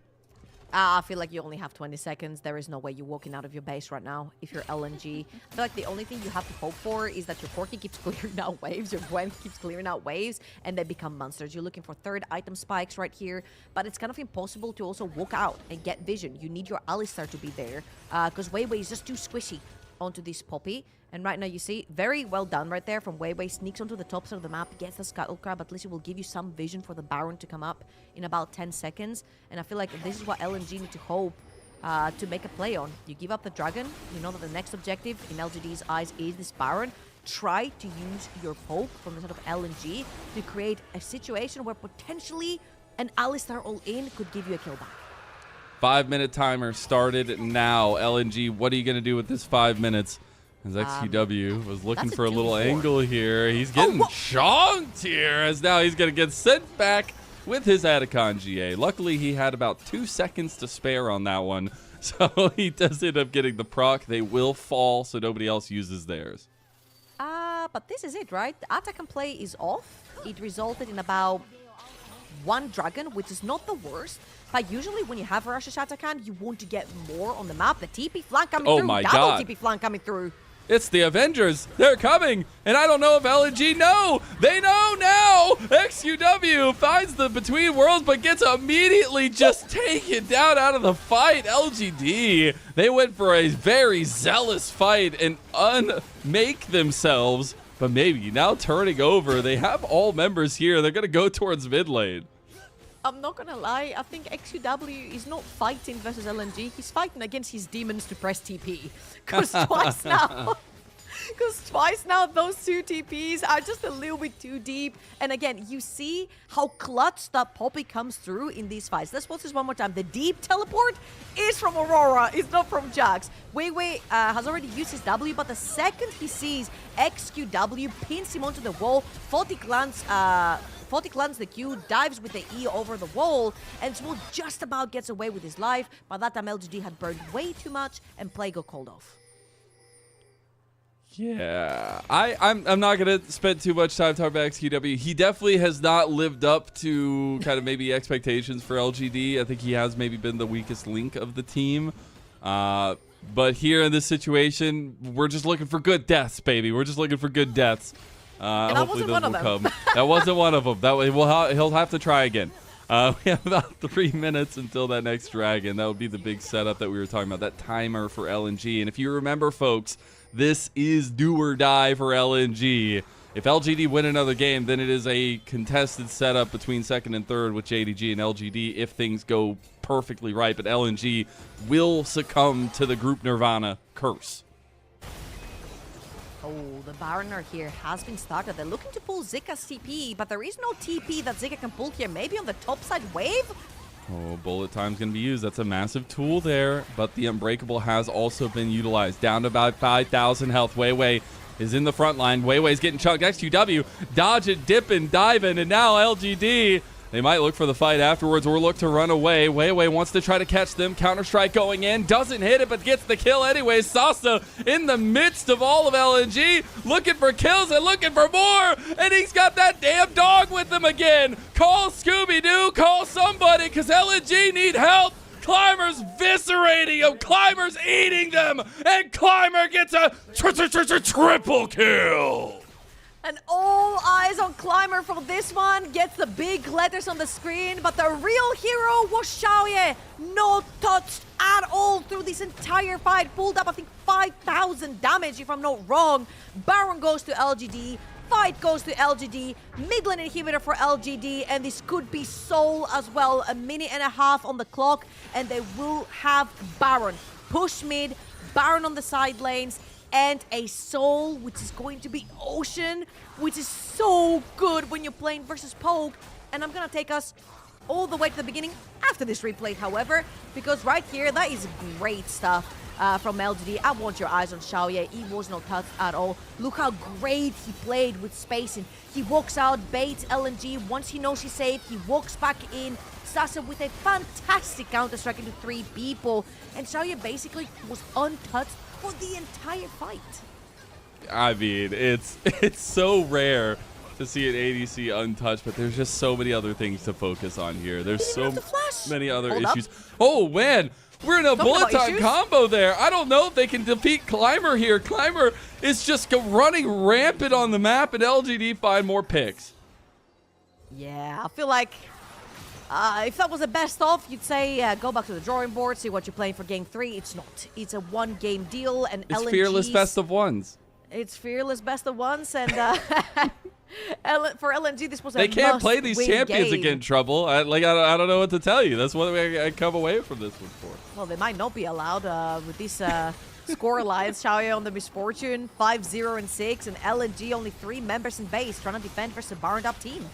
It's so tough. The siege is very tough as well, but now they can just pull back.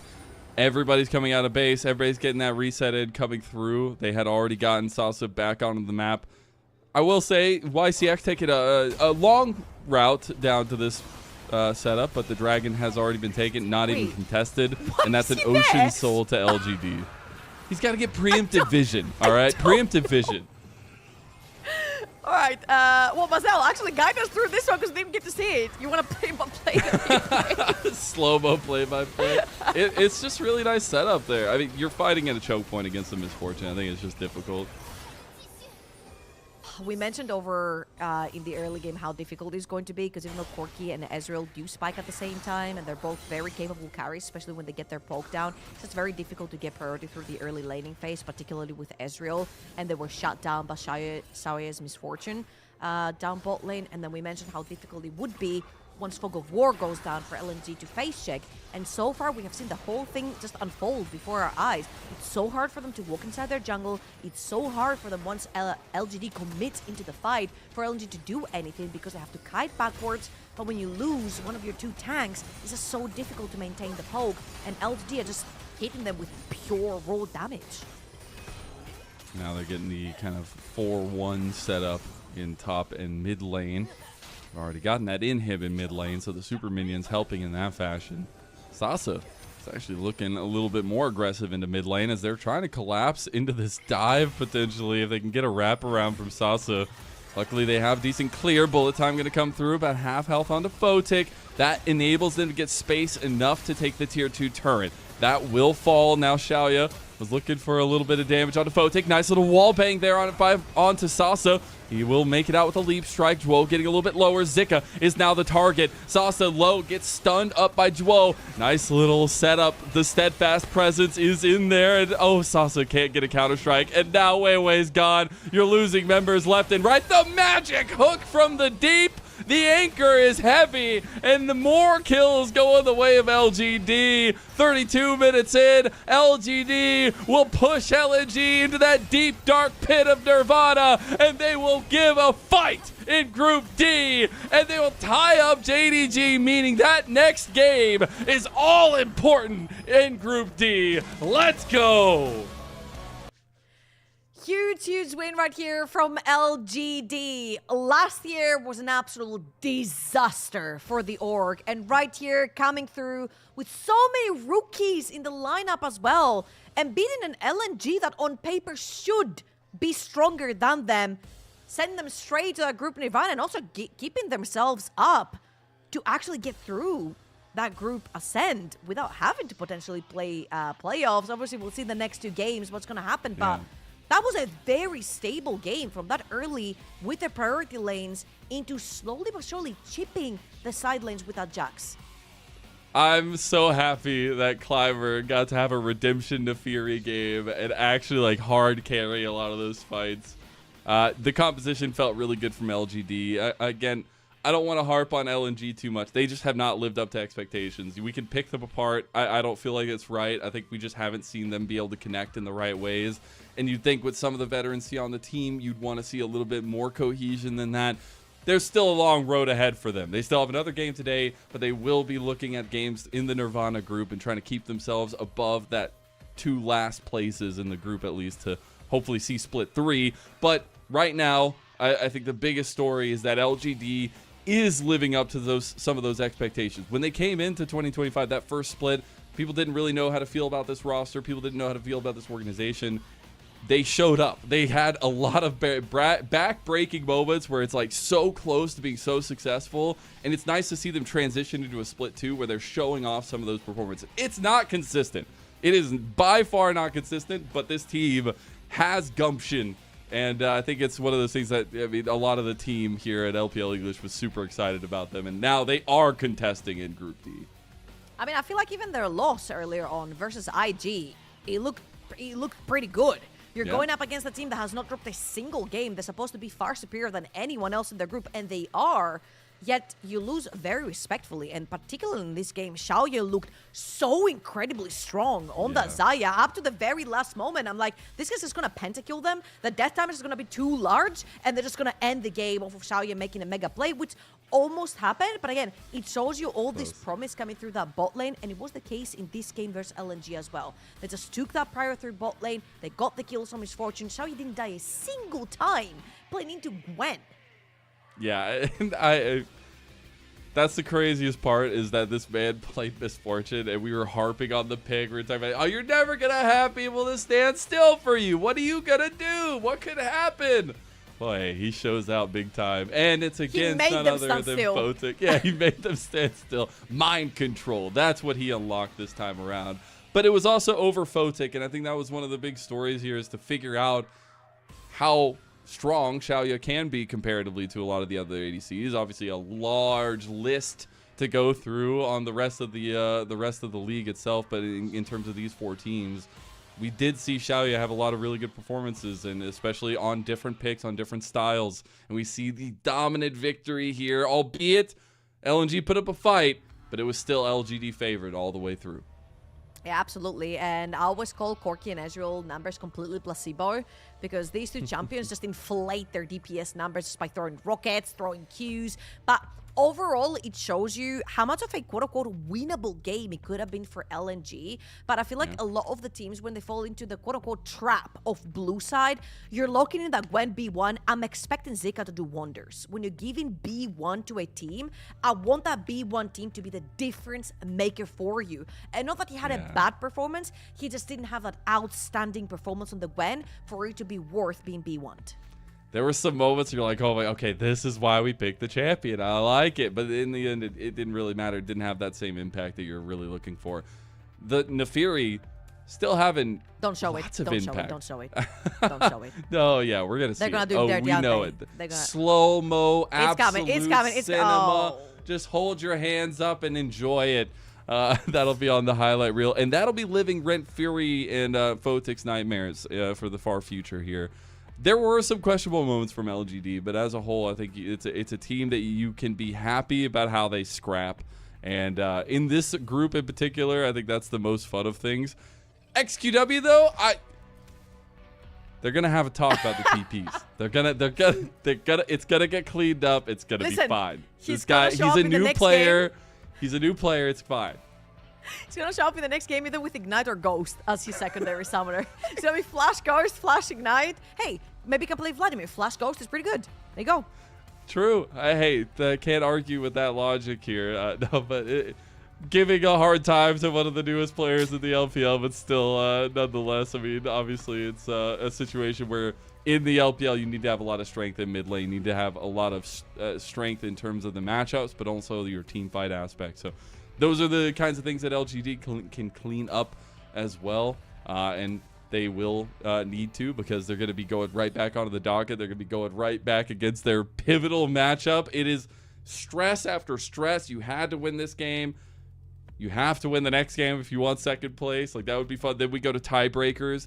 JDG did win the first matchup, so if they do win, then they will secure that second place. So it is do or die for LGD all night long.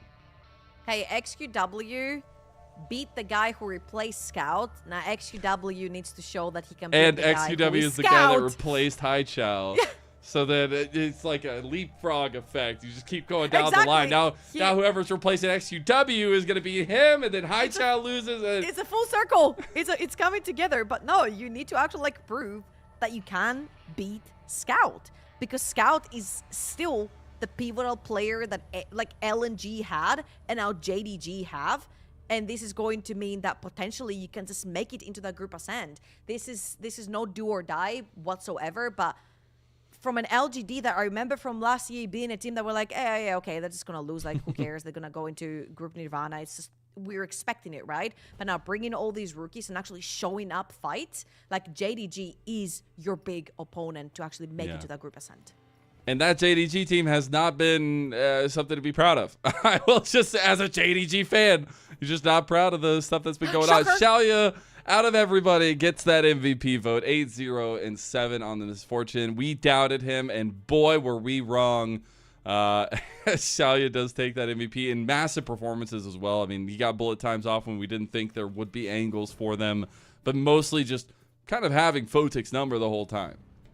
Oh, absolutely. I feel like they had a very dominant laning phase. They had a very dominant mid game, and I feel like they moved him around the map like the artillery tower that a Misfortune is. He was the strongest member in their team, and I feel like LGD just straight up played better around him. They kept transitioning him straight into the mid lane. The second you had Bloodthirster into that mid lane, perma priority. LGD could just do whatever they wanted because they transitioned that Misfortune mid with Bloodthirster early on. Well, that's it for our fourth game of the day, but we are not even close to being done yet because the next matchup is even more hype. We'll see who can take that second seed at least, with JDG and LGD coming up after this break. Now.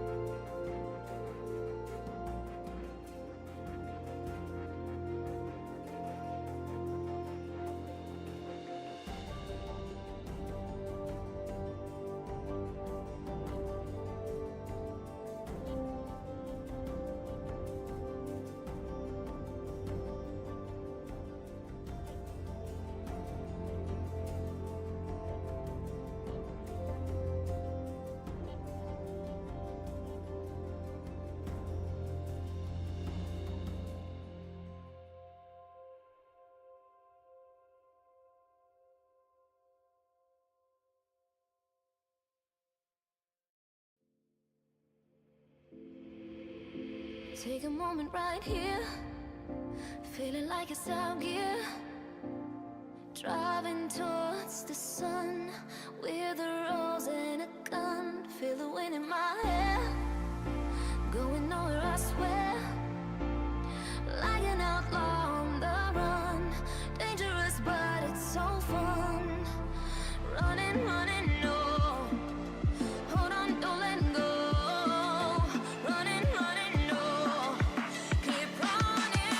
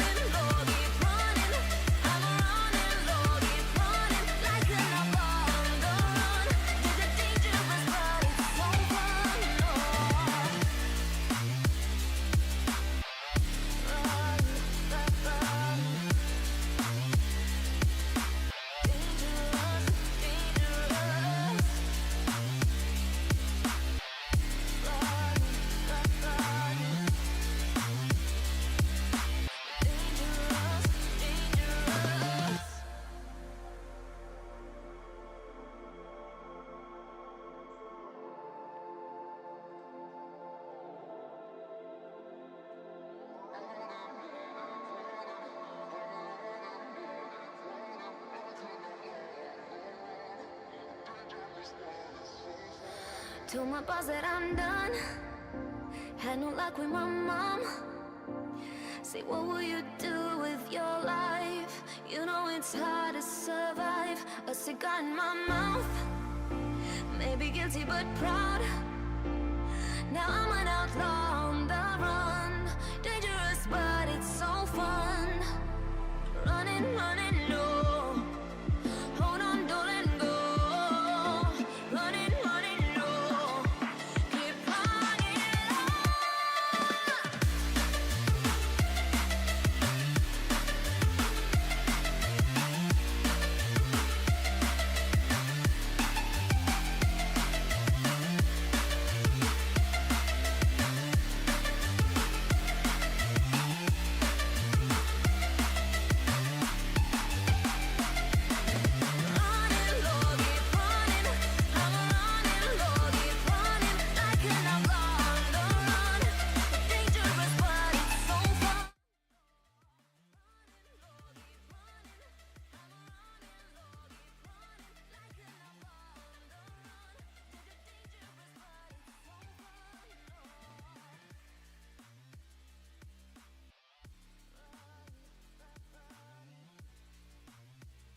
Welcome back, everyone, to LPL English, your unofficial home for everything LPL. I'm Azelle. I'm joined by Trouble, and I was already so excited to get to cast with you again, and now we get some banger games back to back. It was LGD favorite in the last game. We are going to see if the momentum that LPL always holds on to dearly is going to be enough for LGD to take down JDG and potentially give us some tiebreakers later on.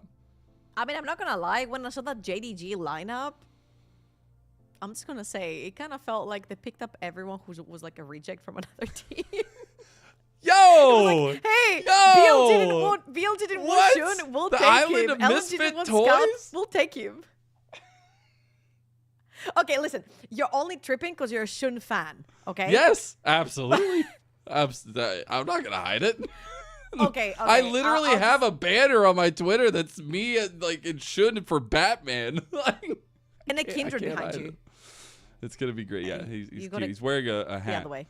Yeah. Well, you know, Well, mirrored. his box is wearing a hat, but hey, it's Yeah, fine. You gotta keep them pristine. You also see the whoops, the other side. The LPL cards, by the way. There's still some unopened packs in there. Yeah. Ooh. Hold up. And Okay. that, Hold That up, one hold up, year hold up. we all got a box of it. All the LPL English squad got a box of it. I think it was You 2023. have one pack that's unopened. Oh no, I have a bunch. So I opened like half of them, but that was like These Okay. are going to be really cool to open in the future. And so, like, every now and then when I stream, I'll open a pack and, like, show all the cards and stuff. It's kind of A cool. question. If LNG can beat IG, can we get a pack opening? Absolutely. Absolutely. That's That's right. fully That's what I'm worth talking it. about. That's what I'm talking That is about. fully worth it. We will do that on stream. Kelsey's going to kill me, but we're going to do it on stream if they win.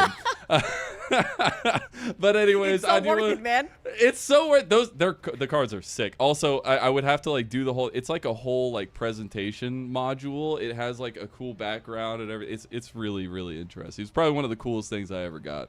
LNG. You can beat now- anyone, but you have to pull this one off. You have to win against IG. The funniest thing that could possibly happen always has to Yeah. happen in the LPL. JDG versus LGD, though. A lot riding on this one. JDG did win against LGD in the first round robin, but if LGD win here, they can take that tiebreaker fight into JDG for the second place and guarantee themselves into the Ascend group. Wow, we were really close to a tiebreaker. If LNG beat LGD here, they would play for a tiebreaker themselves. But right now, LGD has a chance to do something that's even more funny, and that's tie JDG, as you mentioned, and then play the tiebreaker within themselves. I will say, though, that seems to be a little bit of a tougher task than LGD playing LNG. I feel like the whole Pace versus Xiaoye matchup is going to be so fun to watch, specifically because they've both been the type of AD carries that want to establish dominance down the bot lane. That's why I feel like support matchup is going to play a huge role coming into this one.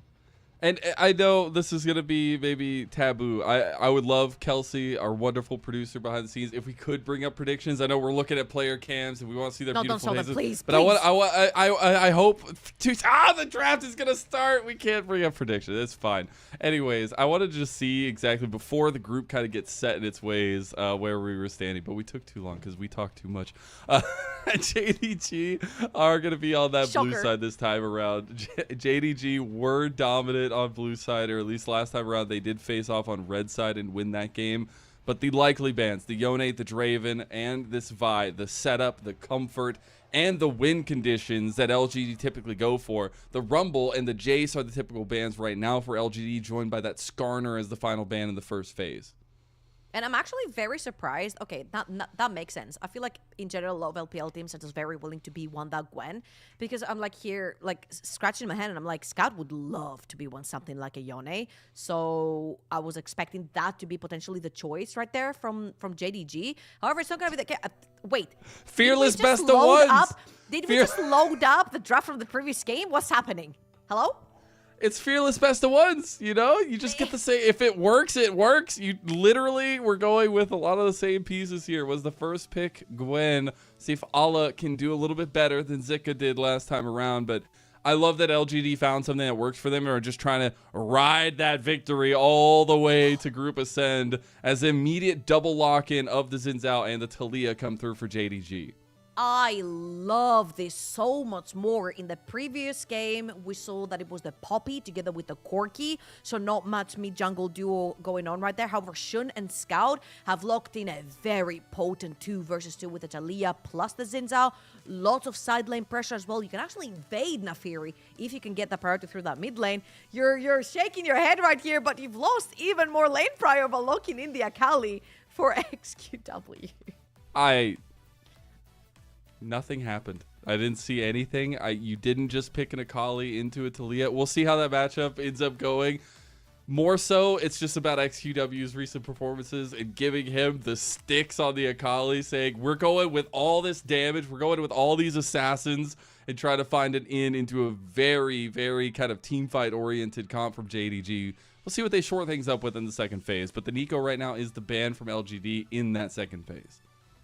So right here, if there's anything to take from the previous game, we're most likely going to see 80 carry bans coming through. I feel like the Nico in particular is a little bit of a hit on the Varus. Varus-Nico, very potent duo. You still have Kalista in the mix. Kalista-Nico, also a very potent duo. And a lot of these really high prestige 80 carries are going to be left open. Remember how we said 80 carry matchup is not as important as support matchup right here. So Nautilus plus Nico are going to be taken out. And YCX has the funny thing of having R5 and having counter pick right here, which is going to be very important if you want to get Xiaoya ahead in the early game. Yeah, absolutely. And Pays and Xiaoya take center stage for me. Not only because of Xiaoya's recent performances, but the stories, the inverses between them, right? You have this homegrown talent the LGD has been cultivating, bringing him up. You're finding success with him now. JDG said, bring him on over from the LCK. Let's see if we can hit gold yet again with these ADCs that we love to import. And both these guys kind of going at it. Pays maybe not having the most consistent starts, but still having some of those big moments. Xiaoya, literally, you can drop your jaw to the last game as well with the misfortune play. We'll see what they end up getting this time around, though, in this game where the 2v2 might be a little bit more important. The Varus, that lock-in right now for LGD.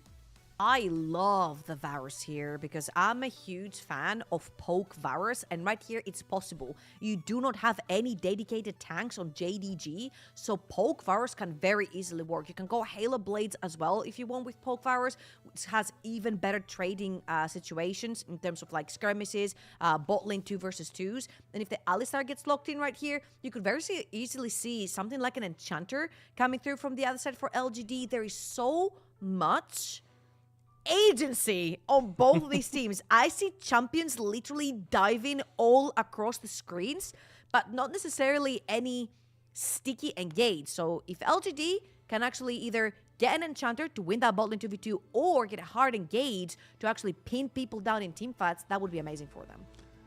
I'm curious at the Renata. On base, I think like you can say there's parts that you like and that you don't like. They don't go with the Enchanter. They go with a tried and true engager in the Rel, at least, away from the Renata. And that's giving you that kind of glue to tie the pieces together. Because right now, it's a lot of individuals with very sharp weaponry. But you needed something to kind of get that engage going.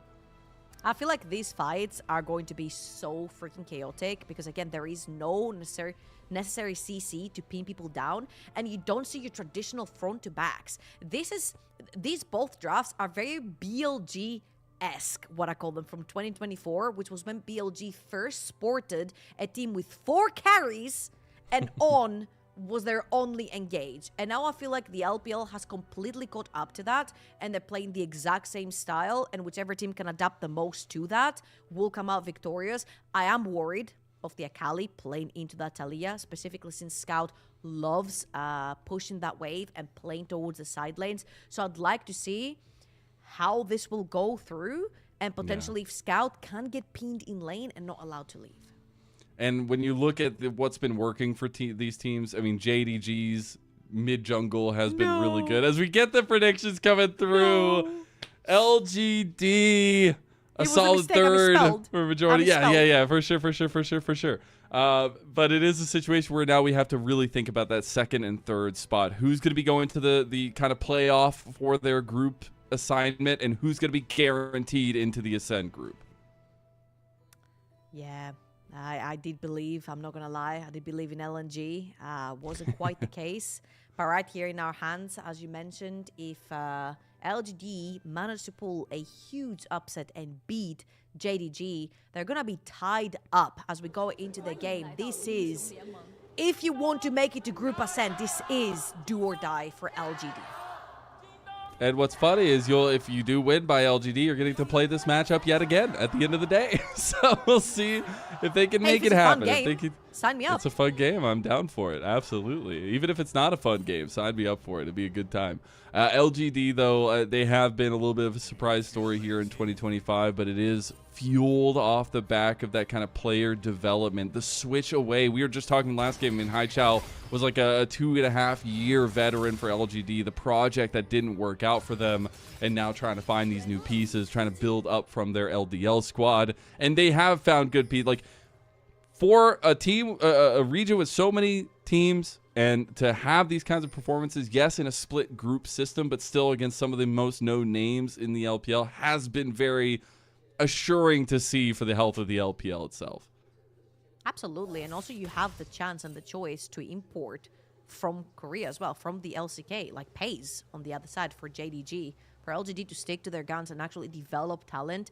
Not only just develop them, but to see them actually succeed in a league that's freaking cutthroat, man. Yeah, Who it's let crazy. the dogs out? Okay. Shout out to Kelsey Moser, our producer, making the banger lower thirds. I made a tweet earlier on the social channels like he's hounding something for the yeah, I don't remember. The dog puns need to keep going. Yeah, it was me. I'm sorry. It unveiled the system. Yeah, I don't know if this is going to go well for Allah. I think Sasa might get a little bit of a rebuttal here from the Scissors, as he might go right back in with the leap strike. This is the most contested, like, level 1, level 2 top lane setup we've had all day. Shun, blue buff top, blue buff top. He might lose his entire send the bot side, pings, but it's send the worth it. pings. Yes, no flash on Jax, pushing as well. You can see he's sort of hovering towards the top side. I see him leaving towards the top side. There's no way he doesn't want this. He knows there's no flash. He's gonna smite that. He's going. He's doing it. He's going. Sasa, that's a no vision. type of early game ganks. Oh no, Sasa, don't get baited.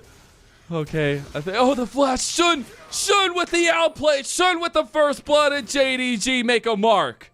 And actually, he's not going to lose much, because as you noticed earlier on, Shun did not start with the extra pot. So he has 50 more gold in his pocket. He gets to come back on the map. And Climber did not sniff that this Sinzao started topside. So he didn't initially walk straight inside JDG's jungle. So Shun right here gets to come back with an extra sword and a crystal, which deems him so much stronger in general on the map, and not lose anything for that top lane gang. You see level 3 secured for JDG's bot lane. Gonna get a nice little response shot there from Xiaoya to take away about half of Missing's health. But yeah, we're getting a little bit contested in these lane setups themselves. Climber still needing to be active. I am very surprised. This is a lethal tempo virus. I am very surprised, and with a big question mark ping in my head. Shun is heading towards that bot side. There will be a wave right here, so they could be looking to dive. There is no barrier on Xiaoya. He burned it in a skirmish. Let's see if Shun can make this dive work.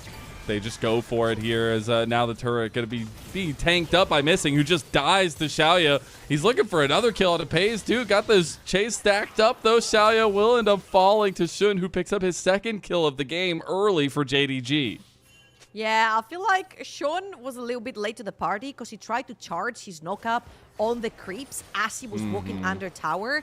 And then Xiaoya and YCX used that time to walk away from the tower. So look at that. 1, 2, gets that knock-up onto the Zinza, but then doesn't have the W to connect. Doesn't want to commit onto the Rel because she knows that he has flash. She wants to make sure he gets that one kill, sacrifices the support on the way, but that's a 2-0 Zinzao. And getting that first item early means that you can actually contest Naafiri on the 1v1s and 2v2s. I really like the awareness that Xiaoya used there to just know that he needed to fight away from Shun. Our Twitch predictions, though, I gotta say, immensely one-sided for all the fun that LGD have had. I'm looking at you, Twitch chat. Shame. LGD have been fun to watch. I think they have more than a chance than 10% to take down JDG here, but maybe time will tell how right I am. We are getting into the objective zone. It's kind of like the Twilight Zone, except it's the moment when all LPL teams just want to fight and are bloodthirsty. The Dragon is on one side of the map, 40 seconds till the Grubs are on the other. Yeah, interestingly enough, YCX is first on the roam towards the top side of the map, and a lot of the times you will also see like bot lanes reset, and specifically since Xiaoya died, I expect him to potentially maybe even go towards the top side of the map and try to play for the Void Grubs. It's not going to be the case, and right here you've got a Zinza with Tunneler, plus Crystal, plus Longsword. He's extremely strong on that Zin. He has fallen a couple of levels behind due to those ganks though, but if he can catch up on that level 5 versus Climber, I think there's going to be more than a good enough chance to get that Zinza towards the top side of the map and at least steal a Void Grub away to not give 3 over to LGD. Hopefully trying to keep that objective stacking down to a minimum for either side. I think we talked so much about JDG's kind of compositional strength when it comes to team fighting, when it comes to objective setup there as well. But that individual strength is still there in these picks for LGD. We see now JDG collapsing onto those LGD members. Those picks that weren't supposed to happen are happening now, and YCX is down. Yeah, it was a little bit disrespectful from LGD. Because the new Naafiri is always the top side of the map. Sasa doesn't have the TP, so you definitely cannot play in the bottom river. And you know that objectives are being handshaked right now. The Dragon for the 3 Void Grabs. So a little bit disrespect from YCX right there. Walks into the river, gets punished. However, I will agree with you. Before I do, though, Xiaoya. Do you agree that Xiaoya is dead? Because I do. Maybe. Yeah, he's gone. Yeah, Oh, we missing dies. Okay. YCX gets a kill back. Redemption. Not really. That's a Good a death. kill, Oh, but is that it? that is absolutely not Teach a me. good death. Teach me, Trouble. It's not. Teach me. Okay, a good death or a good death, you can say good death as well because it's good defense, right? Is when somebody takes something away with that death. That was nothing. That was the realm taking a kill, and there was a tower plating that got lost. A bunch of minions died under tower. Xiaoye is screwed. Oh, That's yeah, how absolutely. it is. He is 20 CS behind. He's lost a couple of tower platings off of his tower. And my biggest question mark was just, how does LGD like to play the game? Is I don't freaking know. That is a lethal tempo on hit Varus that Xiaoye is sporting in this particular game. And there's not necessarily any tanks on the other side for JDG. Plus, you do not have a lot of frontline in front of your Varus to be able to stand there and get ramped up with auto attacks. So I'm actually very worried as to what is this Varus going to be able to achieve? Because if that was a Halo Blades or a Comet Varus, you get to push out the lanes, you get to actually get some poke down, and maybe a Kali and Jax and a Fury can capitalize onto that. But right now with no frontline, I'm actually very worried as to what Xiaoye has to offer in the team fights. I will say, though, LGD doing a very good job of objective control here. 3 grubs early, the Dragon as well going their way. So trying to keep their stacking advantages in their department of here, as now we actually get a little bit of movement towards mid lane. There was 3 members hovering around there from LGD, but it looks like Climber will just go back to full clearing. Should be a little bit of quiet on the Rift, as now JDG looking for a little bit of something in mid lane too. Yeah, ball supports hovering around. There isn't necessarily much happening. It's just I feel like Missing is just joining Scout to help him push out that wave. However, XQW took the wrong route. You just have to walk around your jungle. XQW, just walk around your jungle, mate. He got real lucky You're there not that getting the, close to that wave. He lost all the gold from that. I think he got some of the experience. But the second you take that route, I think you need to make the loop around. Now, Xiaoye has been deprived of more gold and experience, and we mentioned how important it was for that Varus to get ahead. I feel like, again, not going for the poke iteration has really hurt that LGD bot lane. Yeah, it doesn't seem like things are going well across the board. Oh, no. He lost the cannon and might die for it. See if Scout can actually throw these rocks the right way. Weaver's wall coming in. One more. Oh, he can't find him in the shroud. Here comes Missing, though. Oh, and Sasa just appears out of the bush. 2 ninjas, but I think XQW might just make it out. Oh, no. The big cow finds him in the end, but still, it'll be a nice pickup from LGD.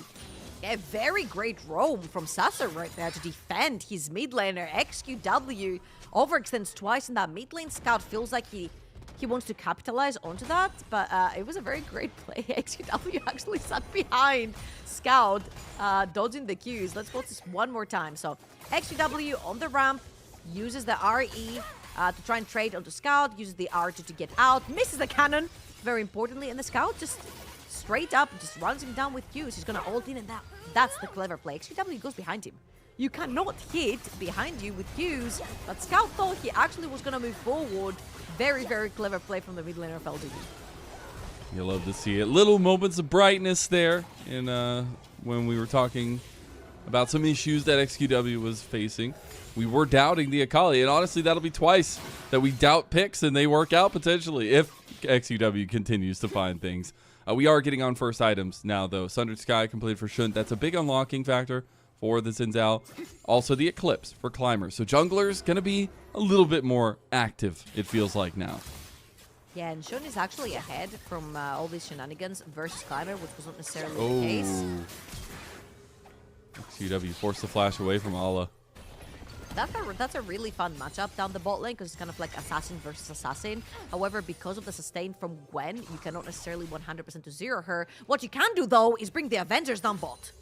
True. Unbreakable Will available for Missing, so it could be a massive tank for this bot lane play. It looks like LGD realized the better of the play after the TP is coming down. They will back off of it.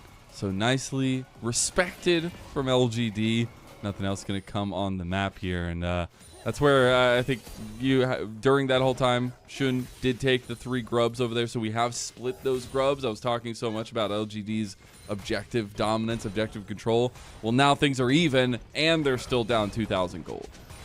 Yeah, I feel like Scout pressuring towards the top lane and then actually pressuring down bot with that TP to defend the dive. They didn't really lose anything. There was an entire wave pressured on the top side by Scout, and then when he TP'd in, they just pushed out whatever was down the bot side of the map. So right now, I feel like JDG need to not overextend and actually play around their Xin. I feel like Shun is going to be their moving gear for that mid-game to late-game transition. He's found a Fury.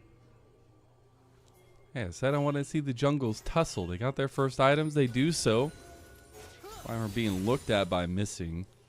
Pays keeping a little bit of presence in mid lane as well. Dragon's coming up in about 45 seconds. Would be a second dragon for LGD if they want to play towards it. Got to think about what side lane means now, because we're getting the Jax answer into Scout in the side lane, and we're getting XQW versus Allah in the top side lane as well. Mid lane turret is under siege, and Shun just goes over the wall into Climber to get a decent amount of damage. But that dang dog can go untargetable as Allah pops the needlework on XQW. Yeah, they're going to use their ultimates right here for the JDG just to get priority. Look at that. Talia pushing bot, Gwen pushing top, and then you have Pace commit his ultimate to push mid. However... Yeah, YCX took a bold engage right there. Had to flash out of the other side of it. Another Mystic Shot connects. Oh, XQW found Pays. Maybe looking for him through the Shroud, trying to pick off the ADC. Perfect execution used as an exit tool. JDG feeling strong still in this setup. Get another play for Allah in the side lane. Get TP as well from Sasa. And that is the time to invade. XQW sent back to base. TP replied on the top side. Scout pushing bot and Pace pushing mid. They've got full control of the bot quadrant. They're laying down their vision. They can turn down to take that dragon because you know that everyone's on the resets. Xiaoye does not have the ultimate. He has to expend mana to push in that mid lane wave. JDG Don't do it. Don't do it. On the Oh, he's going to die again. No way. He's going down in a whole heap.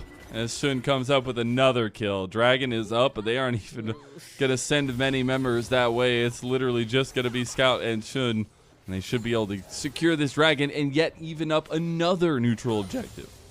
Yeah, this is where being a rookie comes through, right? Because there's no way you were contesting that dragon. You walk into your jungle, you see your jungle empty. They're obviously going to be towards the bot side of the map or resetting, but you have no commitment into this dragon pit because you do not have any vision. Your Varus is made, your Akali's bot. It's literally a two-man unit, and you're not necessarily very tanky. As you can see, YCX just about upgraded his first support item as well. So a little bit of a whoopsie right there, giving one kill over, and Shun 3-0-2, very, very close to his Black Cleaver as well. And once this comes through, Ezreal's going to start hurting even more through that armor pen. And it's just going to be so hard to lock him down as well. And you only have a couple options with the kind of Chains of Corruption, either Crash Down or that Leap Strike, Counter Strike combo there. Going to be harder and harder to get that through. Still looking to see how Xiaoye gets active. He does have that Blade of the Rune King now. So some of that attack damage, some of that on-hit style coming through already. But you see it here. Hard to get the damage down onto Pays when he's popping shots into you with the Mystic. And He's now, still levels up. Yeah. Okay, one now, it's so but hard. still. He wanted to get the Essence Flux there onto Xiaoye, get a little extra damage. But Sasa taking the my 1v1 into Allah. Allah trying to pop the needlework. Emergency button hit, but that emergency button is not enough. They get the fight onto missing here as Sasa had taken the 1v1 against Allah. Oh, wait, what? XQW is down at bot lane. Yeah, Shun dived that bot lane tower together with Scout. And right now, there's a cow underneath the tower, all alone. Pays. Look at him, he's through the jungle. He could very easily transition towards the top side of the map. However, Scout is going to take yet another tower. Missing. Might actually get some decent chunk damage onto the climbers. Mystic shot after mystic shot. Just take down the little puppies. Like And he does take the sideline turret. Dude, right? Like he's literally the same player. But the thing is we're not getting those consistent, turn this into a win style situation from Scout. He's definitely a very different player in terms of that consistency than maybe even a couple of years ago. Than maybe even that time on LNG when he got the double MVPs. But here we take a look at that 1v1. Yeah, I feel like the Ignite came way too late from Ale. Also, the ultimate through to get that healing back came way too late. And XQW baited. Oh, he still died. I was gonna say I thought he got out. He just stayed under turret, and Shun is pretty strong. Did burn the Okay, flash, everything though. was missed. Yeah, Everything that was was a missed. little The tough. W was missed from Talia. The W was missed from Zin. Shun had to flash to get the connection onto the Akali. However, that's a 3-0 and 3. Zin's a 1k up. They're going to pop the Reef Herald right now into that mid lane. Try and open up them up a little bit further. The TP. Sasa, this is the breaking moment. YCX is already half health. Speaking of breaking, maybe they just broke the back of Scout. XQW cannot get the kill onto him. And now JDG can reset their positioning. Pay's getting low on mana, but still able to pump some Mystic shots in. The mid lane turret is low, but JDG holds strong. They're looking to take this outer turret. Yeah, and LGD, it's not like they earn anything off of that. Even if they killed right there are no objectives. However, they're looking at Ale. There is still ult on XQW. Ala, yeah, he's definitely in some trouble. I mean, Sasa looking for the in-between onto Shun. Counter-Strike going to go down. XQW looking to clean up Ala. Shun? Here comes the dogs. Ooh, nice little crescent guard there as well. They get the kill back, but no, who's going to be cleaning up the kills now? Ala, of all people, going to snip the life away of XQW. Little Climber wants to go back in. Climber's got the untargetable, got the crash down for YCX. Ala still No pumping, way. still kicking, and still snipping. He goes untargetable. Ala one tap, but he can't die. Who's going down? Climber low, but he gets the darkened daggers. He's getting low, but missing is here now, and Climber no escape. He's gonna take down YCX, and it's catastrophe for LGD. And welcome to the LPL, because while this was going on, there was absolutely nothing earned or lost on the other side of the map. There's no objectives, there's no towers to be taken. Scout can barely even finish that mid lane tier 1 that was standing on 1 HP. Oh And my he god. oh. Is he gonna Hold up. solo bola Xiaoya that gets the barrier out? the Missing. That was a really good flash, but he's just not gonna make it. Missing. Claims another kill. That's 3-kill Alistar, by the way. Put some respect on that cow's name. Put some respect on that hat he's wearing right there. That was actually a good iteration of how to get away from dodge from Xiaoya. But let's have another look at this fantastic skirmish for absolutely no reason, because other than we're the LPL here. Shun gets caught, but he's actually too tanky. He's actually 2 levels up and a couple of levels. 2 items up and a couple of levels. So he's pretty damn tanky. Ale gets free time to free hit, and everyone is so squishy. 2 levels up on Climber as well. Great dodge on the crash down from Ale. Dude, Ale too. was And by all this cooking. time, we have more. Oh, Pays, out of all people on the Ezreal, we talked about being so safe, still has cleanse, dies in the in-between, and now Climber wants to keep going. Have that reset off of the kill, now moving over to the dragon. Would be the second dragon for LGD. Looks like JDG are still in the area to contest. And Sasa is all the way down. You'll see him now showing up in mid lane. He's not actually, he's going to turn around, seeing how JDG is not going to contest that. He's going to go sub Ale from pushing that top side tower. Ale and Sasa going at it, and LGD are going to take that dragon for free. They're still going at it. Needlework had been popped, as well as the Grandmaster's challenge. Going under turret. Ooh, Needlework. Gonna tickle Sasa there as XQW actually had a little bit of a flank angle. Ooh, Climber has to go untargetable. Shun is still very strong in the skirmish. Chains of Corruption available for Xiaoya, waiting for him to pull the trigger on that. True Shot Barrage coming across as well. People just trying to fire shots left and right. Meanwhile, top lane. Meanwhile, Sasa gets the solo bolo on Ala. Gets taken down by Scout in the end, but that might just be worth it. Sasa's had Ala's number twice now. The double solo kill onto that Gwen with Ignite. Hold on. Oh, There is Chains more. of Corruption goes wide. Shun feeling confident, goes with the Crescent Guard into the fight. YCX getting away at least. Gets hit back by the Seismic, and that's it. Scout cleans up another kill. They're going to transition this to top lane too and split the diff in the jungle. I'm just so confused. Because I'm like, had that been a poke Varus right there, you would have some impact, throwing Qs, throwing E's. But right now, Xiaoya didn't have the chance to throw a single auto attack. We have another TP, XQW, TP Redemption.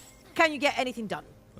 He didn't die immediately this time. That's a positive. He's not seen. Another TP is coming down. That is Sasa. That is a real deal. That is the problem. TP coming in from Ala as well. Scout trying to get away from XQW. This is hella chaotic, but I love it. Pay's coming over on the side. Scout still buying time. Scout takes down the wonder of Climber. And now Sasa is just in a 1v4, and no weapon can get you out of that one, Jax. XQW survives, but still the TP plays come to haunt LGD.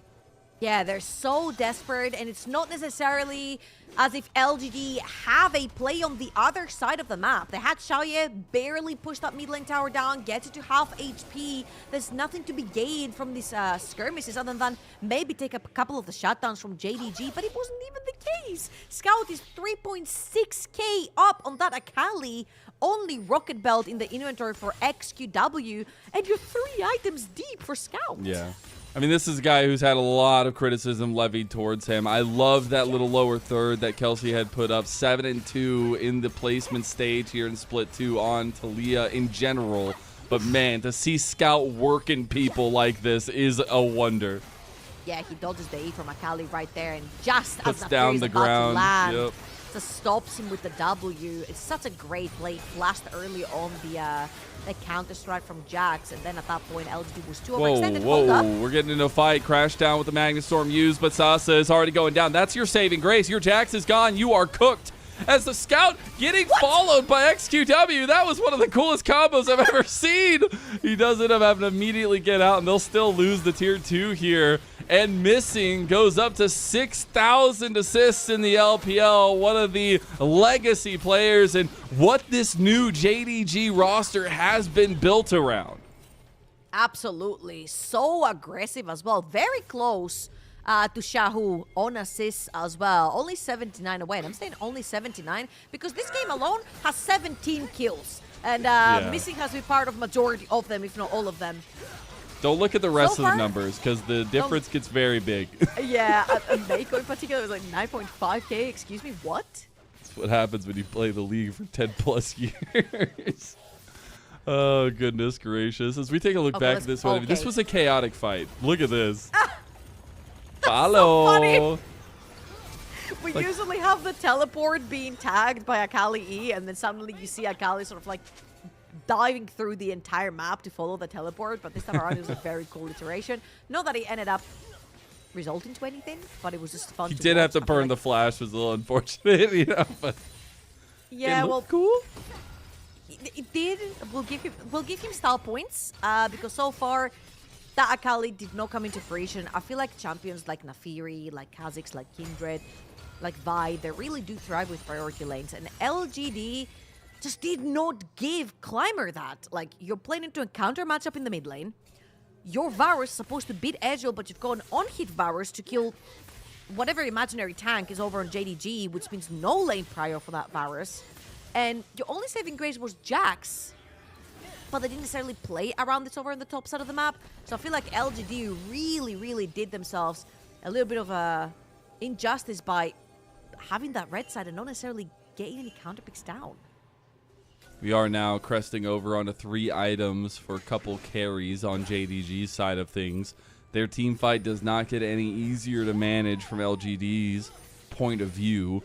And the Baron could be on the table at any second for JDG if they want to force the hand, try to get some resources out of LGD, and that seems what they've decided. No vision over here for LGD. Baron started up, already almost half health. Climber trying to come around the corner, but I don't think they're going to make it in time. They have a hell of a pincer maneuver here as well with XQW and Sasa on the other side of the fight, but he's already about half health. Scout? Now you got to get Climber in there. Climber has to do something here. Climber is on the Nathiri, and he's a massive member, but now he's getting soloed in a 1v2 against Ala. Ala just single-handedly smacked down LGD, said no, not today, my young ones. As soon as in a 1v2, maybe going into a 1v3 here, but still feel pretty confident as the wind becomes lightning, he becomes myth, and he becomes legend in this game.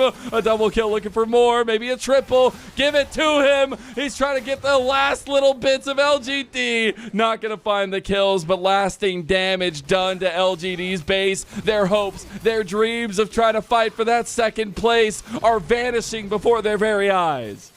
Yeah, and if you were wondering what a top lane B1 Gwen should look like, that's what it should look like. Ale completely demolished that team fight. Sure, they're ahead, but Ale's pretty even in his own matchup, but he has found the backline. He's found Xiaoye through that play that we just watched, and he did 6.6k damage in one fight, when he shouldn't even be the member to pop off. Oh no, that's not to be. It's XQW again. No, mercy. Hey, he might find something here at least. The rest of LGD collapsing over on a miss. Oh my god, Paze is doing so much damn damage.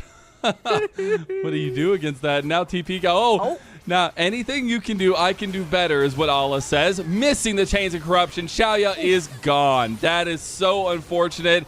And I just want to say this is not the way LGD wanted to go, as YCX will have to give his life that blast cone, just denying the inevitable here as they try to collapse onto Shun. But Shun is healing so much from the Sundered Sky. Crescent Guard to get the kill, throwing some style points on it with a seismic shove from Scout. There is nothing that LGD can do to save their hopes of a second place finish in Group D. JDG, they might have looked wary. They might have looked a little bit chaotic sometimes, but they will inevitably be the second place finisher of Group D, and they will also secure their spot in Group Ascend. Sasso wants to give them a run for their money one more time, but the last Nexus turret is down at JDG. They've borne their teeth, and they sunken them into the LPL and into LGD.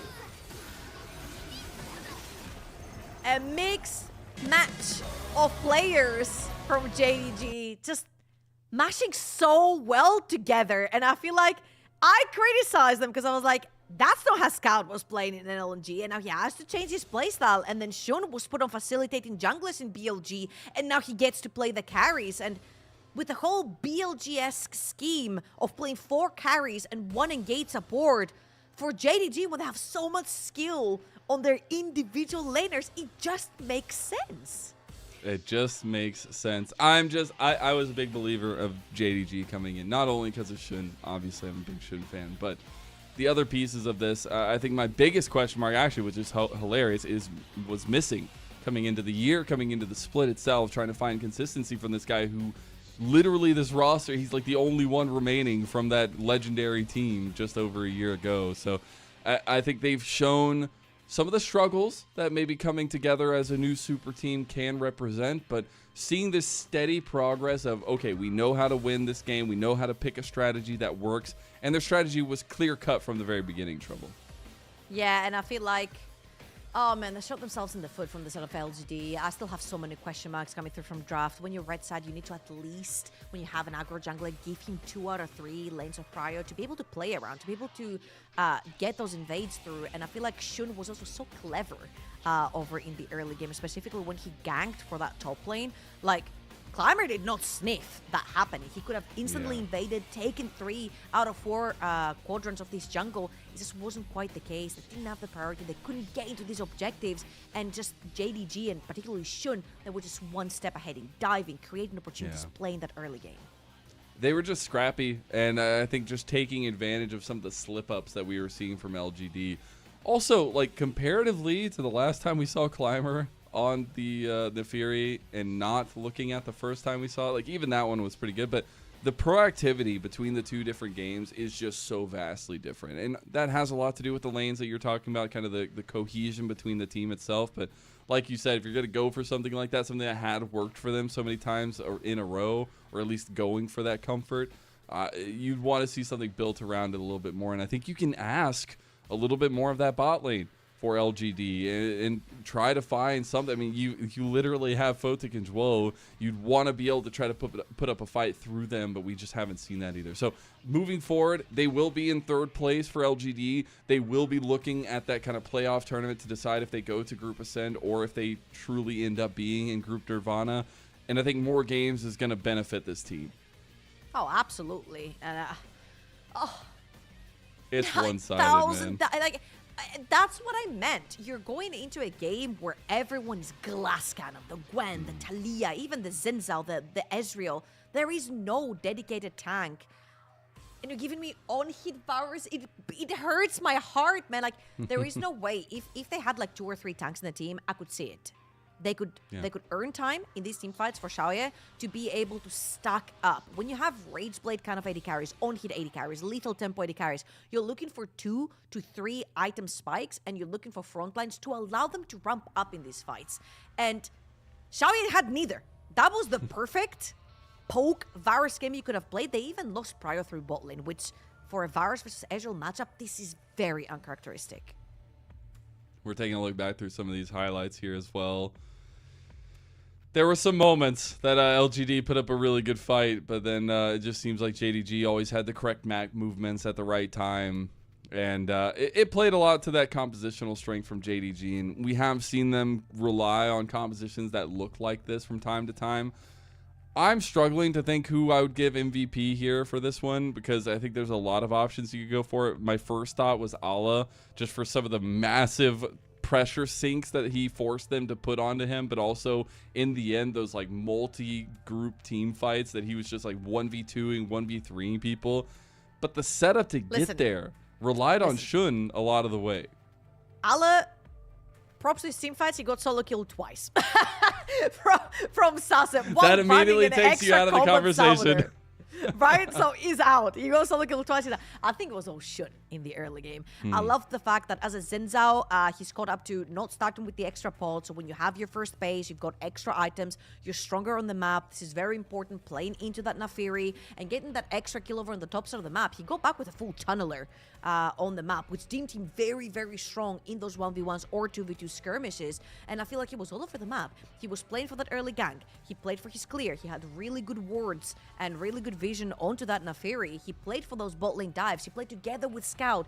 He led the map pretty much on every single one of these team fights. So Allah was great in those team fights, but I feel like Shun's early game really did dictate the pace of the entire game. That's going on the highlight reel, man. That was fun to watch. Yeah, and again, like, to get to this point, you have to have build up. Yeah, I think you did. I think you did. I think it was pretty easy. Nah. No, I don't think so. But I appreciate you reinforcing it and making sure you're convincing everybody else around here to give the. What's funny is our producer Kelsey mocks me all the time for Shun being my favorite player because she hates Shun. So, you know, we have the duality of maybe we'll see if he gets MVP, and then I'll probably put some question mark pings on my face by our producer. I do wonder though. Really funny. What? Okay, so I'm not the biggest Shun fan either. You know this from last year. You know this, but I've always said one thing. I absolutely hate Vi. From the deep bottom of my gut, I hate Vi as a champion. And I've said, you B1 Vi only under 2 conditions. One of them being you being Shun. Like, he is the only guy who gets a pass on B1ing Vi. And that's it. Okay. I like it. Well, hey, you give him the pass. I'll be happy to be there to cheer it on. We will get our MVP coming out right now. And it is that's right. So 9-1 and 10. Bow down, respect the jungler of JDG. But in all actuality, this was a great performance from Shun. I'm glad to see him returning to some of his form that he saw on BLG as well. But giving him the tools to do so, I think, is super important in these kinds of setups. That's not necessarily what we've seen from them. Yeah, I feel like Scout was on his tail the entire time. You saw Shun getting a little bit deep into the jungle. Scout was following up with the Talia ultimates. I feel like in this particular game, the teamwork was there. However, there is something like that a lot of players say in solo queue, and it's a quote-unquote, do you respect your opponent or not? And I feel like that was a JDG that didn't quote-unquote respect their opponents. They threw hands. They knew they were better. They definitely did. And they were hands diffing them, right? So Shun getting ahead, I feel like JDG used that very well as a weapon to just extend their lead in that early to mid game, but just constantly just fighting them. And it knew that they were just better because that Varus was pretty much a non-factor, and they made sure that he remained a non-factor by permanently diving him as well. Exactly that. That is it for our 5th game, and that does mean we still have 1 game. But unfortunately, no tiebreakers. The group has already decided the next matchup will be LNG versus IG. I hope we get an absolute circus for this one. We'll see you there after a short break.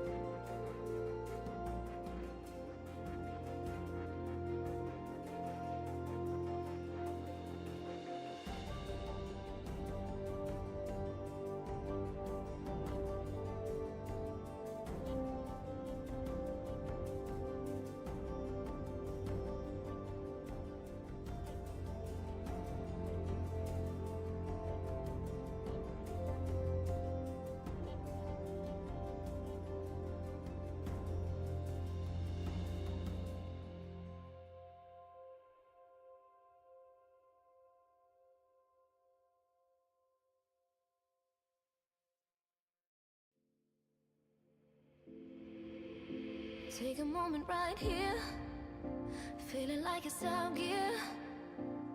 Driving towards the sun with a rose and a gun. Feel the wind in my hair, going nowhere I swear.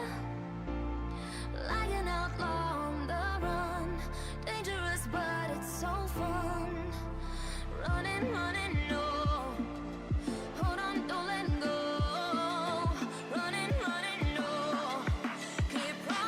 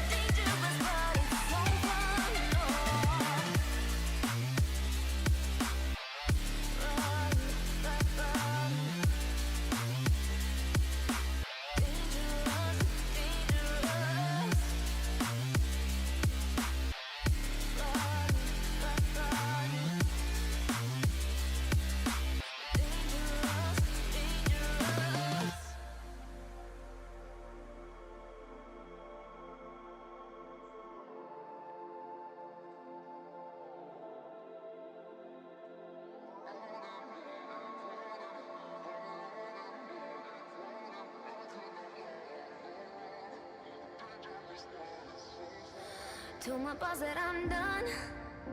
Had no luck with my mom. Say, Welcome back, everyone, to LPL English, your unofficial home for everything LPL. I'm Mazel. I'm joined by Trouble yet again for the final game of the day. There's not going to be any tiebreakers today, no extra games.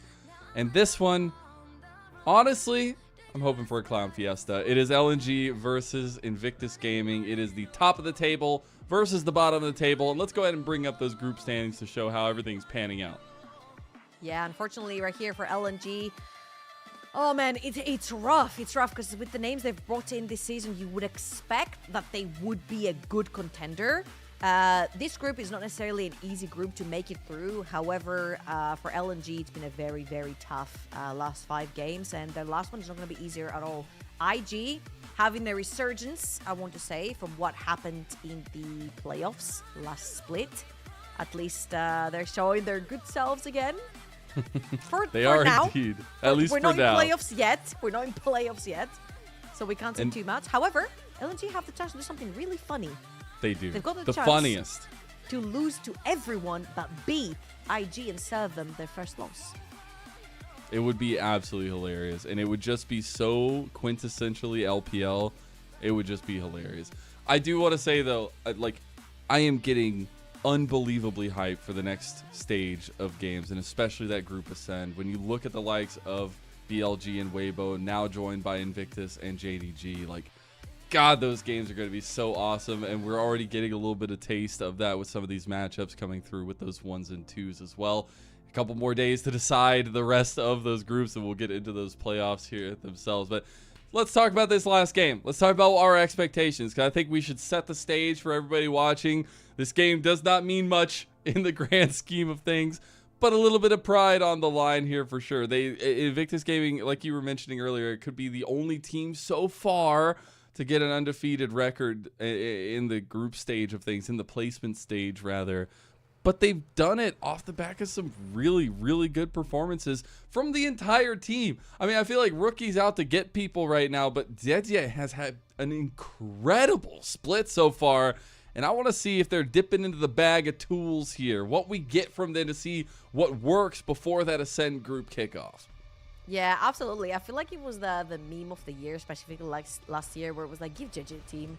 Just give him a damn team. And then for Rookie, it was the same thing. Like, I've never seen a man try to 1v9 so hard like Rookie did in playoffs with NIP. Like, that was an extraordinary performance. And now suddenly these two links have come together, and I feel like it's perfect. Rookie is one of the most lane dominant mid laners in the world, not just the LPL. Like, his laning phase is one for the books, and that allows for JJ to get all these plays through that he wants them up, to be more aggressive, to invade, to make the 2v2 plays. And I feel like this has freed JJ to actually play the aggro game that he've always wanted to play.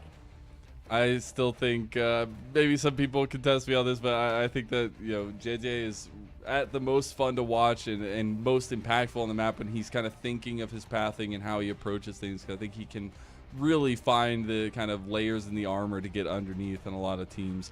And I think we just have to lay it down if we're looking at matchups, if we're looking at things like Photic.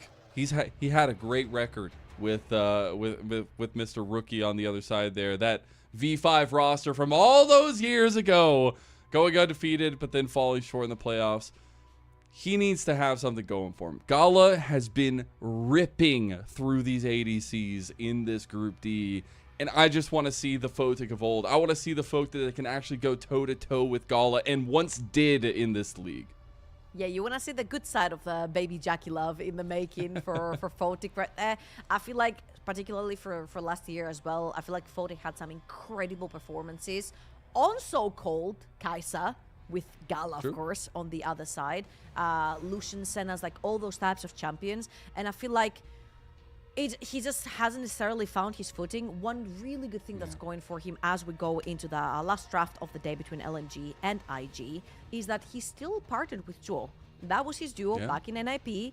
And right now, neither of them, no Rookie, are in NIP, but they will be faced against each other. And I think LNG have the funniest task in hand, which is serving IG potentially their first loss just as the group stage is about to end. Be really funny. Be really, really funny. I also, a little bit of a side point, something we kind of want to keep a side eye on throughout this game is, can Haichao keep up with Rookie? We've been seeing some moments from XQW on the other side of things, but these two mid laners I think were the biggest question marks in this group. We'll see what they give Haichao this time around to kind of keep up with Rookie. It is the Rumble first pick after the bans came through from LNG, who are on the blue side for this game since they played red side last time these two teams met. I mean, Quinn? The Shy plays anything and everything under the sun, and usually would be Is like the something Gwen. like a Jace. Oh my god! Everyone's picking the same things. I love it because they're busted. Because they're literally busted. It's actually insane. Like, it was so funny.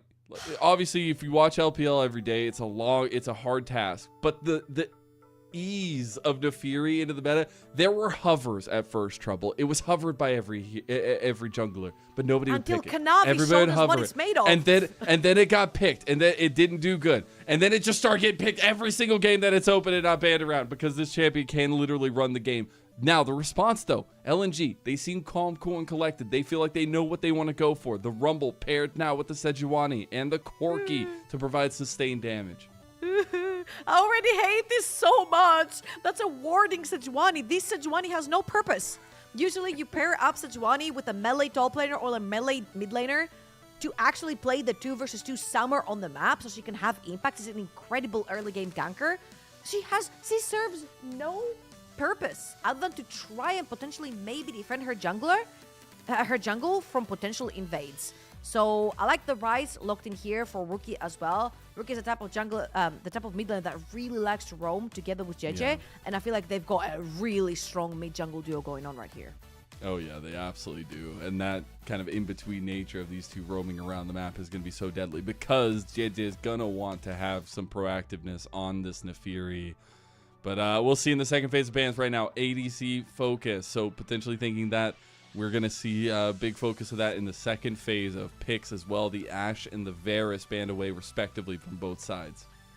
And I want to see where the Ezreal is going to sort of end up because I feel like for LNG, you've got a really good composition to actually pin an Ezreal into. You're not necessarily going to get much lane prior. Because if you do look in something like an Ezreal on blue side, then Gala is most likely going to reply with a Kai'Sa on his own. Unless he gets to pick the Ezreal here himself. I feel like with Ryze, Gwen, and Nefiri, everyone sort of wants to go in. So picking an AD carry with a lot of self-agency can actually put him out of a lot of trouble. Or he just ignores everything and just goes for his Kai'Sa. Nah, there's no way. We'll see. We'll see what they end up going. Try to There's take no way, away there's no way. maybe some of the poke potential that LNG would be representing with this composition, but they do end up going with the Ezreal. We'll see what they want to follow it up with. I expect Mako to get some sort of tank because that's really all that IG are lacking here, their composition. I think that was a dare. I think Gala was like, that's my Kai'Sa. You're allowed to play it. Show me what you've got. I wouldn't be surprised here, even if IG went with Yuumi for that bot lane. You actually can perma-shove bot lane. Again, you have so much agency that Yuumi on Naafiri, Yuumi on Gwen would be incredible. You would like a lot of that engage, but on the other side, like LNG have all the engage. So if you play for the peel, it would be amazing. Also, Brom works here again, playing more for the peel side of things. What's funny is Mako was the one that was talking about enchanters coming into the meta because of the no lane swap shenanigans anymore. We'll just end up going with the Braum. So no enchanters yet. Maybe it's like Naafiri. We'll just ease ourselves into it. Bro has a world skin on Yuumi, so that's the best time to bring it out. And now we have our comps set for the final game of the day. I thought we might get some crazy shenanigans from IG. No, it is strictly business. They are in suits. They're tied up. The ties are tied, and they want to go undefeated in Group D. They are looking to do something that hasn't been done just yet in the placement stage, but they have looked like the most dominant team across the board, it feels like, for a lot of these teams. We've seen, obviously, still a couple more days there left to go, but this last game for LNG, I just want to see something. I just want to see teamwork. I want to see plays. I don't even care. Throw the spaghetti at the wall, Trouble, and find a way to make the funniest thing happen in the LPL and IG lose a game to unwinning LNG. We're into the final game, game number 6 of the day, and I couldn't be more excited to do this and see what IG give us. You know what? I'm not going to be a negative Nancy right here. Okay, I will be at the very beginning. I do not like what LNG have got going on. Wei is going to have now the truth comes out. Such a hard time playing that Sejuani. His priority lanes don't look very strong, and he's awarding Sejuani right here. He goes in, he insta-dies, and you look on the other side, all that damage coming through. The Gwen, the Naafiri, the Ryze, the Ezreal. You try to dive them, there's suddenly a Braum there to stop you. So yeah, take us in. We'll hear the Gyos one more time for Group D. We go in.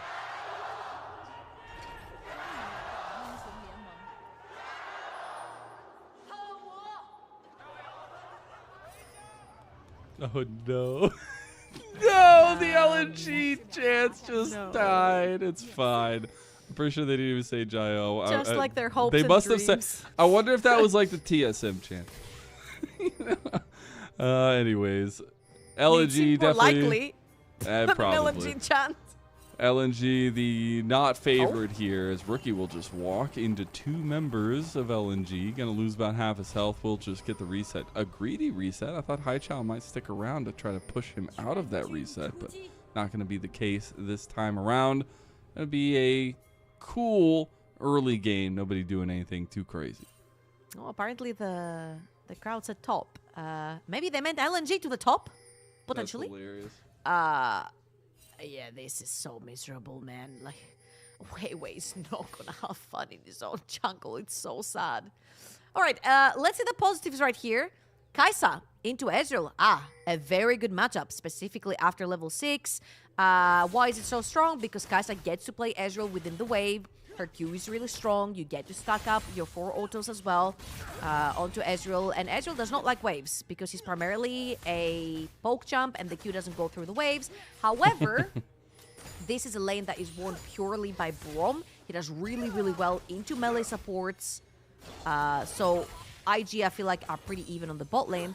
Funner thing here for LNG. Okay. Zika with Ignite top. He's playing to purely kill. And as you can see, Wei is also pathing towards his rumble.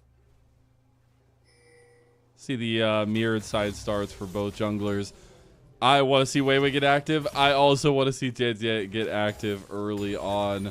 Well, we'll surpass 300, or at least get to 300 games played in the LPL. So love to see that. A guy that's been building up his track record over time. Ooh, interesting for JJ. He's gonna dive behind that pit. He's cleared up his top side of the map.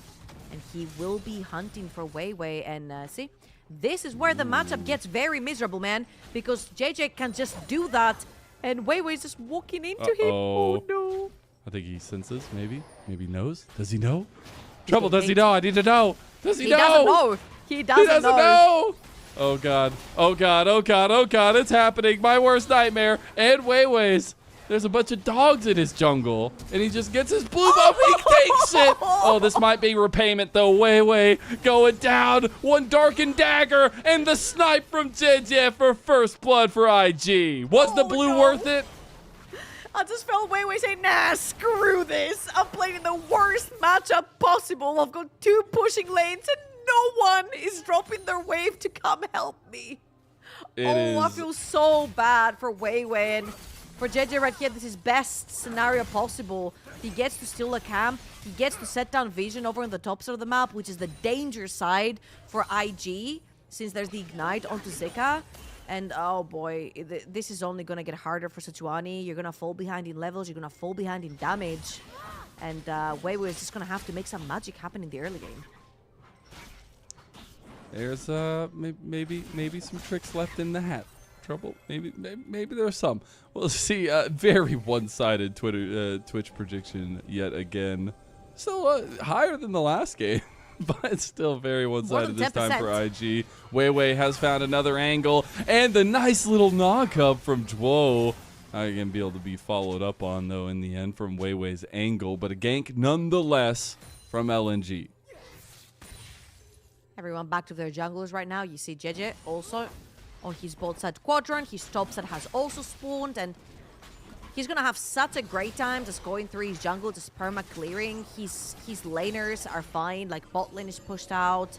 They've got their flashes available. You've got the Shy who's going to TP back onto his top side from the wave. Ignite so far hasn't been used aggressively by Zeka to take any aggressive trades over the top side of the map. And as always, Rookie on that Rise can perma-push. Okay, they got Mako down. Sub 100 health now. Will flash away. One more auto. No way. The Unbreakable still not able to get him, and Mako survives. Oh, Weiwei couldn't actually get the angle right there. Doesn't have the flash available to himself. And you know what that means? Every single time Sejuani shows on the map, you lose your camps. JJ already in his top quadrant, taking his wolves away. And I think this is going to be how the rest of the game goes. Weiwei desperately trying to make plays. If IG evade them, that means he loses part of his jungle. And I just have to say, it makes me so damn happy as a fan of the LPL to see JJ unlocked in this team, but on the Rift every single time we see this IG team hit the Rift. He has been the one that has been showing out consistently on this team. Now he's on the Defiri, getting to have a little bit of fun with it to wrap up Group D. Mako Rookie move over, though LNG has collapsed. Double crash down here, and Haichao coming around the corner. Dietian needs to get in the fight. Equalizer comes in from the distance, and maybe this IG fight is way too much to handle. The Realm Warp not going to be there because Rookie is gone, and now everybody on the other side of the fight going on to Dietian the Shy, though the Needlework is doing massive work, and the Shy can now go snip all over the lives of LNG. Mako buying so much time. He's going to fall in the end, and one more auto, not going to be enough for the Shy to get the kill. Overall, I think that was a 1-for-1 or 2-for-1, sorry, in favor of LNG right there. And very importantly, Haichao picks up the 2 kills on that Corki. Corki loves getting to that Trinity Force early on, because then you can sort of transition him around the map, use him as your artillery weapon, and then use that Trinity Force for that poke. So 2 kills right here for Haichao, especially when you play into Rookie in that mid lane, are going to be huge. Gala, oh my god. Okay, well, that's a little bit of taste of his own poke medicine. Not even going to be close to matching the pressure that can be provided there, as now we see Tia take all 3 grubs on the top side of the map. Going to lead into potentially taking all 6 of the grubs. We're going to take a look back at that replay and the chaotic fight that ended up happening in LNG's side of the jungle. Yeah, I think we're very quick to transition towards the top side because Void Grubs have spawned, as you mentioned previously, and they're trying to look to punish Weiwei further. However, Rookie gets caught up in the crash down, doesn't use his flash in time, Luckily for IG, when the Shy does join, that one really hurts, and majority of spells, summoner spells and actual ultimates were down. So Shy trying to clear up right there, couldn't quite get it. Jewel ends up getting away, so 3 members of the set of LNG just running away with blinking bars. Still a pretty contested first 8 minutes into this one. There's only slight leads, and most of them are in favor of LNG. Who'd have thunk it? 2 kills on Hai Chao.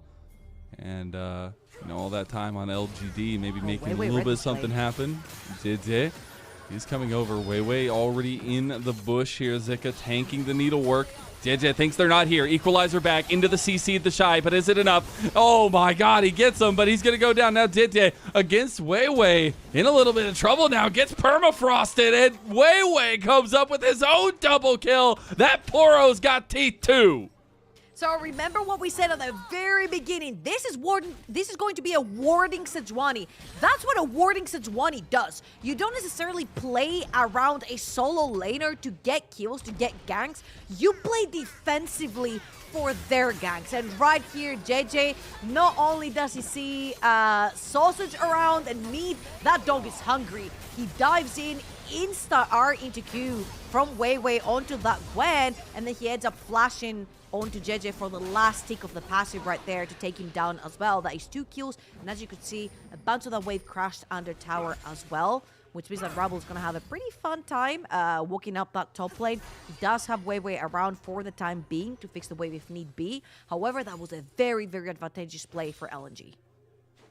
Was indeed. Keep that lead going for themselves. Dragon is up on the table. A little bit of pressure from bot lane for IG, so maybe leaning towards that for JJ. Does have a decent amount of damage, but the Eclipse already completed, by the way. The guy is massively ahead of Wei, but again, we're seeing Wei focus where he can. Looking for an overextending the Shy. He stopped his back now a couple times. Ward gonna come through. The Shy gets caught. The Shy is going down, potentially up here on the top side. This would be massive for LNG, and they're gonna cook him alive there. As they take him down, the Dragon goes to IG on the other side of things, and JJ will take the jungle of Wei. Doesn't even get to take the control ward, man. He was 1 auto off of getting that control ward. A little bit more gold in the pocket of the Shy. Not quite going to be the case. Again, reminder, every time you show up on the map as a Sejuani, you lose part of your jungle. Very quick from JJ to react right there. Takes the Raptors, takes the Dragon as well. For IG, gets that Nafiri going a little bit further, and now you'll see the swap coming through. They will actually put Rookie on the side lane into Rumble. It's actually a pretty good matchup. You get to push out this way for free, but this time around, they're not going to send Sejuani, they're going to send the Bell. Grubs are coming up in 30 seconds, so any fight here guarantees Grubs for the winner. As LNG are moving up here in full force. They're bringing Photic around as well. Killer Instinct in. They want to catch Mako. He does have the wall, but is it going to be enough? Nice flash with the Void Seeker. Oh, he didn't predict the damage. The healing from the summoner spell, and that is going to be one that hurts LNG. They had the pick. They just couldn't execute. Whoa, that's the second time around that Mako literally survives by the skin of his teeth. However, that allows LNG to take full control, and I have been loving how proactive they're playing around their map. However, IG are pulling TPs. Oh no, this is your 2-0 Corki. This was your saving grace. He's going to flash, but it's not going to be nearly enough. The prison will keep him in his tights, and he will go down. A little bit too overextended right there, trying to pressure into the Shy. The TP coming down from Rookie. Gala. A little bit too far out. Wei's looking. He's got Glacial Prison. Yeah, he's got the angle. Jwo coming around the corner, too. They're playing a little dicey. Mako's still not level 6. Somehow, he's still not level 6, y'all. And Mako, 1 auto, finally gets him. You're not getting away from me this time, says Photic. Yeah, LNG are using that Sejuani really well. 100% kill participation right here for Wei. And I feel like he's doing the right thing. He's not going to be useful in any other way other than impacting that early game. You've got an Ignite over on the top lane on your Rumble. He's already 1 item ahead onto that Gwen. So you're doing the right thing. By sacrificing yourself, you're trying to put your laners ahead, hoping that that mid-game to late-game gap is going to be bridged by that Corki gate and as fast as possible onto that Trinity Force, by getting that Leandris and the Ignite onto that Rumble on the top side of the map. So far, Haichao, yes, they did shut him down, but he should be very, very close to Trinity Force as it is. And that's going to be a pretty massive spike in its own right, as we've seen time and time again. But this is the tried and true as well, talking about Rookie a little bit. This is the tried and true Rise build now with the Rod of Ages start, the kind of healthiness that this pick is going to bring into the fold.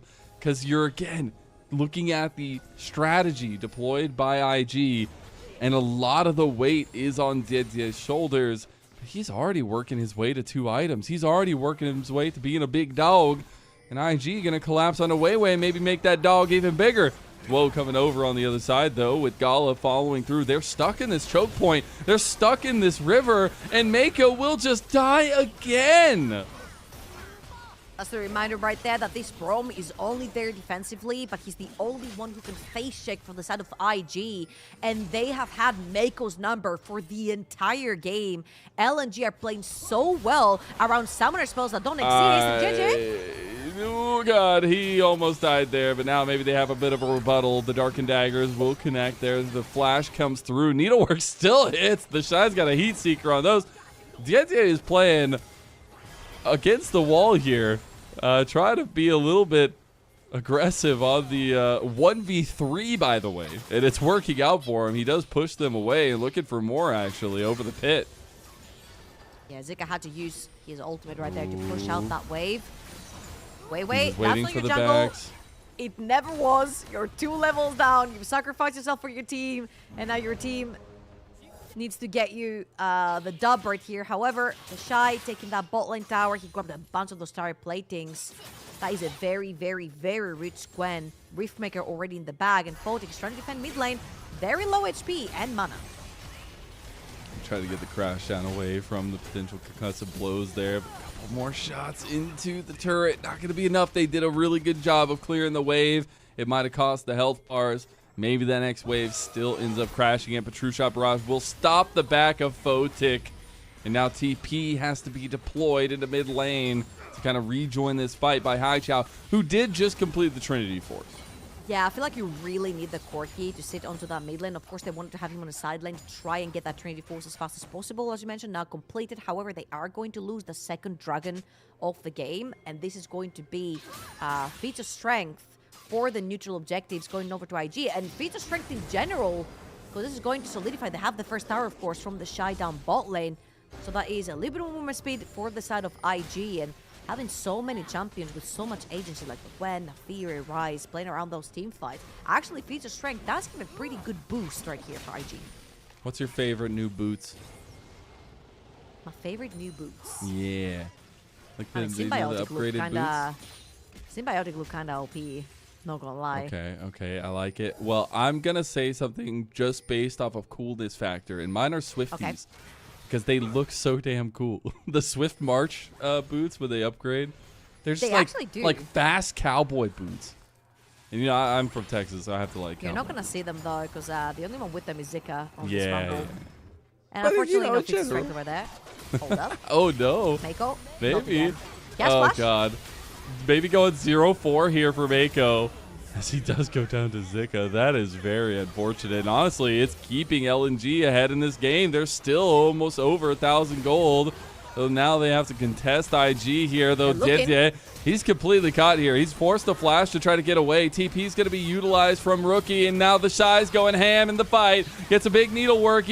Equalizer was used. JJ gets one, but gets traded back down. Photic has been untouched, and Photic's moment is nigh. Photic trying to cook him up, but now they are split. Dwo on the other side of the wall means that LNG don't feel comfortable to move forward. And Zika very low health. They'll try to defend this outer tower top lane. That is a 1-for-2 right there, and Haichao has been pressuring that bot lane this whole time. They will lose that mid lane tier 1 from Rookie pressuring that one, but that's a 3-0-1 Kai'Sa in the hands of Photic. And remember how we said earlier we wanted to see Photic return to form? That is one of the champions he can do it on. His Kai'Sa was so good last year when he used to pop off, and right here he has been given all the tools and the gold to do this one more time. Now, Zwo, Yeah. wait. Haichao, Avengers have assembled on the tops of the map. Mako, again, no flash. And not only is he doing it on Gala's Kaisa as well, but he's also doing it on the IG skin against Invictus Gaming. Even though they might not have Jackie Love, it's still against the organization that places that skin. And now you have LNG taking out this Rift Herald, providing them some latent gold on the map in just a bit. They could just charge that into mid lane and give them a little bit of font of pressure. Yeah, however, I'm going to say here that IG have been so good playing around the map with those skills for LNG. Even though we're talking about way pressuring, you know you're going to fall behind in your jungle. We set this up very early on. He's still 2 levels behind. However, he's been setting up a lot of these skills. Now it's on LNG to utilize the goal that's been given to them by Weiwei and Zwo, finding those picks around the map to actually take IG down. Speaking of, Rookie will flash away from that Glacial Prison. Just not able to get the combo off from LNG. They'll take a brunt of damage on the back end of that one. I need to see them use Photic like a damn weapon. Swing him like a sword. They have 2 items on this Kaisa early, and I want to see them move him around the map. And let's see how close to Mana Moon that Corki is as well. Just in base for Haichao. LNG desperate. Oh, no. No, stop. Oh, it hurts so bad, man. This team that literally was fighting for top spots in the LPL, fighting in the playoffs, and had such a legendary name. Scout, obviously I was talking about it earlier, Scout got double MVPs on a year on that LNG roster. And the new developmental style is just not working out for them, even though you think it's not developmental. It's just a lot of the pieces that haven't worked elsewhere in the LPL either. Yeah, it's kind of what JDG is doing, but not as successful, if you will. It's like the star tier down from JDG. It's like JDG's like a 3-star attempt, or no, a 2-star attempt, and then you have LNG is like a 1-star. We have JDG at home situation. Yeah, I see it. They're looking for Gala. So it's BLG at home slippery. into JDG at home. I don't know who comes next after that. We're just going to go down the ladder. We're looking down bot lane, though. As Rookie, he has Realm Warp, but I don't think he's going to be able to safely get out of this with Weiwei here. He has so much CC chain to back him up. Haichao collapse. That's all 5 members. What did this man do? No way! Oh, he gets stopped in the end, and Zika will claim the kill. I thought he was going to make the great escape. They're losing an inhib turret in mid lane potentially because of that play, though. Every single time LNG commits bodies to a side play, IG will take something in return. That's a huge chunk on that mid lane tower, and they're going to take the whole thing because LNG was spotted doing the dragon, and this could be disastrous, actually, for LNG. The lead has flipped. That's 2 towers and an 3 towers. Mid lane tier 2, top lane tier 2, and an inhibitor tower going down for a rookie death. Now that is a good death. All right, I like it. We're getting the actual execution of the terms. Let's go. We're learning, chat. We're learning.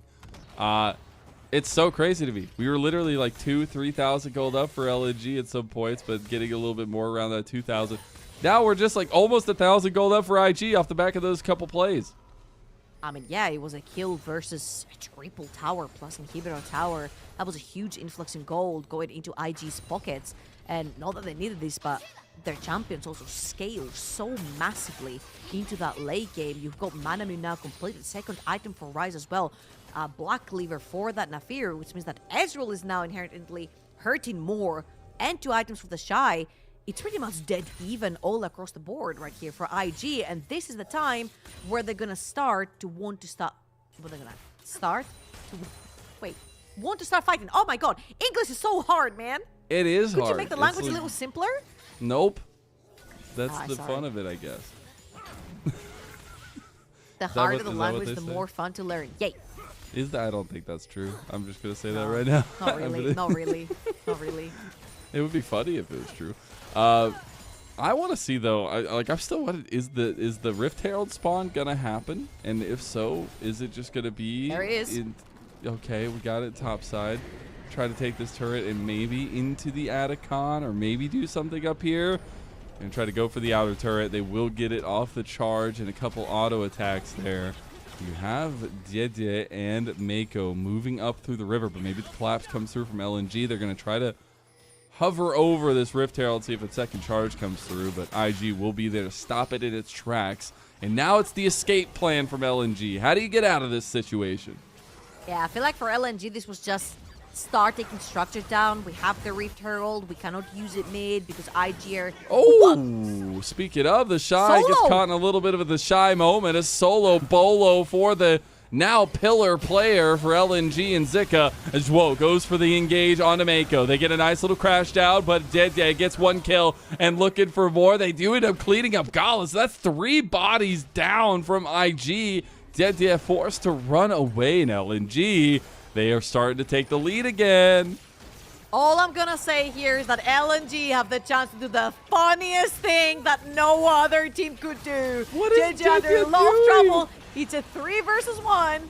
He untargetables out of that permafrost, but he's still going to die. Oh my god, the healing. Okay. No. Somebody please get this champion out of my League of Legends games. I don't want to see it anymore. Oh boy, we cannot evade He's this. TPing to the dogs, by the way. He's TPing to the dogs because you can do that for some reason. And now they have a 3-man flank on LNG. The Atacon had been taken and all the roses by LNG, but the Shy is standing like a bodyguard, not letting LNG back into their house. They've got the keys, the Shy. Do you have enough to stop them? No. They just barge right in. Although JDG gets the flash out of Wei there. Untargetable out of that Void Seeker as well. Damage done, though. Get a kill back for LNG. Very, very well played from LNG. They're literally throwing hands at IG, and IG do not have the responses. What was that? Zika just absolutely roasts the Shy on a 1 versus 1, making it instantly a 4 versus 5 in favor of LNG. And then they try to poke down Swole, but Swole finds the re-engage, which then brings Photic into the equation. Haicha and Photic both diving onto the backline, getting down Mako, getting down Pays, turning this to a very advantageous position for LNG. And then not only did they take the Atacon, which gives them even more experience through that, but also their way out was very clutchly done as well. They actually stuck as a unit and they focused one target at a time. Where was this LNG 5 games ago? Not here, at least.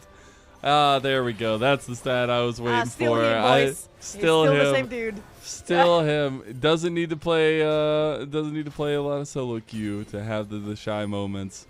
It is literally pivotal to Shy because you have positive with the negative, but he also has cleaned up a lot of those situations coming into this split number 2, and maybe looking to take permanent presence right here with it. Gets Jewel caught out, though. The Wei and Haichao, the rest of the company coming down the other side. Oh, God, they put themselves in a choke point.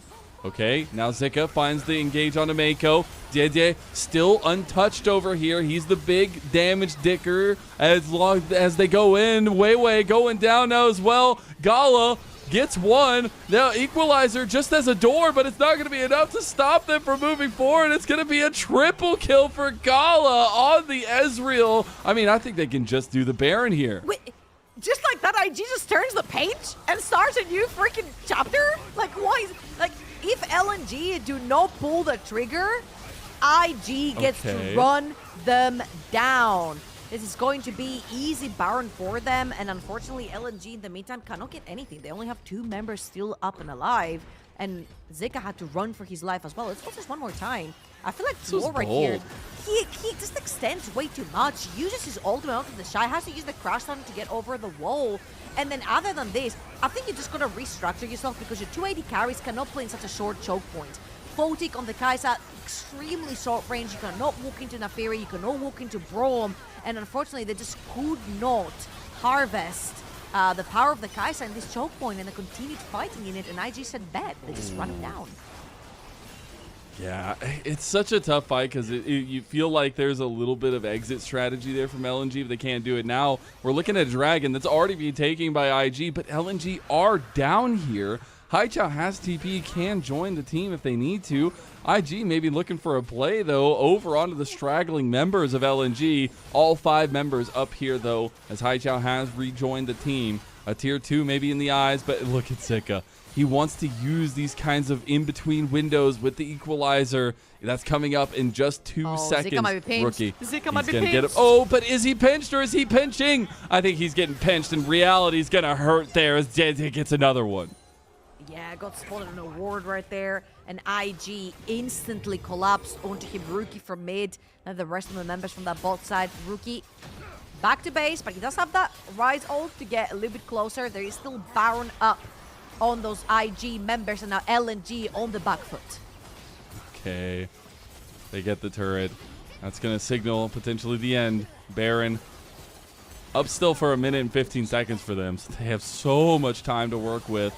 They also have Rookie coming back with the Zanyas, so can be just a menace with that one. But this is a holistic effort from IG where they were struggling in a lot of this game to finish this one out, but now they're on the precipice of going undefeated in Group D. And it wasn't even close, Trouble. It was not even close. They dominated every single matchup they had. And now maybe being pushed to the brink here with a nice Magnet Storm. Photic finds the backline now as well. Glacial Prison is not going to go through, but the Glacial Fissure does work, though. The Shy is being untouched, but now being touched a little bit. His Needlework is healing so much, and JJ is getting his resets. He gets that one, and it's the Shy going ham in the last fight on this Gwen. That signals IG's undefeated run in Group D, much to the chagrin of LNG. They will try to finish this one off with the Baron minions. You can solo kill him twice, but you cannot keep him down. The Shy will come up clutch with the plays, and Zwo face right here to kill both carries to potentially salvage the game, but it's not gonna be enough. They're going to play with their food a little bit, but IG will nonetheless become the super team that they promised, and they will be a force to be reckoned with in that Group Ascend stage. Hey, props to LNG. I think Weiwei tried so damn hard. He sacrificed his farm. He sacrificed everything to try and get members ahead, and all it took for IG was one team fight. LNG kept pressuring them all the way, every single skirmish, every single fight, finding openings on the side lanes, and now IG just kept chipping the base. They kept chipping towers, they kept chipping inhibitors, they were sacrificing Rookie, they were sacrificing the Shy, all for one team fight. Did you hear that screaming? I did. That was one of the most insane screams They're I've very ever heard in my famous. time. Look at the Shy. He's like sitting there like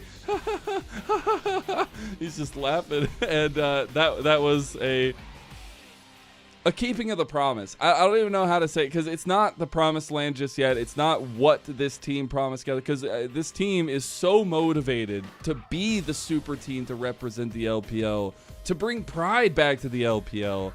And to see them bounce back after that last split, to have that kind of faltering in the playoffs, but now to continue some of that domination in the regular season, at least this placement stage here, and to show so many different styles, but also the way that they know how to execute in these kind of strategies where JDG can either be a facilitator or a hard carry, and him and Rookie can cohese very easily. This team gets me excited, Trouble. It's very nice to see a promise being kept, at least to the moment. I mean, they were constantly threatened, right, by LNG. LNG did everything. They went above and beyond to threaten every single lane from Invictus Gaming. And Invictus Gaming figured out how to play around this. They were playing around the map more than they were playing around the kills. And when they had the actual items, that's when they turned it back onto LNG. And that shows with the experience that these players have behind their backs. Sure, the Shy got solo killed twice. And what? LNG got nothing out of this over on the top side of the map. It felt like IG were using Rookie, and I think like Rookie's such a big weapon for any team that has him, because he knows exactly how to play side lane. He knows how to create pressure, and at the end of the day, they even used Rookie's deaths to their own advantage. They even took inhibitor mid lane, inhibitor tower, sorry. So I feel like IG are a very difficult team where it's like, if we can't beat them in the laning phase, if we can't beat them and consistently gain more kills on them and having more items, like, when can we freaking beat them? I mean, like, you're gonna have to match them in both laning phase and macro if you want to beat them. And that's going to be a task left to the best teams through all the other groups. Again, if you think about the setup that we have here, it is going to be IG and JDG representing Group D in that Ascend group. We'll see if LGD can make it through the gauntlet to make it and join their Group D brothers, or if they end up joining that Nirvana group. But LNG will see the dark hole of Nirvana and try to fight their way out of it and not be those 2 last places in the group. Yeah, I kind of felt bad for LNG. I believed in them. I had them 3rd in my group standings overall, but as you can see, they were not able to pick up a single victory, and that looks really bad, because if you look at all the others, like OMG have a chance to potentially pick up a victory, but all the other groups, you had at least like EDG picking up a win, RNG picking up a win so far, and not having figured out how you want to play the game so far after 6 games, it really stings. And I'm gonna quote Reckless on this one. It's kind of like you forget what it feels like to win or how to win, what worked to begin with, because nothing has worked to begin with. That's a whole new roster that they brought together. Yeah, it's been over 2 months since they found a win, and if you do the math, it might just be 2025. But try to find something to hold on to for LNG is definitely difficult. That's why we don't want to be too down in the dumps. I think LNG have a long road ahead of them. You still have a lot of games to play through that next group stage. But IG, they're delivering. They're showing this Nefiri as well that has just run absolutely rampant in the LPL. We're seeing it on red side like every single time. I'm surprised at this point it's not just the blue side, first pick. But as we take a look back through some of these highlights, you get to see the high highs that JJ's impact had on the map. I mean, there's very clearly a pattern right now for the LPL, and that is AP top laners. You've seen the Vladimirs, the Cannons, Gwen B1 is the new trend that's going around, because there's not necessarily a champion that can go toe-to-toe to Gwen. However, as we can see, Rumble was able to solo kill Gwen very easily. We've seen a bunch of Jacks doing very well into the Gwen, but it's still like one of the most prominent top laners. And it also opens up a little bit the AP pool in terms of like consistent damage dealers, especially when we get it like over in the mid lane. It's usually like burst mages like Syndra and stuff, but you don't really get like consistent AP damage dealers such as Azir over in the top lane. So who are you thinking for the good old MVP for this one? Who's the guy? Is it JJ? Is it the Shy? Is it Mako for giving them false confidence and dying like 5 times into carrying the game? The Shy managed to get solo killed again. So once you takes get him out of solo the killed, I'm conversation. sorry, I've It's lost the out. trust. Yeah, I've lost the trust. I'm sorry. But Once you isn't get that solo killed. quintessentially the Shy? Like, isn't? True. I mean, it's like you can say the same with the Baus over in Europe. Like, if he doesn't die 10 times, has he really played peak League of Legends? So I'll give it to you. However, I think a very unsung hero in this whole thing was the AD carry right there, was Gala on this Ezreal. I think he played really, really well, and I feel like it's going to be between him and potentially JJ, because JJ played a very smart game early on. Like the second he sees a Juani, he takes something away off of Wave's jungle, so it could potentially also be JJ.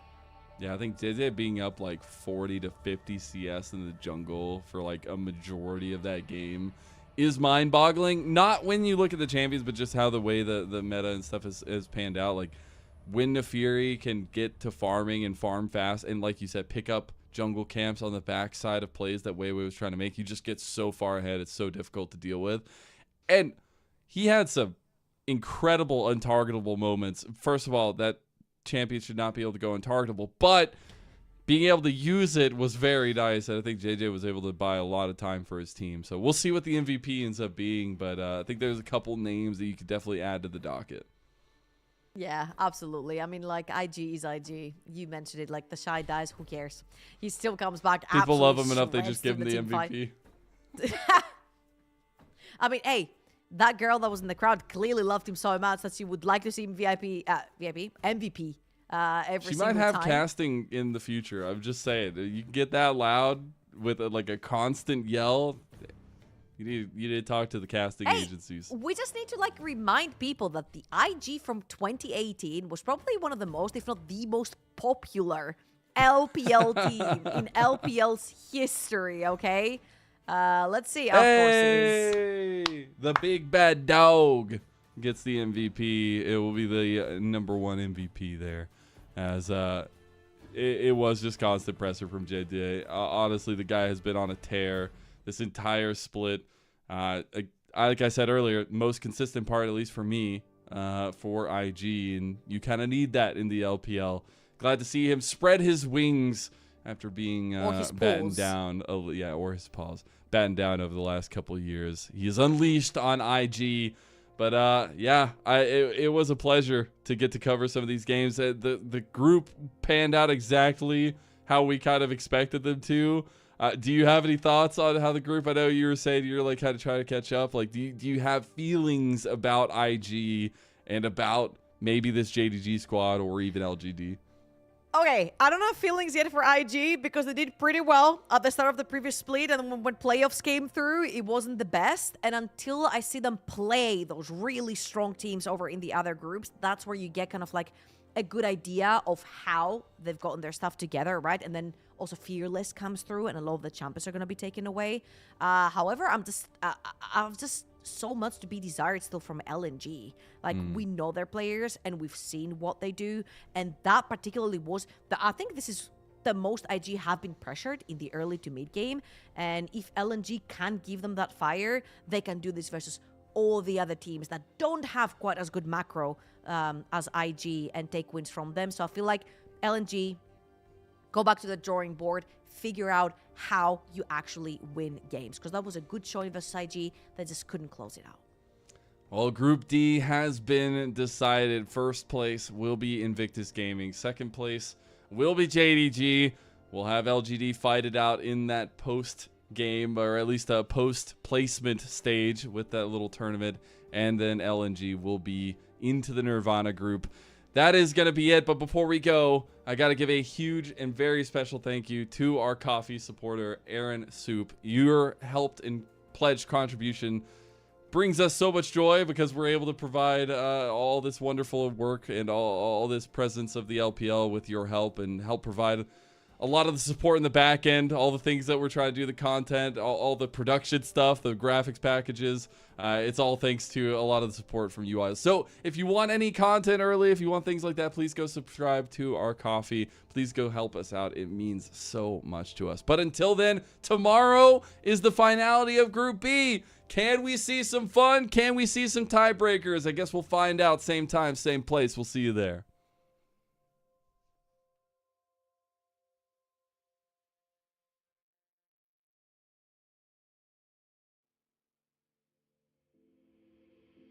Take a moment right here, feeling like it's out gear.